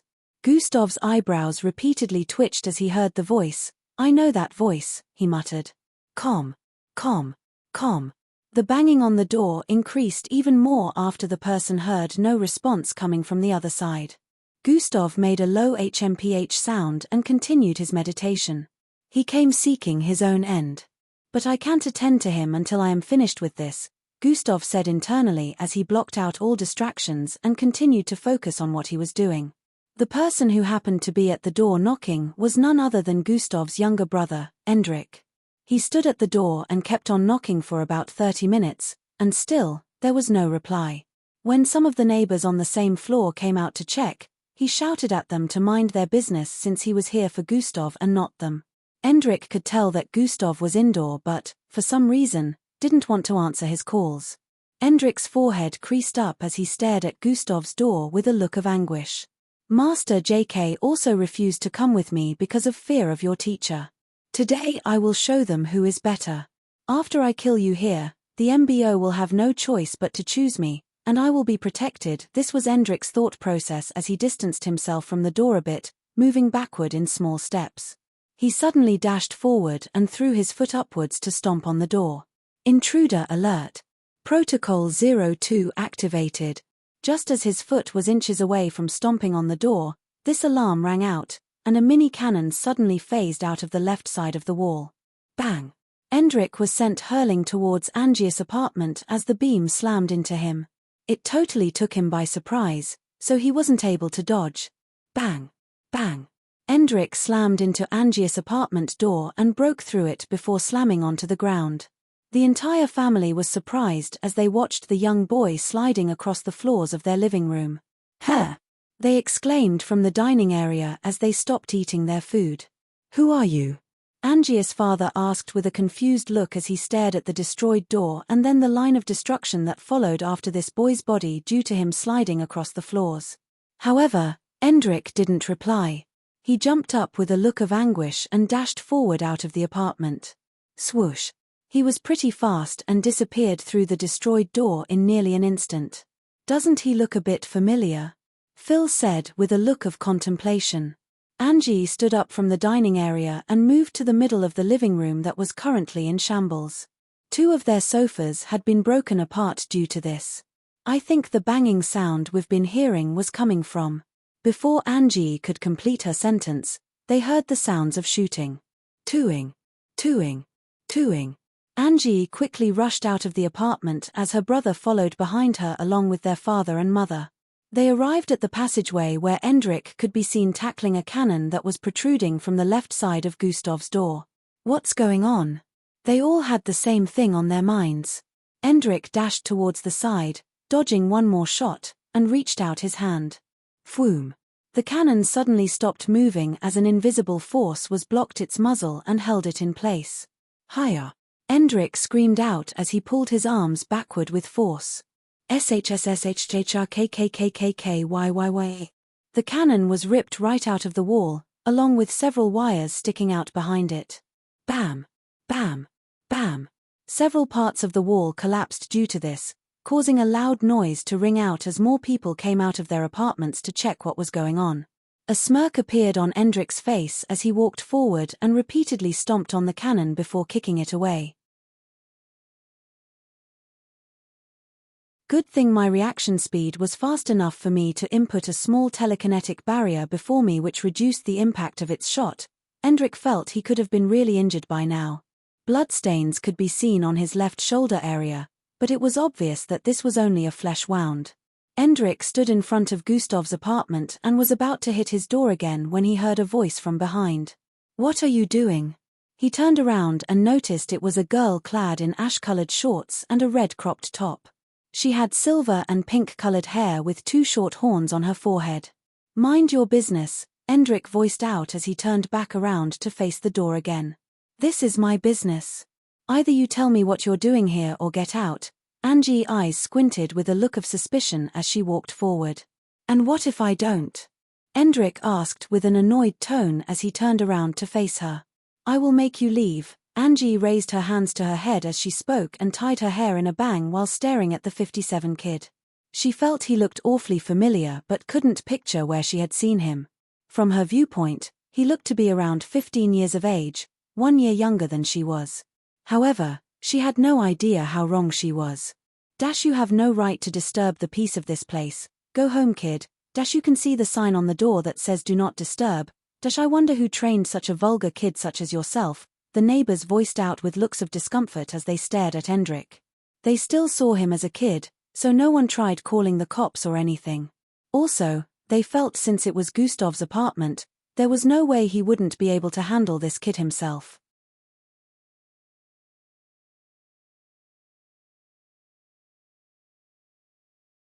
Chapter 331.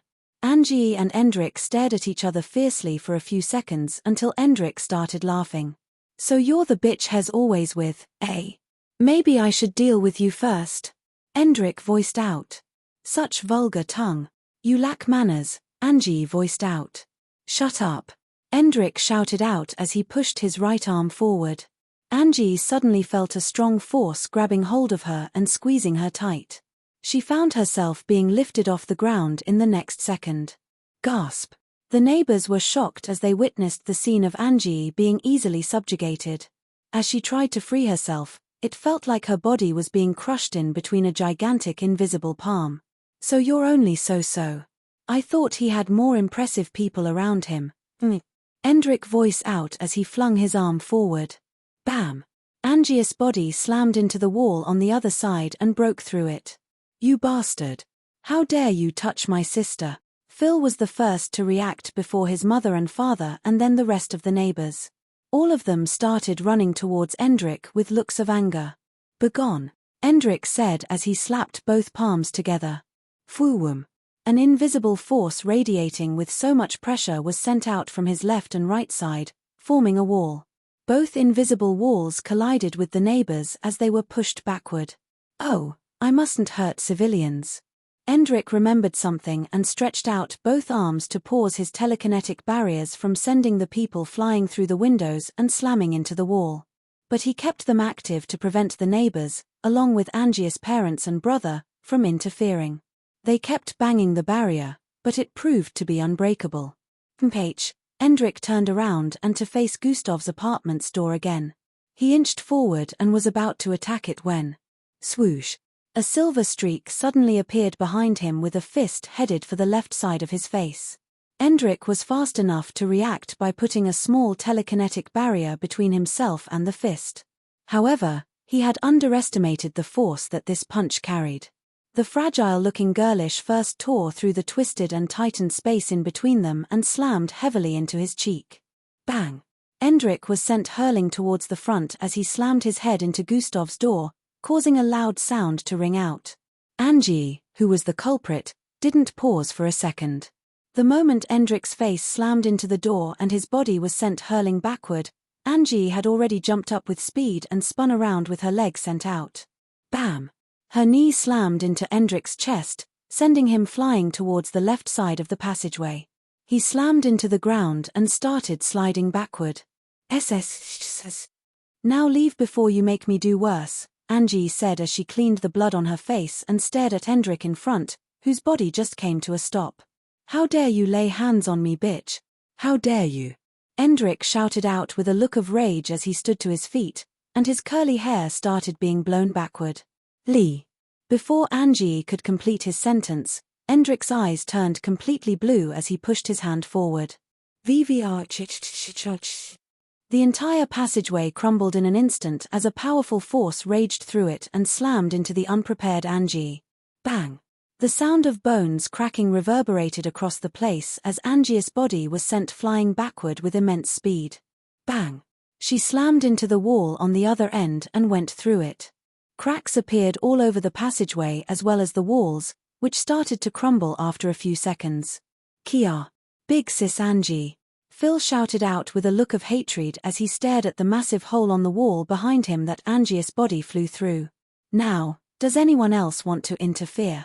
Endrik shouted out while walking along the cracks on the path in front of Gustav's apartment. Angie opened her eyes as she felt her sore body falling through the air. She noticed she was currently in between the building that housed their apartment and the building opposite them.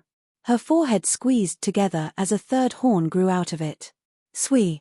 She spun her body around in mid-air before landing on the ground while slamming her right hand to the ground. Boom! A visible cloud of dust covered the entire vicinity even though it was dark at the moment. As the dust cleared, Angie could be seen within, slowly pushing herself upwards as her body vibrated due to pain. Blurg! She vomited a mouthful of blood onto the sand as she stared at her left arm. It was twisted backward. Her joint had been dislocated. Her entire body was aching from head to toe. She had multiple internal injuries, but her face was looking extremely fierce at the moment. She reached out her right hand and grabbed her left arm before forcing it back into position.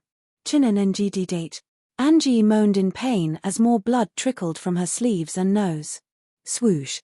Even with her almost broken down body, she dashed forward and ran across the surface of the building. Bang!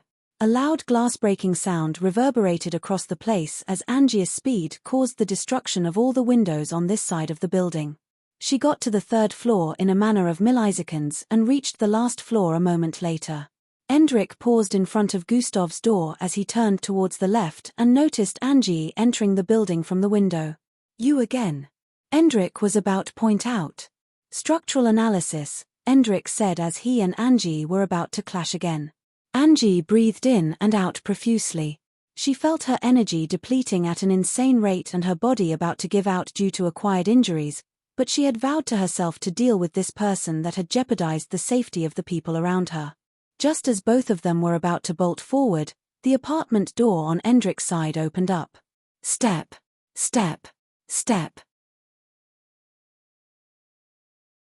For some reason, everywhere turned silent as the sounds of these footsteps echoed across the passageway. Who is causing so much ruckus at this hour? A familiar voice wafted into everyone's ears as they turned to stare at the person who had just walked out of the apartment. Gustav. Everyone voiced out as they stared at the almost 6-foot-tall kid with dirty blonde hair. Gustav stood in front of Endrik and stared into his eyes from above before looking at the surroundings that were currently in shambles. He saw the cracks everywhere and turned to stare at the neighbors who had looks of panic earlier but were now looking a bit relieved after seeing Gustav. Finally, he turned to stare at Angie by the side, who was looking all bloody and battered, before turning back to stare at Endrik. I hope you came here prepared to die.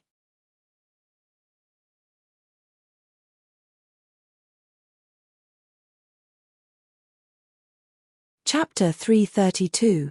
Finally, he turned to stare at Angie by the side, who was looking all bloody and battered, before turning back to stare at Endrik. I hope you came here prepared to die. Gustav's voice suddenly turned cold as he spoke. The neighbors in the vicinity felt the chill in the atmosphere as Gustav moved 2 steps forward. How dare you lay hands on my parents? Today will be your end, Endrik voiced out as he reached out for Gustav. I will not be sending you to join your so-called parents in the hospital. Instead, I'll be sending you to a place they haven't visited yet. Gustav's eyes glowed crimson as he also reached out his hand. The afterlife, as Gustav voiced out, his palm collided with that of Endrik's, causing both of them to be sent flying backwards as they separated from each other. Bang! Kryyy. Crumble. Crumble. Shockwaves spread from the point of impact, causing more intense cracks to appear all over the place. A small hole appeared on the side of the passageway as that part of the building caved in, causing wall fragments to fall into the apartment below. At the moment, the neighborhood within the building had heard the noise and were all coming out of their apartments with looks of panic. This time, I'm ready for you. Once I end you, there'll be no more issues. Endrik voiced out from the other end of the passageway. Gustav was also on the other end, picking himself up after his body collided with the wall, causing a caved-in lines to appear on the side of the wall. Gustav looked around him and could see the neighbors panicking due to the appearance of the last floor that looked like it would crumble anytime soon. I can't use too much power here, Gustav said to himself as he stared at Endrik, whose eyes were glowing a sinister blue color. Gusta. Angie was about to call out to Gustav when he suddenly dashed forward. Swoohoon. A trail of dust was left in his wake as he pushed his fist forward upon arriving in front of Endrik. Endrik seemed to have predicted this and made use of the same move he used against Angie, sending ripples of telekinesis forward which turned the entire environment into shambles, causing destruction. However, to his surprise, Gustav's fist enlarged, becoming so massive it covered the entire passageway. Size manipulation has been activated. His entire fist blocked Endrik's telekinetic waves and managed to push them back due to the force of Gustav's speed. Before Endrik could react, a massive fist similar to the size of a truck slammed into him. Bam! The entire wall behind was blasted to smithereens as Endrik was sent flying out of the building along with crumbling parts of the wall. The 7th floor vibrated intensely like it was going to collapse due to the massive punch. 300 EP. Gustav's fist slowly reduced back in size till it went down to its normal size. He stared ahead where a hole could be seen in the building on the other end where Endrik's body could still be seen slamming into the walls and creating more holes. Bang! Bang! Bang! Bang! Gustav turned around to stare at the neighbors. Seeing that everyone was safe, he turned to look ahead again. Thoom! Gustav leaped through the hole he created from the earlier punch. His body flew across the air, passing over several buildings in front. He could now see the other street up ahead, but Endrik was nowhere to be found. Ah! Gustav suddenly felt an unknown force wrapping around his body. Before he could react to it, his entire body was yanked from the air and slammed into the road up ahead. Bang! Bang! Kryyy. Gustav's body rolled across the road repeatedly, causing the road to split apart. Thweer. A large projectile was headed towards his rolling body from above. Gustav slammed his hands to the ground, causing his body to fly into the air as he did a flip, dodging the descent of a large cylindrical object. SS.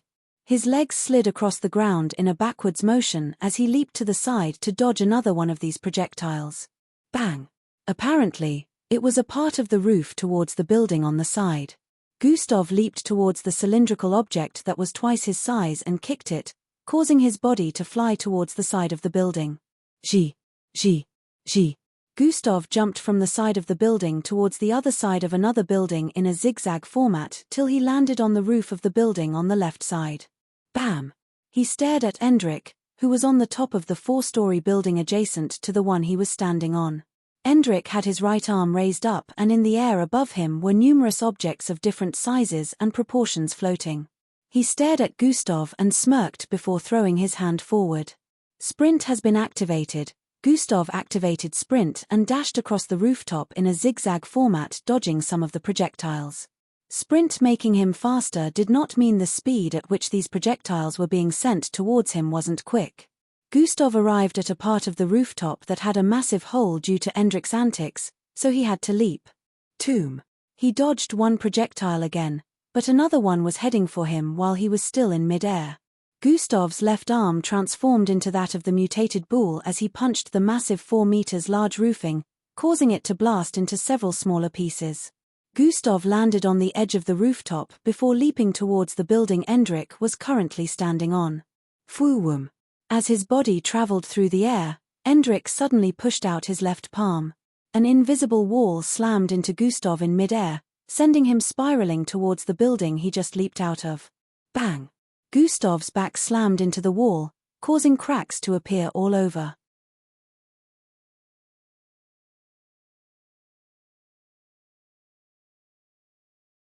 Chapter 333. Just as he wanted to leap away, Endrik closed his palm together like he was grabbing something, and Gustav felt his body being wrapped by a massive tight force. Endrik pulled his left arm backwards, causing Gustav's body to be drawn towards him. "You will know how powerful my will is today," Endrik voiced out as he tightened his fist even more, causing Gustav's body to make low popping sounds. He expected Gustav to start screaming, but to his surprise, no matter how much he squeezed his fist, Gustav just stared at him from above. "Pathetic," Gustav suddenly voiced out as he started to separate his arms that were forcefully tightened towards his body.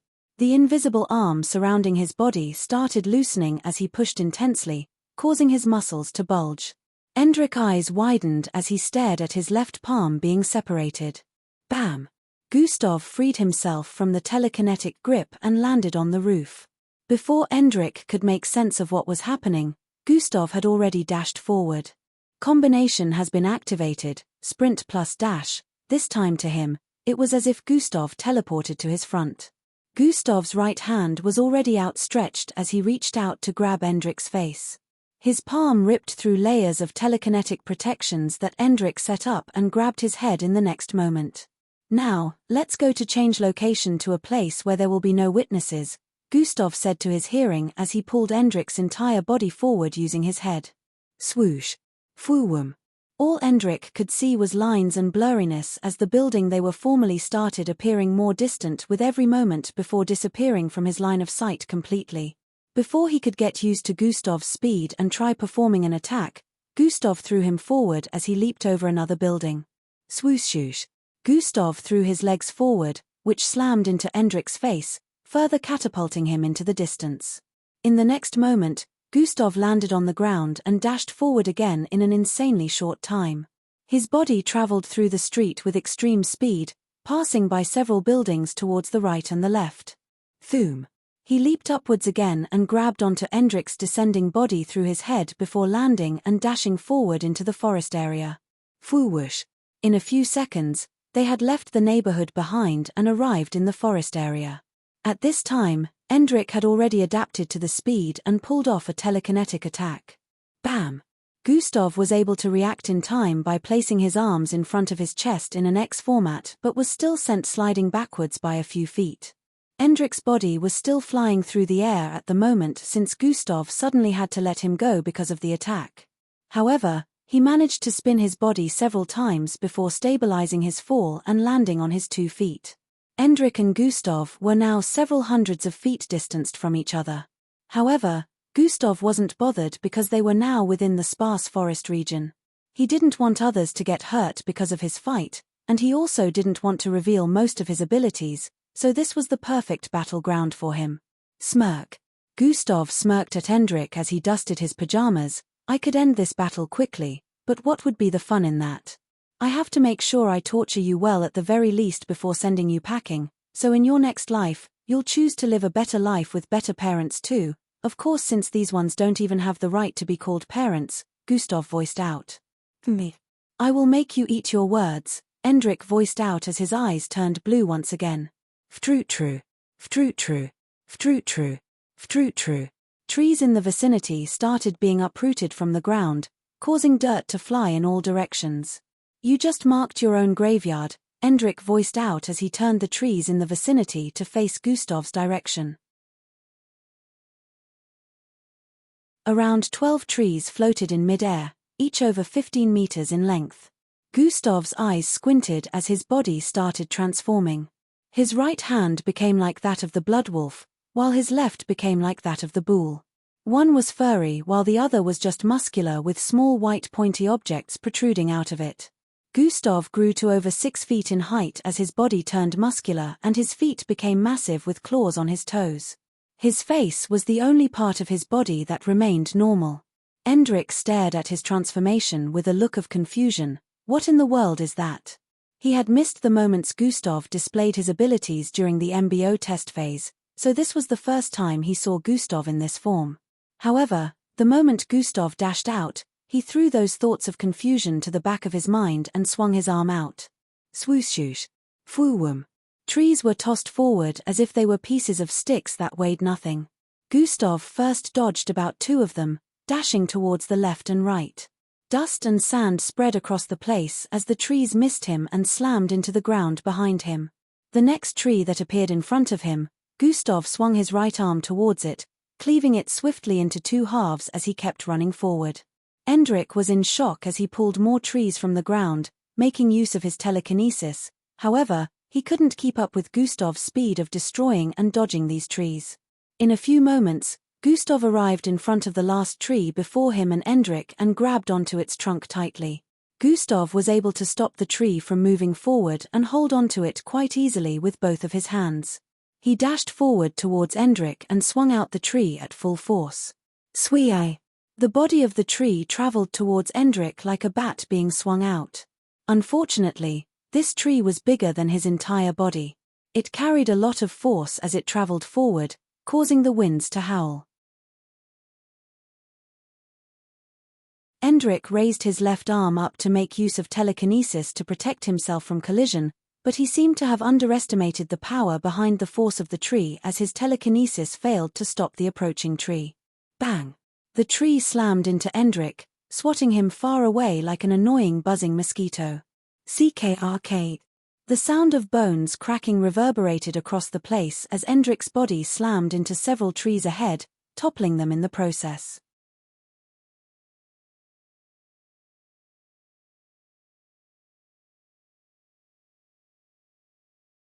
Chapter 334. The sound of bones cracking reverberated across the place as Endrik's body slammed into several trees ahead, toppling them in the process. The tree also snapped in half after the collision. However, this didn't hinder Gustav in any way. Gustav threw the remaining part of the tree to the side and dashed forward again. He leaped upwards and threw his leg forward as his body descended towards the falling body of Endrik in mid-air. Endrik opened his eyes and pushed both palms forward before Gustav could collide with him, sending a telekinetic wall towards him. Gustav used his descending force to spin around and slammed his leg into the telekinetic wall, forcefully ripping Endrik's will apart. How is this possible? Endrik gritted his teeth as he did a flip and landed on the ground with his legs. Due to his earlier attack, Gustav was delayed a bit, so Endrik was able to distance himself further from Gustav. Gustav landed on both legs afterwards and dashed forward again after Endrik. Endrik stretched both his hands sideways and twirled his right finger, causing his body to ascend into the air with speed. Gustav missed him due to that action as Endrik flew over 100 feet into the air in an instant. He turned his body around in mid-air and faced the ground from his position above. Walls of will. Crush. Endrik voiced out as he stretched out his palm with intensity.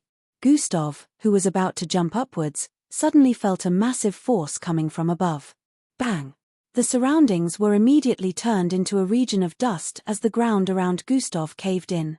Gustav's hands were currently above his head like he was carrying something heavy. His legs had sunk several centimeters into the ground due to the weight of the invisible force he was currently lifting. Endrik, who was still in the sky, stretched out his left palm also. Before Gustav could try and free himself from the heavy force trying to squash him, he felt another get added to it. Bang! The force he was lifting was suddenly multiplied by 2, causing his legs to sink even more into the ground. Gustav's muscles bulged as his arms trembled from the intense weight. He raised his head and stared at Endrik, who was still floating in mid-air several hundred feet above him. Gustav's head transformed into that of a serpentine snake as he opened his mouth, causing a purplish beam to gather in front of it before shooting it out. Thun! The beam started tearing a hole through the middle of telekinetic walls. Endrik, who noticed this, waved his hands again, causing another telekinetic wall to fall upon the ones Gustav was already lifting. Gustav's legs buckled as he descended a little bit lower due to the enormous increase in pressure. However, in the next second, he raised these invisible walls back up again, causing Endrik's face to lit up with shock. How is he doing that? He should be crushed by now. That's over 15,000 pounds, Endrik thought. He was about to conjure another one when he noticed his trembling fingers. I've used up too much energy. I have to end it now, Endrik said to himself as he descended from the air and landed on the layers of telekinetic walls Gustav was currently lifting. Gustav's eyes squinted as he stared at Endrik intently while still making use of the purplish beam to create openings through the telekinetic walls. Structural analysis, he voiced out as he placed 2 fingers of his left hand on his forehead and stared at Gustav. Gustav could tell that Endrik was about to use a crazy technique, so he increased the force at which he was firing the purplish beam from his mouth. Endrik suddenly stretched his right palm towards Gustav below. Gustav felt a strange force creeping around his insides like something was touring his internal structure. The force moved from place to place within his body till it finally settled around his chest area and moved towards his heart. It is over, Endrik voiced out as he opened his eyes. Yes, it is. For you, Gustav responded with a tone of dominance. As Endrik paused for an instant to process Gustav's words, he felt something behind him and turned around. Several blue, glowing orbs could be seen behind him, and the moment he laid his eyes on them, he heard Gustav utter a word from underneath. Detonate, boom. A cloud of blue waves of energy instantly covered the entire vicinity, causing intense destruction. Several trees were blown apart. A small crater was created at the point of impact due to the power of the explosion. Swee! The battered body of a young teenage-looking boy flew out of the blue waves. Half of his face had been completely charred, with blood oozing out of different parts of his body. Gustav suddenly flew out of the explosion, too, towards the direction of the boy with his left arm extended backwards. The instant he arrived in front of him, he threw out his fist. Fwee-wee! Bang! A loud sound of collision rang out as his fist slammed into the face of Endrik, causing him to be catapulted towards the ground. Bang! Bang! Bang! Bang! Endrik's body slammed into the ground repeatedly as it rolled across it, creating another trail of dust and destruction. After a few seconds of rolling across the ground, Endrik's body came to a stop after smashing into a tree. His right eye was the only one opened, and it was only opened halfway. All he could see was blurry red as he felt his head spinning. He could see a silhouette walking casually towards him with a red aura surrounding his figure. I thought I had grown powerful enough to handle anybody. How? How? These were Endrik's final thoughts before. Blurg. He coughed out pieces of teeth along with blood and passed out. Gustav slowly transformed back into his normal look as he arrived in front of Endrik and squatted. I warned you and gave you several chances, kid. I'm not God, so my mercies are not infinite. I can only tolerate stupidity for so long. Gustav shook his head with a look of pity as he spoke.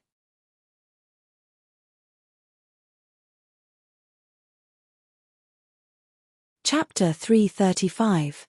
First, I will take what belongs to you and make better use of it, Gustav said as he stretched out his fingers towards the unconscious Endrik. As his fingers reached Endrik's neck, as he was about to pierce through, the system suddenly spoke. Someone's coming. Gustav was late to sense it because whoever was coming was still very far away. However, the person entered his range of detection an instant later. Swoosh! A silver streak coming from the south. In the next moment, Angie was right behind him due to her quick speed. What are you doing here, Angie? Gustav voiced out without even turning around or removing his hands from Endrik's neck. Has your brother, isn't he? Angie asked as she moved closer to him. I don't have a brother. I don't have family members, Gustav replied before turning his head to the side. Why have you come here? Leave. Gustav sounded very unaccommodating at the moment, which scared Angie. Don't do it. Don't kill him, Angie said with a light voice as she knelt down behind Gustav. What are you saying? Did you forget what I mentioned about showing mercy to the enemy? Gustav asked. No, of course not. I didn't forget, but he's your own flesh and blood. If you kill him, it will haunt you forever, Angie stated as she placed her hand on Gustav's back. So what do you expect me to do to someone who was trying to kill me a moment ago? Angie, are you stupid? Gustav suddenly voiced out with a slightly annoyed tone. Angie's head descended lower as she heard that as tears began to well up in her eyes. I can't let him do this. When someone tries to end you, you have to return that gesture in kind regardless of who it may be. Mind you, I will feel nothing after killing someone who tried to kill me, especially not a so-called family member because I don't have a family, Gustav stated and turned around to look forward again. His fingers increased in length and pierced into Endrik's neck, causing flesh blood to drip down. Gustav, don't. Isn't he just a kid?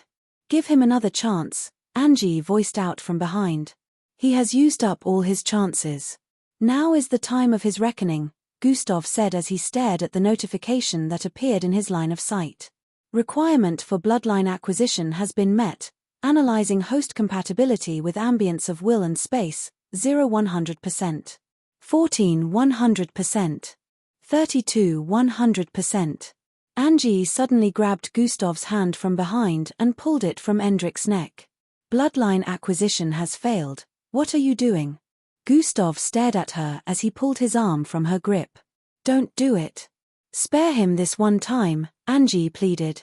No, Gustav declined instantly. Angie grabbed his hand again and hugged his back to her chest. I don't want you to do something you'll later regret, Angie said with a pleading tone.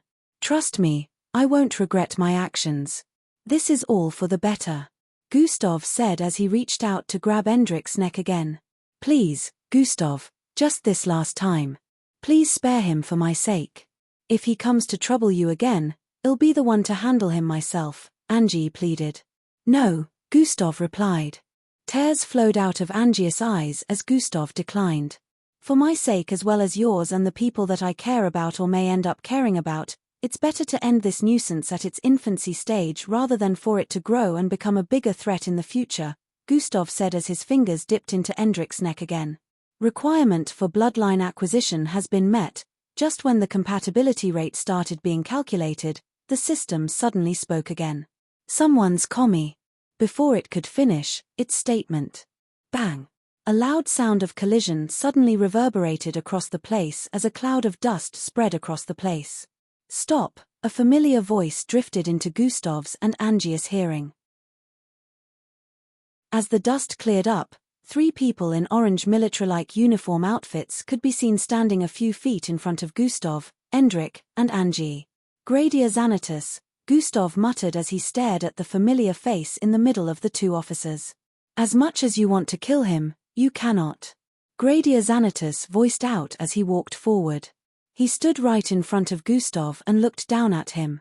It is forbidden for MBO cadets to engage in death combat without the authorization of your commander. You will get disqualified from the MBO camp if you kill him and vice versa. That aside, the punishment that also comes afterward is not worth it really. Gradia Xanatus pulled Gustav's fingers out of Endrik's neck after stating that. You both are already a part of the MBO, So these rules apply to you. Gradia Xanatus added as he beckoned to one of the officers to take Endrick away. You are both invaluable assets to the MBO. With the great potential you both have displayed, we cannot afford to lose either of you, Gradia Xanatus stated. Gustav slowly stood to his feet after Endrick had been taken away. He had a look of dissatisfaction on his face, but he didn't say a word. Of course, Endrick's acts here shall not be overlooked. He will be punished duly for his offenses, and the destruction caused in this neighborhood will be taken care of by the MBO, Gradia Xanatus explained. You called them? Gustav asked while turning around to stare at Angie. Angie's head hung low. She couldn't stare into Gustav's eyes.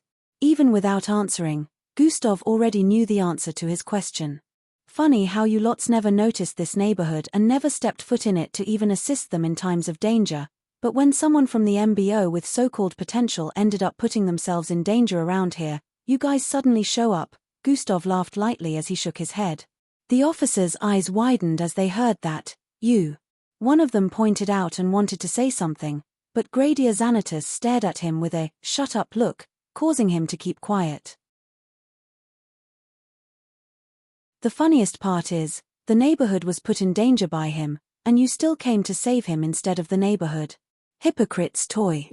Gustav spat out after finishing his statement and began to walk away. Angie stared at his back with an expression of sadness written all over her face.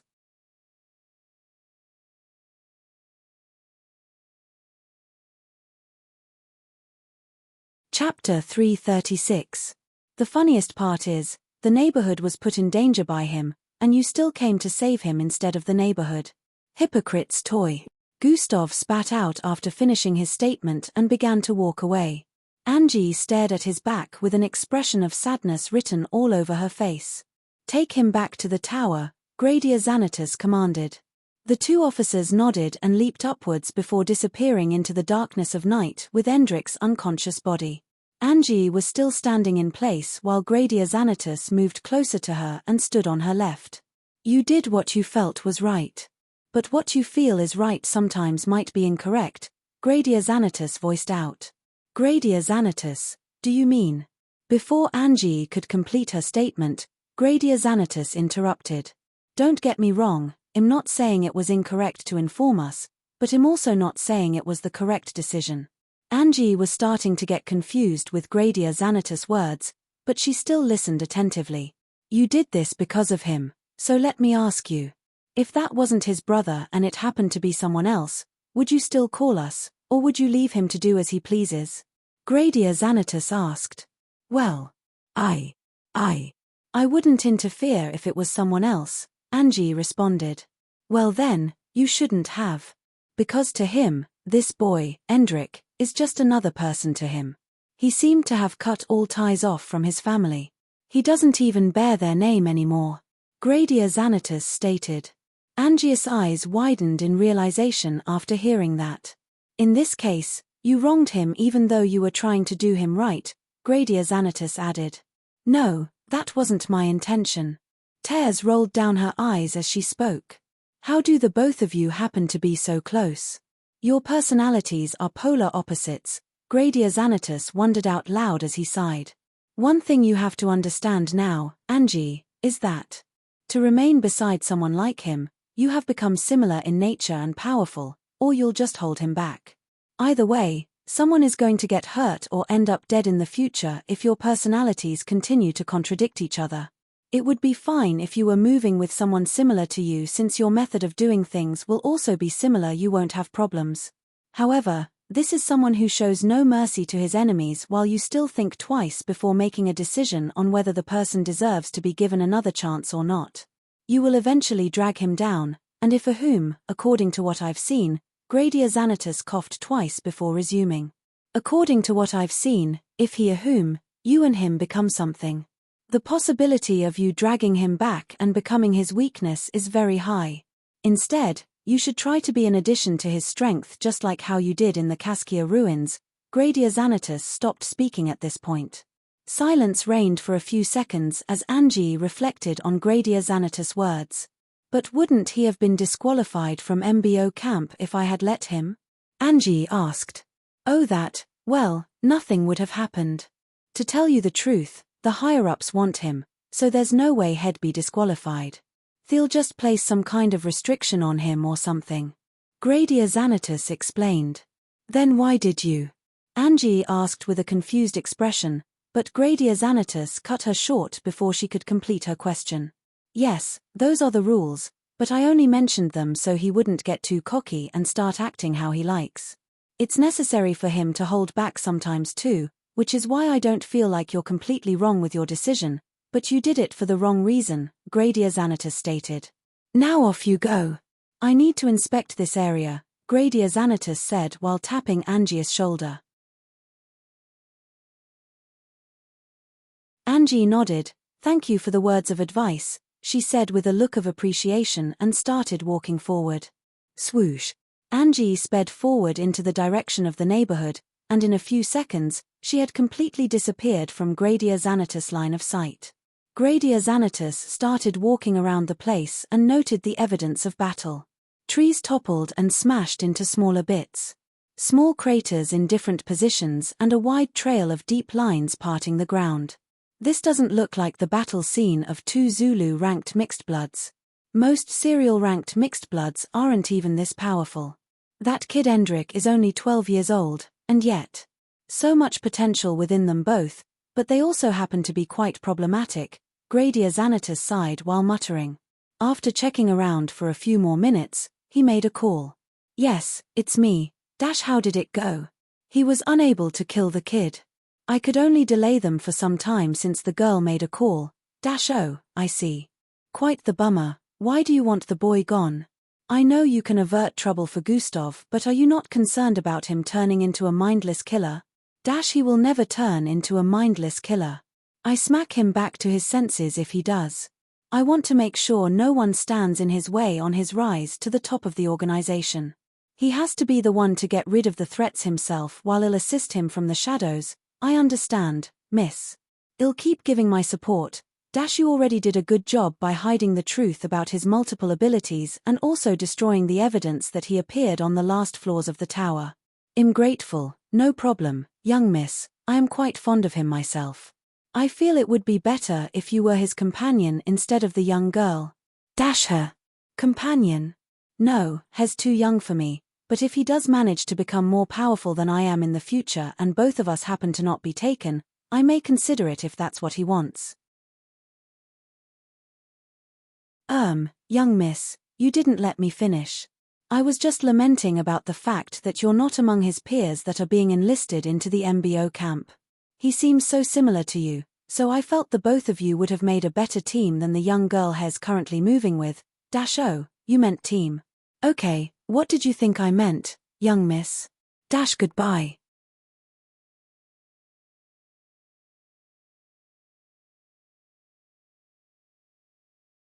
Chapter 337. The call got disconnected at that point, and Gradia Xanatus was left standing with a confused look on his face. Did she mean what I think she meant? He muttered with a contemplative look. Oh well, it's not so much a big deal. Young miss is still quite young after all. Gradia Xanatus leaped upwards and disappeared into the night sky afterward. Gustav had already arrived back in his apartment a few minutes earlier. Although the last floor was in shambles due to the battle earlier and many neighbors around too had parts of their buildings in a bad state, no one was hurt besides Angie.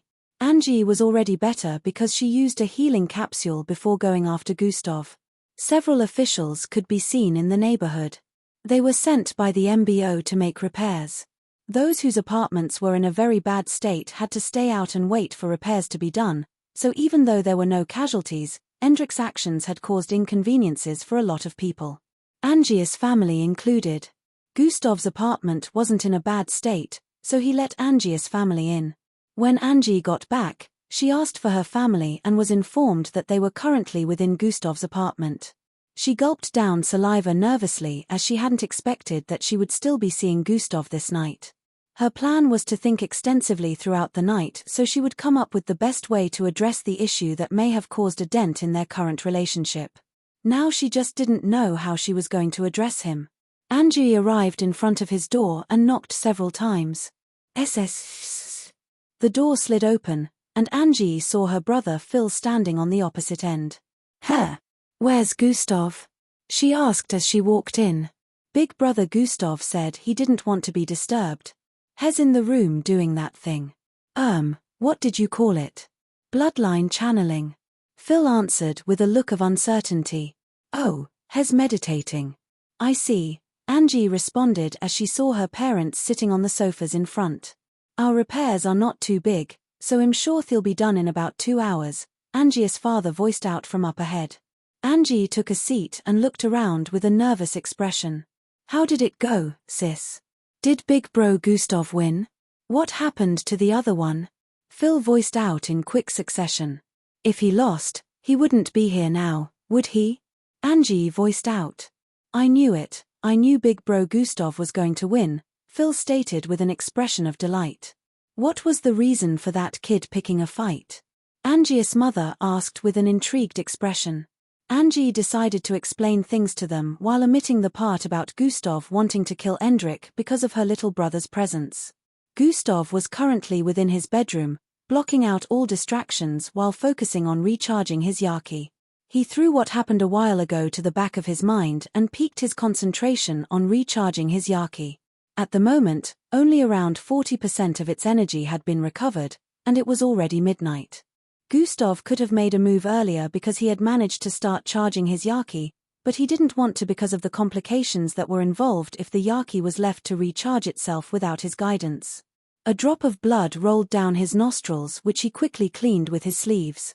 "My injuries would have worsened if I didn't head back immediately," Gustav said internally as his mind focused on the bright pink Yaki. "Quite dangerous since regeneration doesn't work as fast internally. Are you mad at her?"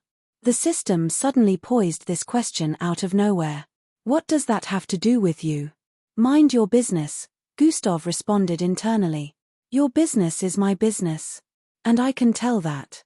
Before the system could complete its sentence, Gustav interrupted. "Get off my case. I don't want to talk about it," Gustav stated.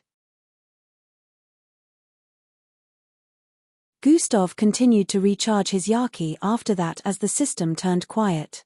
In about 2 hours, Phil came to his room door and announced their departure. "Big brother Gustav, our apartment repairs are done, so we're leaving now. Mum and Dad said we should not disturb you, but I just had to say it," Phil voiced out. Also, I think you should speak to big sis Angie. She doesn't seem to be happy," he added before turning around to leave. Gustav, who was still seated on his bed, slowly opened his eyes and stood up from his bed. Angie and her family were about to leave through the door when he walked out of his room towards the living room. "Oh Gustav, thanks for letting us stay here and sorry for the disturbance." Angie's mother was the first to voice out from the door area after noticing Gustav. "It's no problem at all." Gustav waved it off. Her father also said some words of gratitude. "Gustav, thanks." Angie looked down as she spoke, avoiding eye contact with Gustav. Gustav nodded as they moved out of his apartment. "Angie, we'll see tomorrow," Gustav suddenly voiced out as the door was closing. Angie had a surprised expression on her face as she heard that and looked back to stare at Gustav before the door shut. "What are you planning?" "None of your business. You'll have to wait till tomorrow to find out," Gustav said as he walked back towards his room. Within the MBO tower, Endrik could be seen within a small room where a holographic monitor was placed in front. His white uniform had been stripped off him, and he was currently in a black outfit. He seemed to have just regained consciousness as he was currently checking himself out. Even though his injuries had been taken care of, there were still some scars that hadn't completely disappeared, which was why he had bandages wrapped around his face and neck. On the holographic monitor, a man in uniform could be seen speaking. "Your punishment for these offenses are as follows.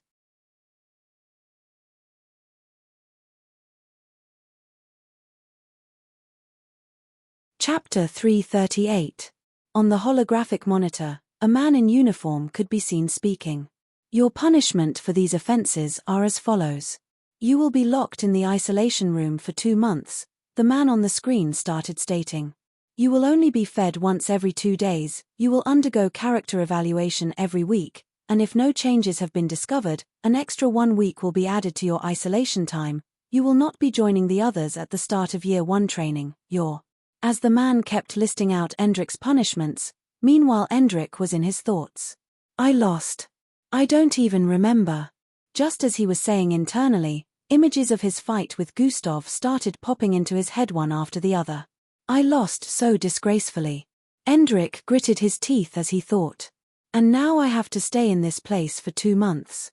Endrik looked around with an expression of frustration written all over his face. He was partly listening to the man in the holographic monitor while also looking around the darkroom. The only source of light at the moment was the holographic monitor. There were no tables, chairs, rugs, or any object to be seen around. No, you can't lock me in here. Endrik suddenly shouted out.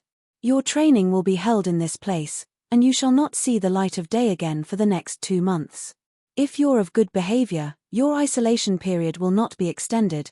The man in the holographic monitor totally ignored Endrik's outrage and kept speaking. Hey, didn't you hear me, old man? Let me out. Endrik screamed out again as he stood up. Hiya. He shouted out as he activated his bloodline and tried using telekinetic waves. Vru tilde her. He discovered that he could only send his will out 5 inches away from himself. His abilities had been suppressed. Endrik didn't give up and moved towards one side of the wall before pushing his hand forward. Vru. His telekinesis was like a gust of wind that only grazed the walls softly. Escaping is impossible. Trying to escape will only add more days to your isolation, the man on the screen added. Endrik's face squeezed up as he heard that. He felt like he was going to run mad. It's all his fault. The image of Gustav appeared in his mind as a look of hate hung on his face. I will make sure I have my revenge. Mother, father.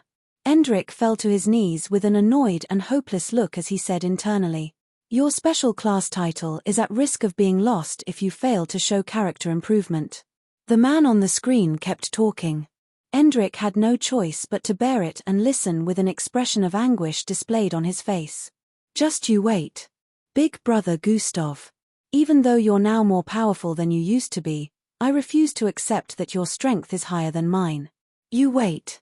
About 8 hours later, it was 10 in the morning, and Gustav had spent the entire night and part of the morning recovering the energy of his Yaki. He was feeling fatigued, but his Yaki was only 80% charged at the moment. Maltida's party would be held in the next 4 hours, which meant he would also have to skip today's daily tasks since he needed to recharge the Yaki completely before the start of the party. Gustav kept it up and stayed indoors doing the same thing he had been doing for the past 1 day. It was already getting pretty boring for him just sitting in one place, but he had to bear it. He had decided that he would never let his Yaki run out of energy anymore since that was what brought him to this state. Within a luxurious-looking study, a man in a blue business suit sat on a reading chair. A guard in a full black bodysuit was standing in front of him, voicing out some reports. All right. I'll just wait for the kid's answer first. Young Joe voiced out. If he fails to agree to my demands, we move on to his brother. I remember they have a really strong family feud. Young Joe smirked coldly as he took a sip of tea. Also, the father will also find a way to end him once I reveal the information to him. Young Joe's mind went back to 2 days back when he visited Gustav. So you want me to move over to your side and pretend to still be on Miss Amy's side? Gustav asked. Precisely that. I'll support your rise to the top of the MBO. The information I need at the moment is the location of a precious rock she stole from me. I suddenly lost track of the rock, and am unable to locate it anymore, young Joe stated. Not only will I get you to the top, but you also get exclusive first-rate gadgets and armors created by Joe Industries, young Joe added. Gustav had a contemplative look for a few seconds before speaking. You do know that this isn't enough to buy my allegiance. Think about it carefully and join me, young Joe said before standing to his feet and walking forward. He arrived at the right side of Gustav and looked forward before raising his left arm and tapping Gustav's shoulder twice. My father doesn't have to know about what you did to Hung Joe. It can remain between your Miss Amy and us, of course, he voiced out before turning around and walking towards the door. Gustav's eyes squinted. He didn't try to deny it or say anything. It was pointless to argue because he could sense the certainty in his voice. Young Joe walked out and left Gustav to wallow in his thoughts. His little brother is in an awful state at the moment. It's the perfect time to make use of him too, young Joe said with a light burst of laughter. But Sir Young, you said you were only going to implement your plan to use him if Gustav doesn't accept your offer, the massive man in front said with a confused expression.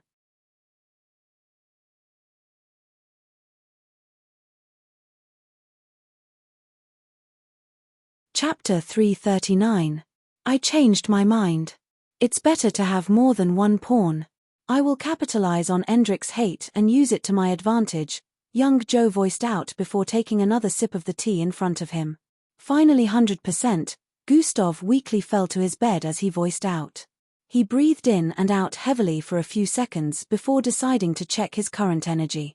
Energy, 25 50 60 700. It was really tasking for him to direct the flow of energy recovery of his Yaki. He sent his senses into his body again to check on his Yaki. It was glowing a bright pinkish color and swaying like a living flame. Looks like it grew a little bigger than before. The change is barely noticeable, but it's there, Gustav said internally as he observed. That's quite normal. Your Yaki can improve and become more powerful as you make use of it. You just have to be careful with the way you make use of it, so it doesn't end up depleting in energy completely, the system explained. Oh, Gustav had a look of understanding as he heard that. Well, what's the time now? Gustav asked. It is currently 10 minutes to 2 p.m., the voice of an AI resounded in the room. Oh damn, it's almost 2. Gustav quickly jumped up and went to the bathroom. He quickly went to brush his teeth, take a bath and warm one of the foods he cooked 2 nights ago. Even though he was going to a party, he still wanted to eat from home since he wasn't really interested in outside food. Also, he noticed that in all these high-class parties, they served very little food. He didn't understand if it was a thing of the rich or whatever, but he wasn't having any of their nonsense today. TCH, such stingy people, Gustav said as he gobbled down his warmed-up food with a look of delight. After about 30 minutes had gone by, Gustav was done with his preparations.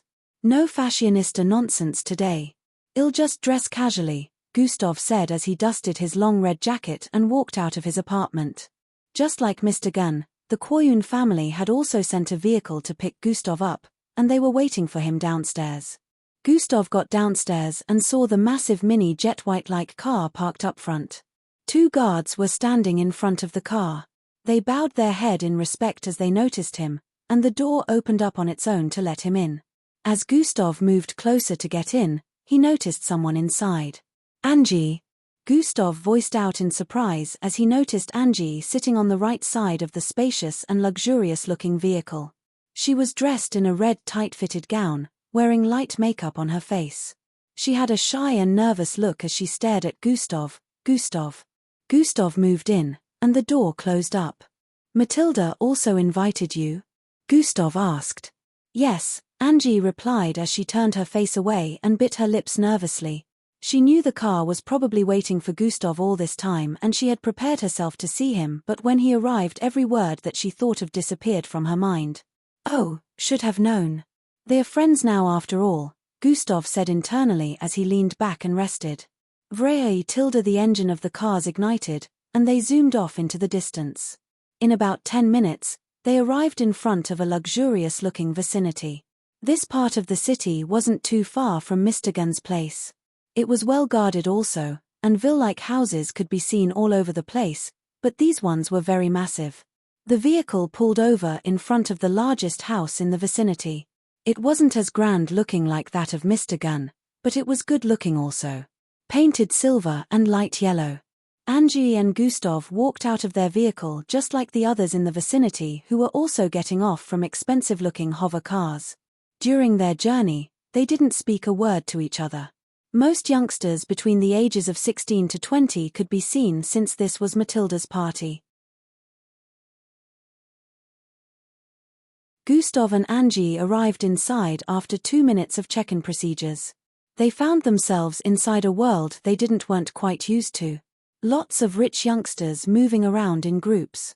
Beautiful and well-structured interiors with glittering stairs on the left side of the large living room.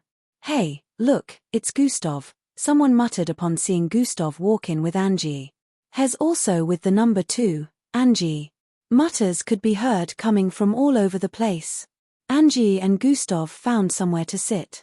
"I'll leave here in the next hour," Gustav decided. "Young sir, young miss, your seats have been reserved," one of the ushers walked towards them and voiced out. He gestured towards them to follow her, and they did. Their seats were reserved at the front, where Matilda could be seen seating grandly in front on a large throne-like seat. The stage was in between them, and some musicians were performing. However, she still noticed Gustav and Angie. The instant she saw Gustav, a smile appeared on her face. "He came," she muttered with a look of delight. Angie smiled back at Matilda and waved lightly as they took their seat. Yo make way weaklings," a familiar voice was heard behind them. "Don't you ever shut up, TCH," another familiar voice was heard. Angie looked back to stare at the two that were approaching their table. "Ria, Temi," she voiced out with a look of bewilderment as she glanced at the two youngsters. Both were dressed in fancy suits, and Ria stood out due to his spiky orange hair and thug-like attitude. "Hey Angie," Temi was the first to greet as they approached from behind. "Yo Angie." Who's that?" Ria voiced out as he stared at the back of the person sitting beside her on the table. Gustav didn't turn around to stare at them, so they couldn't see his face. He could already tell who they were without turning around. "That stature. My rival," Ria voiced out as he moved forward hurriedly. "You're tuning in to the Celestial War YouTube channel. Don't forget to subscribe and join us on this journey to catch the most captivating stories.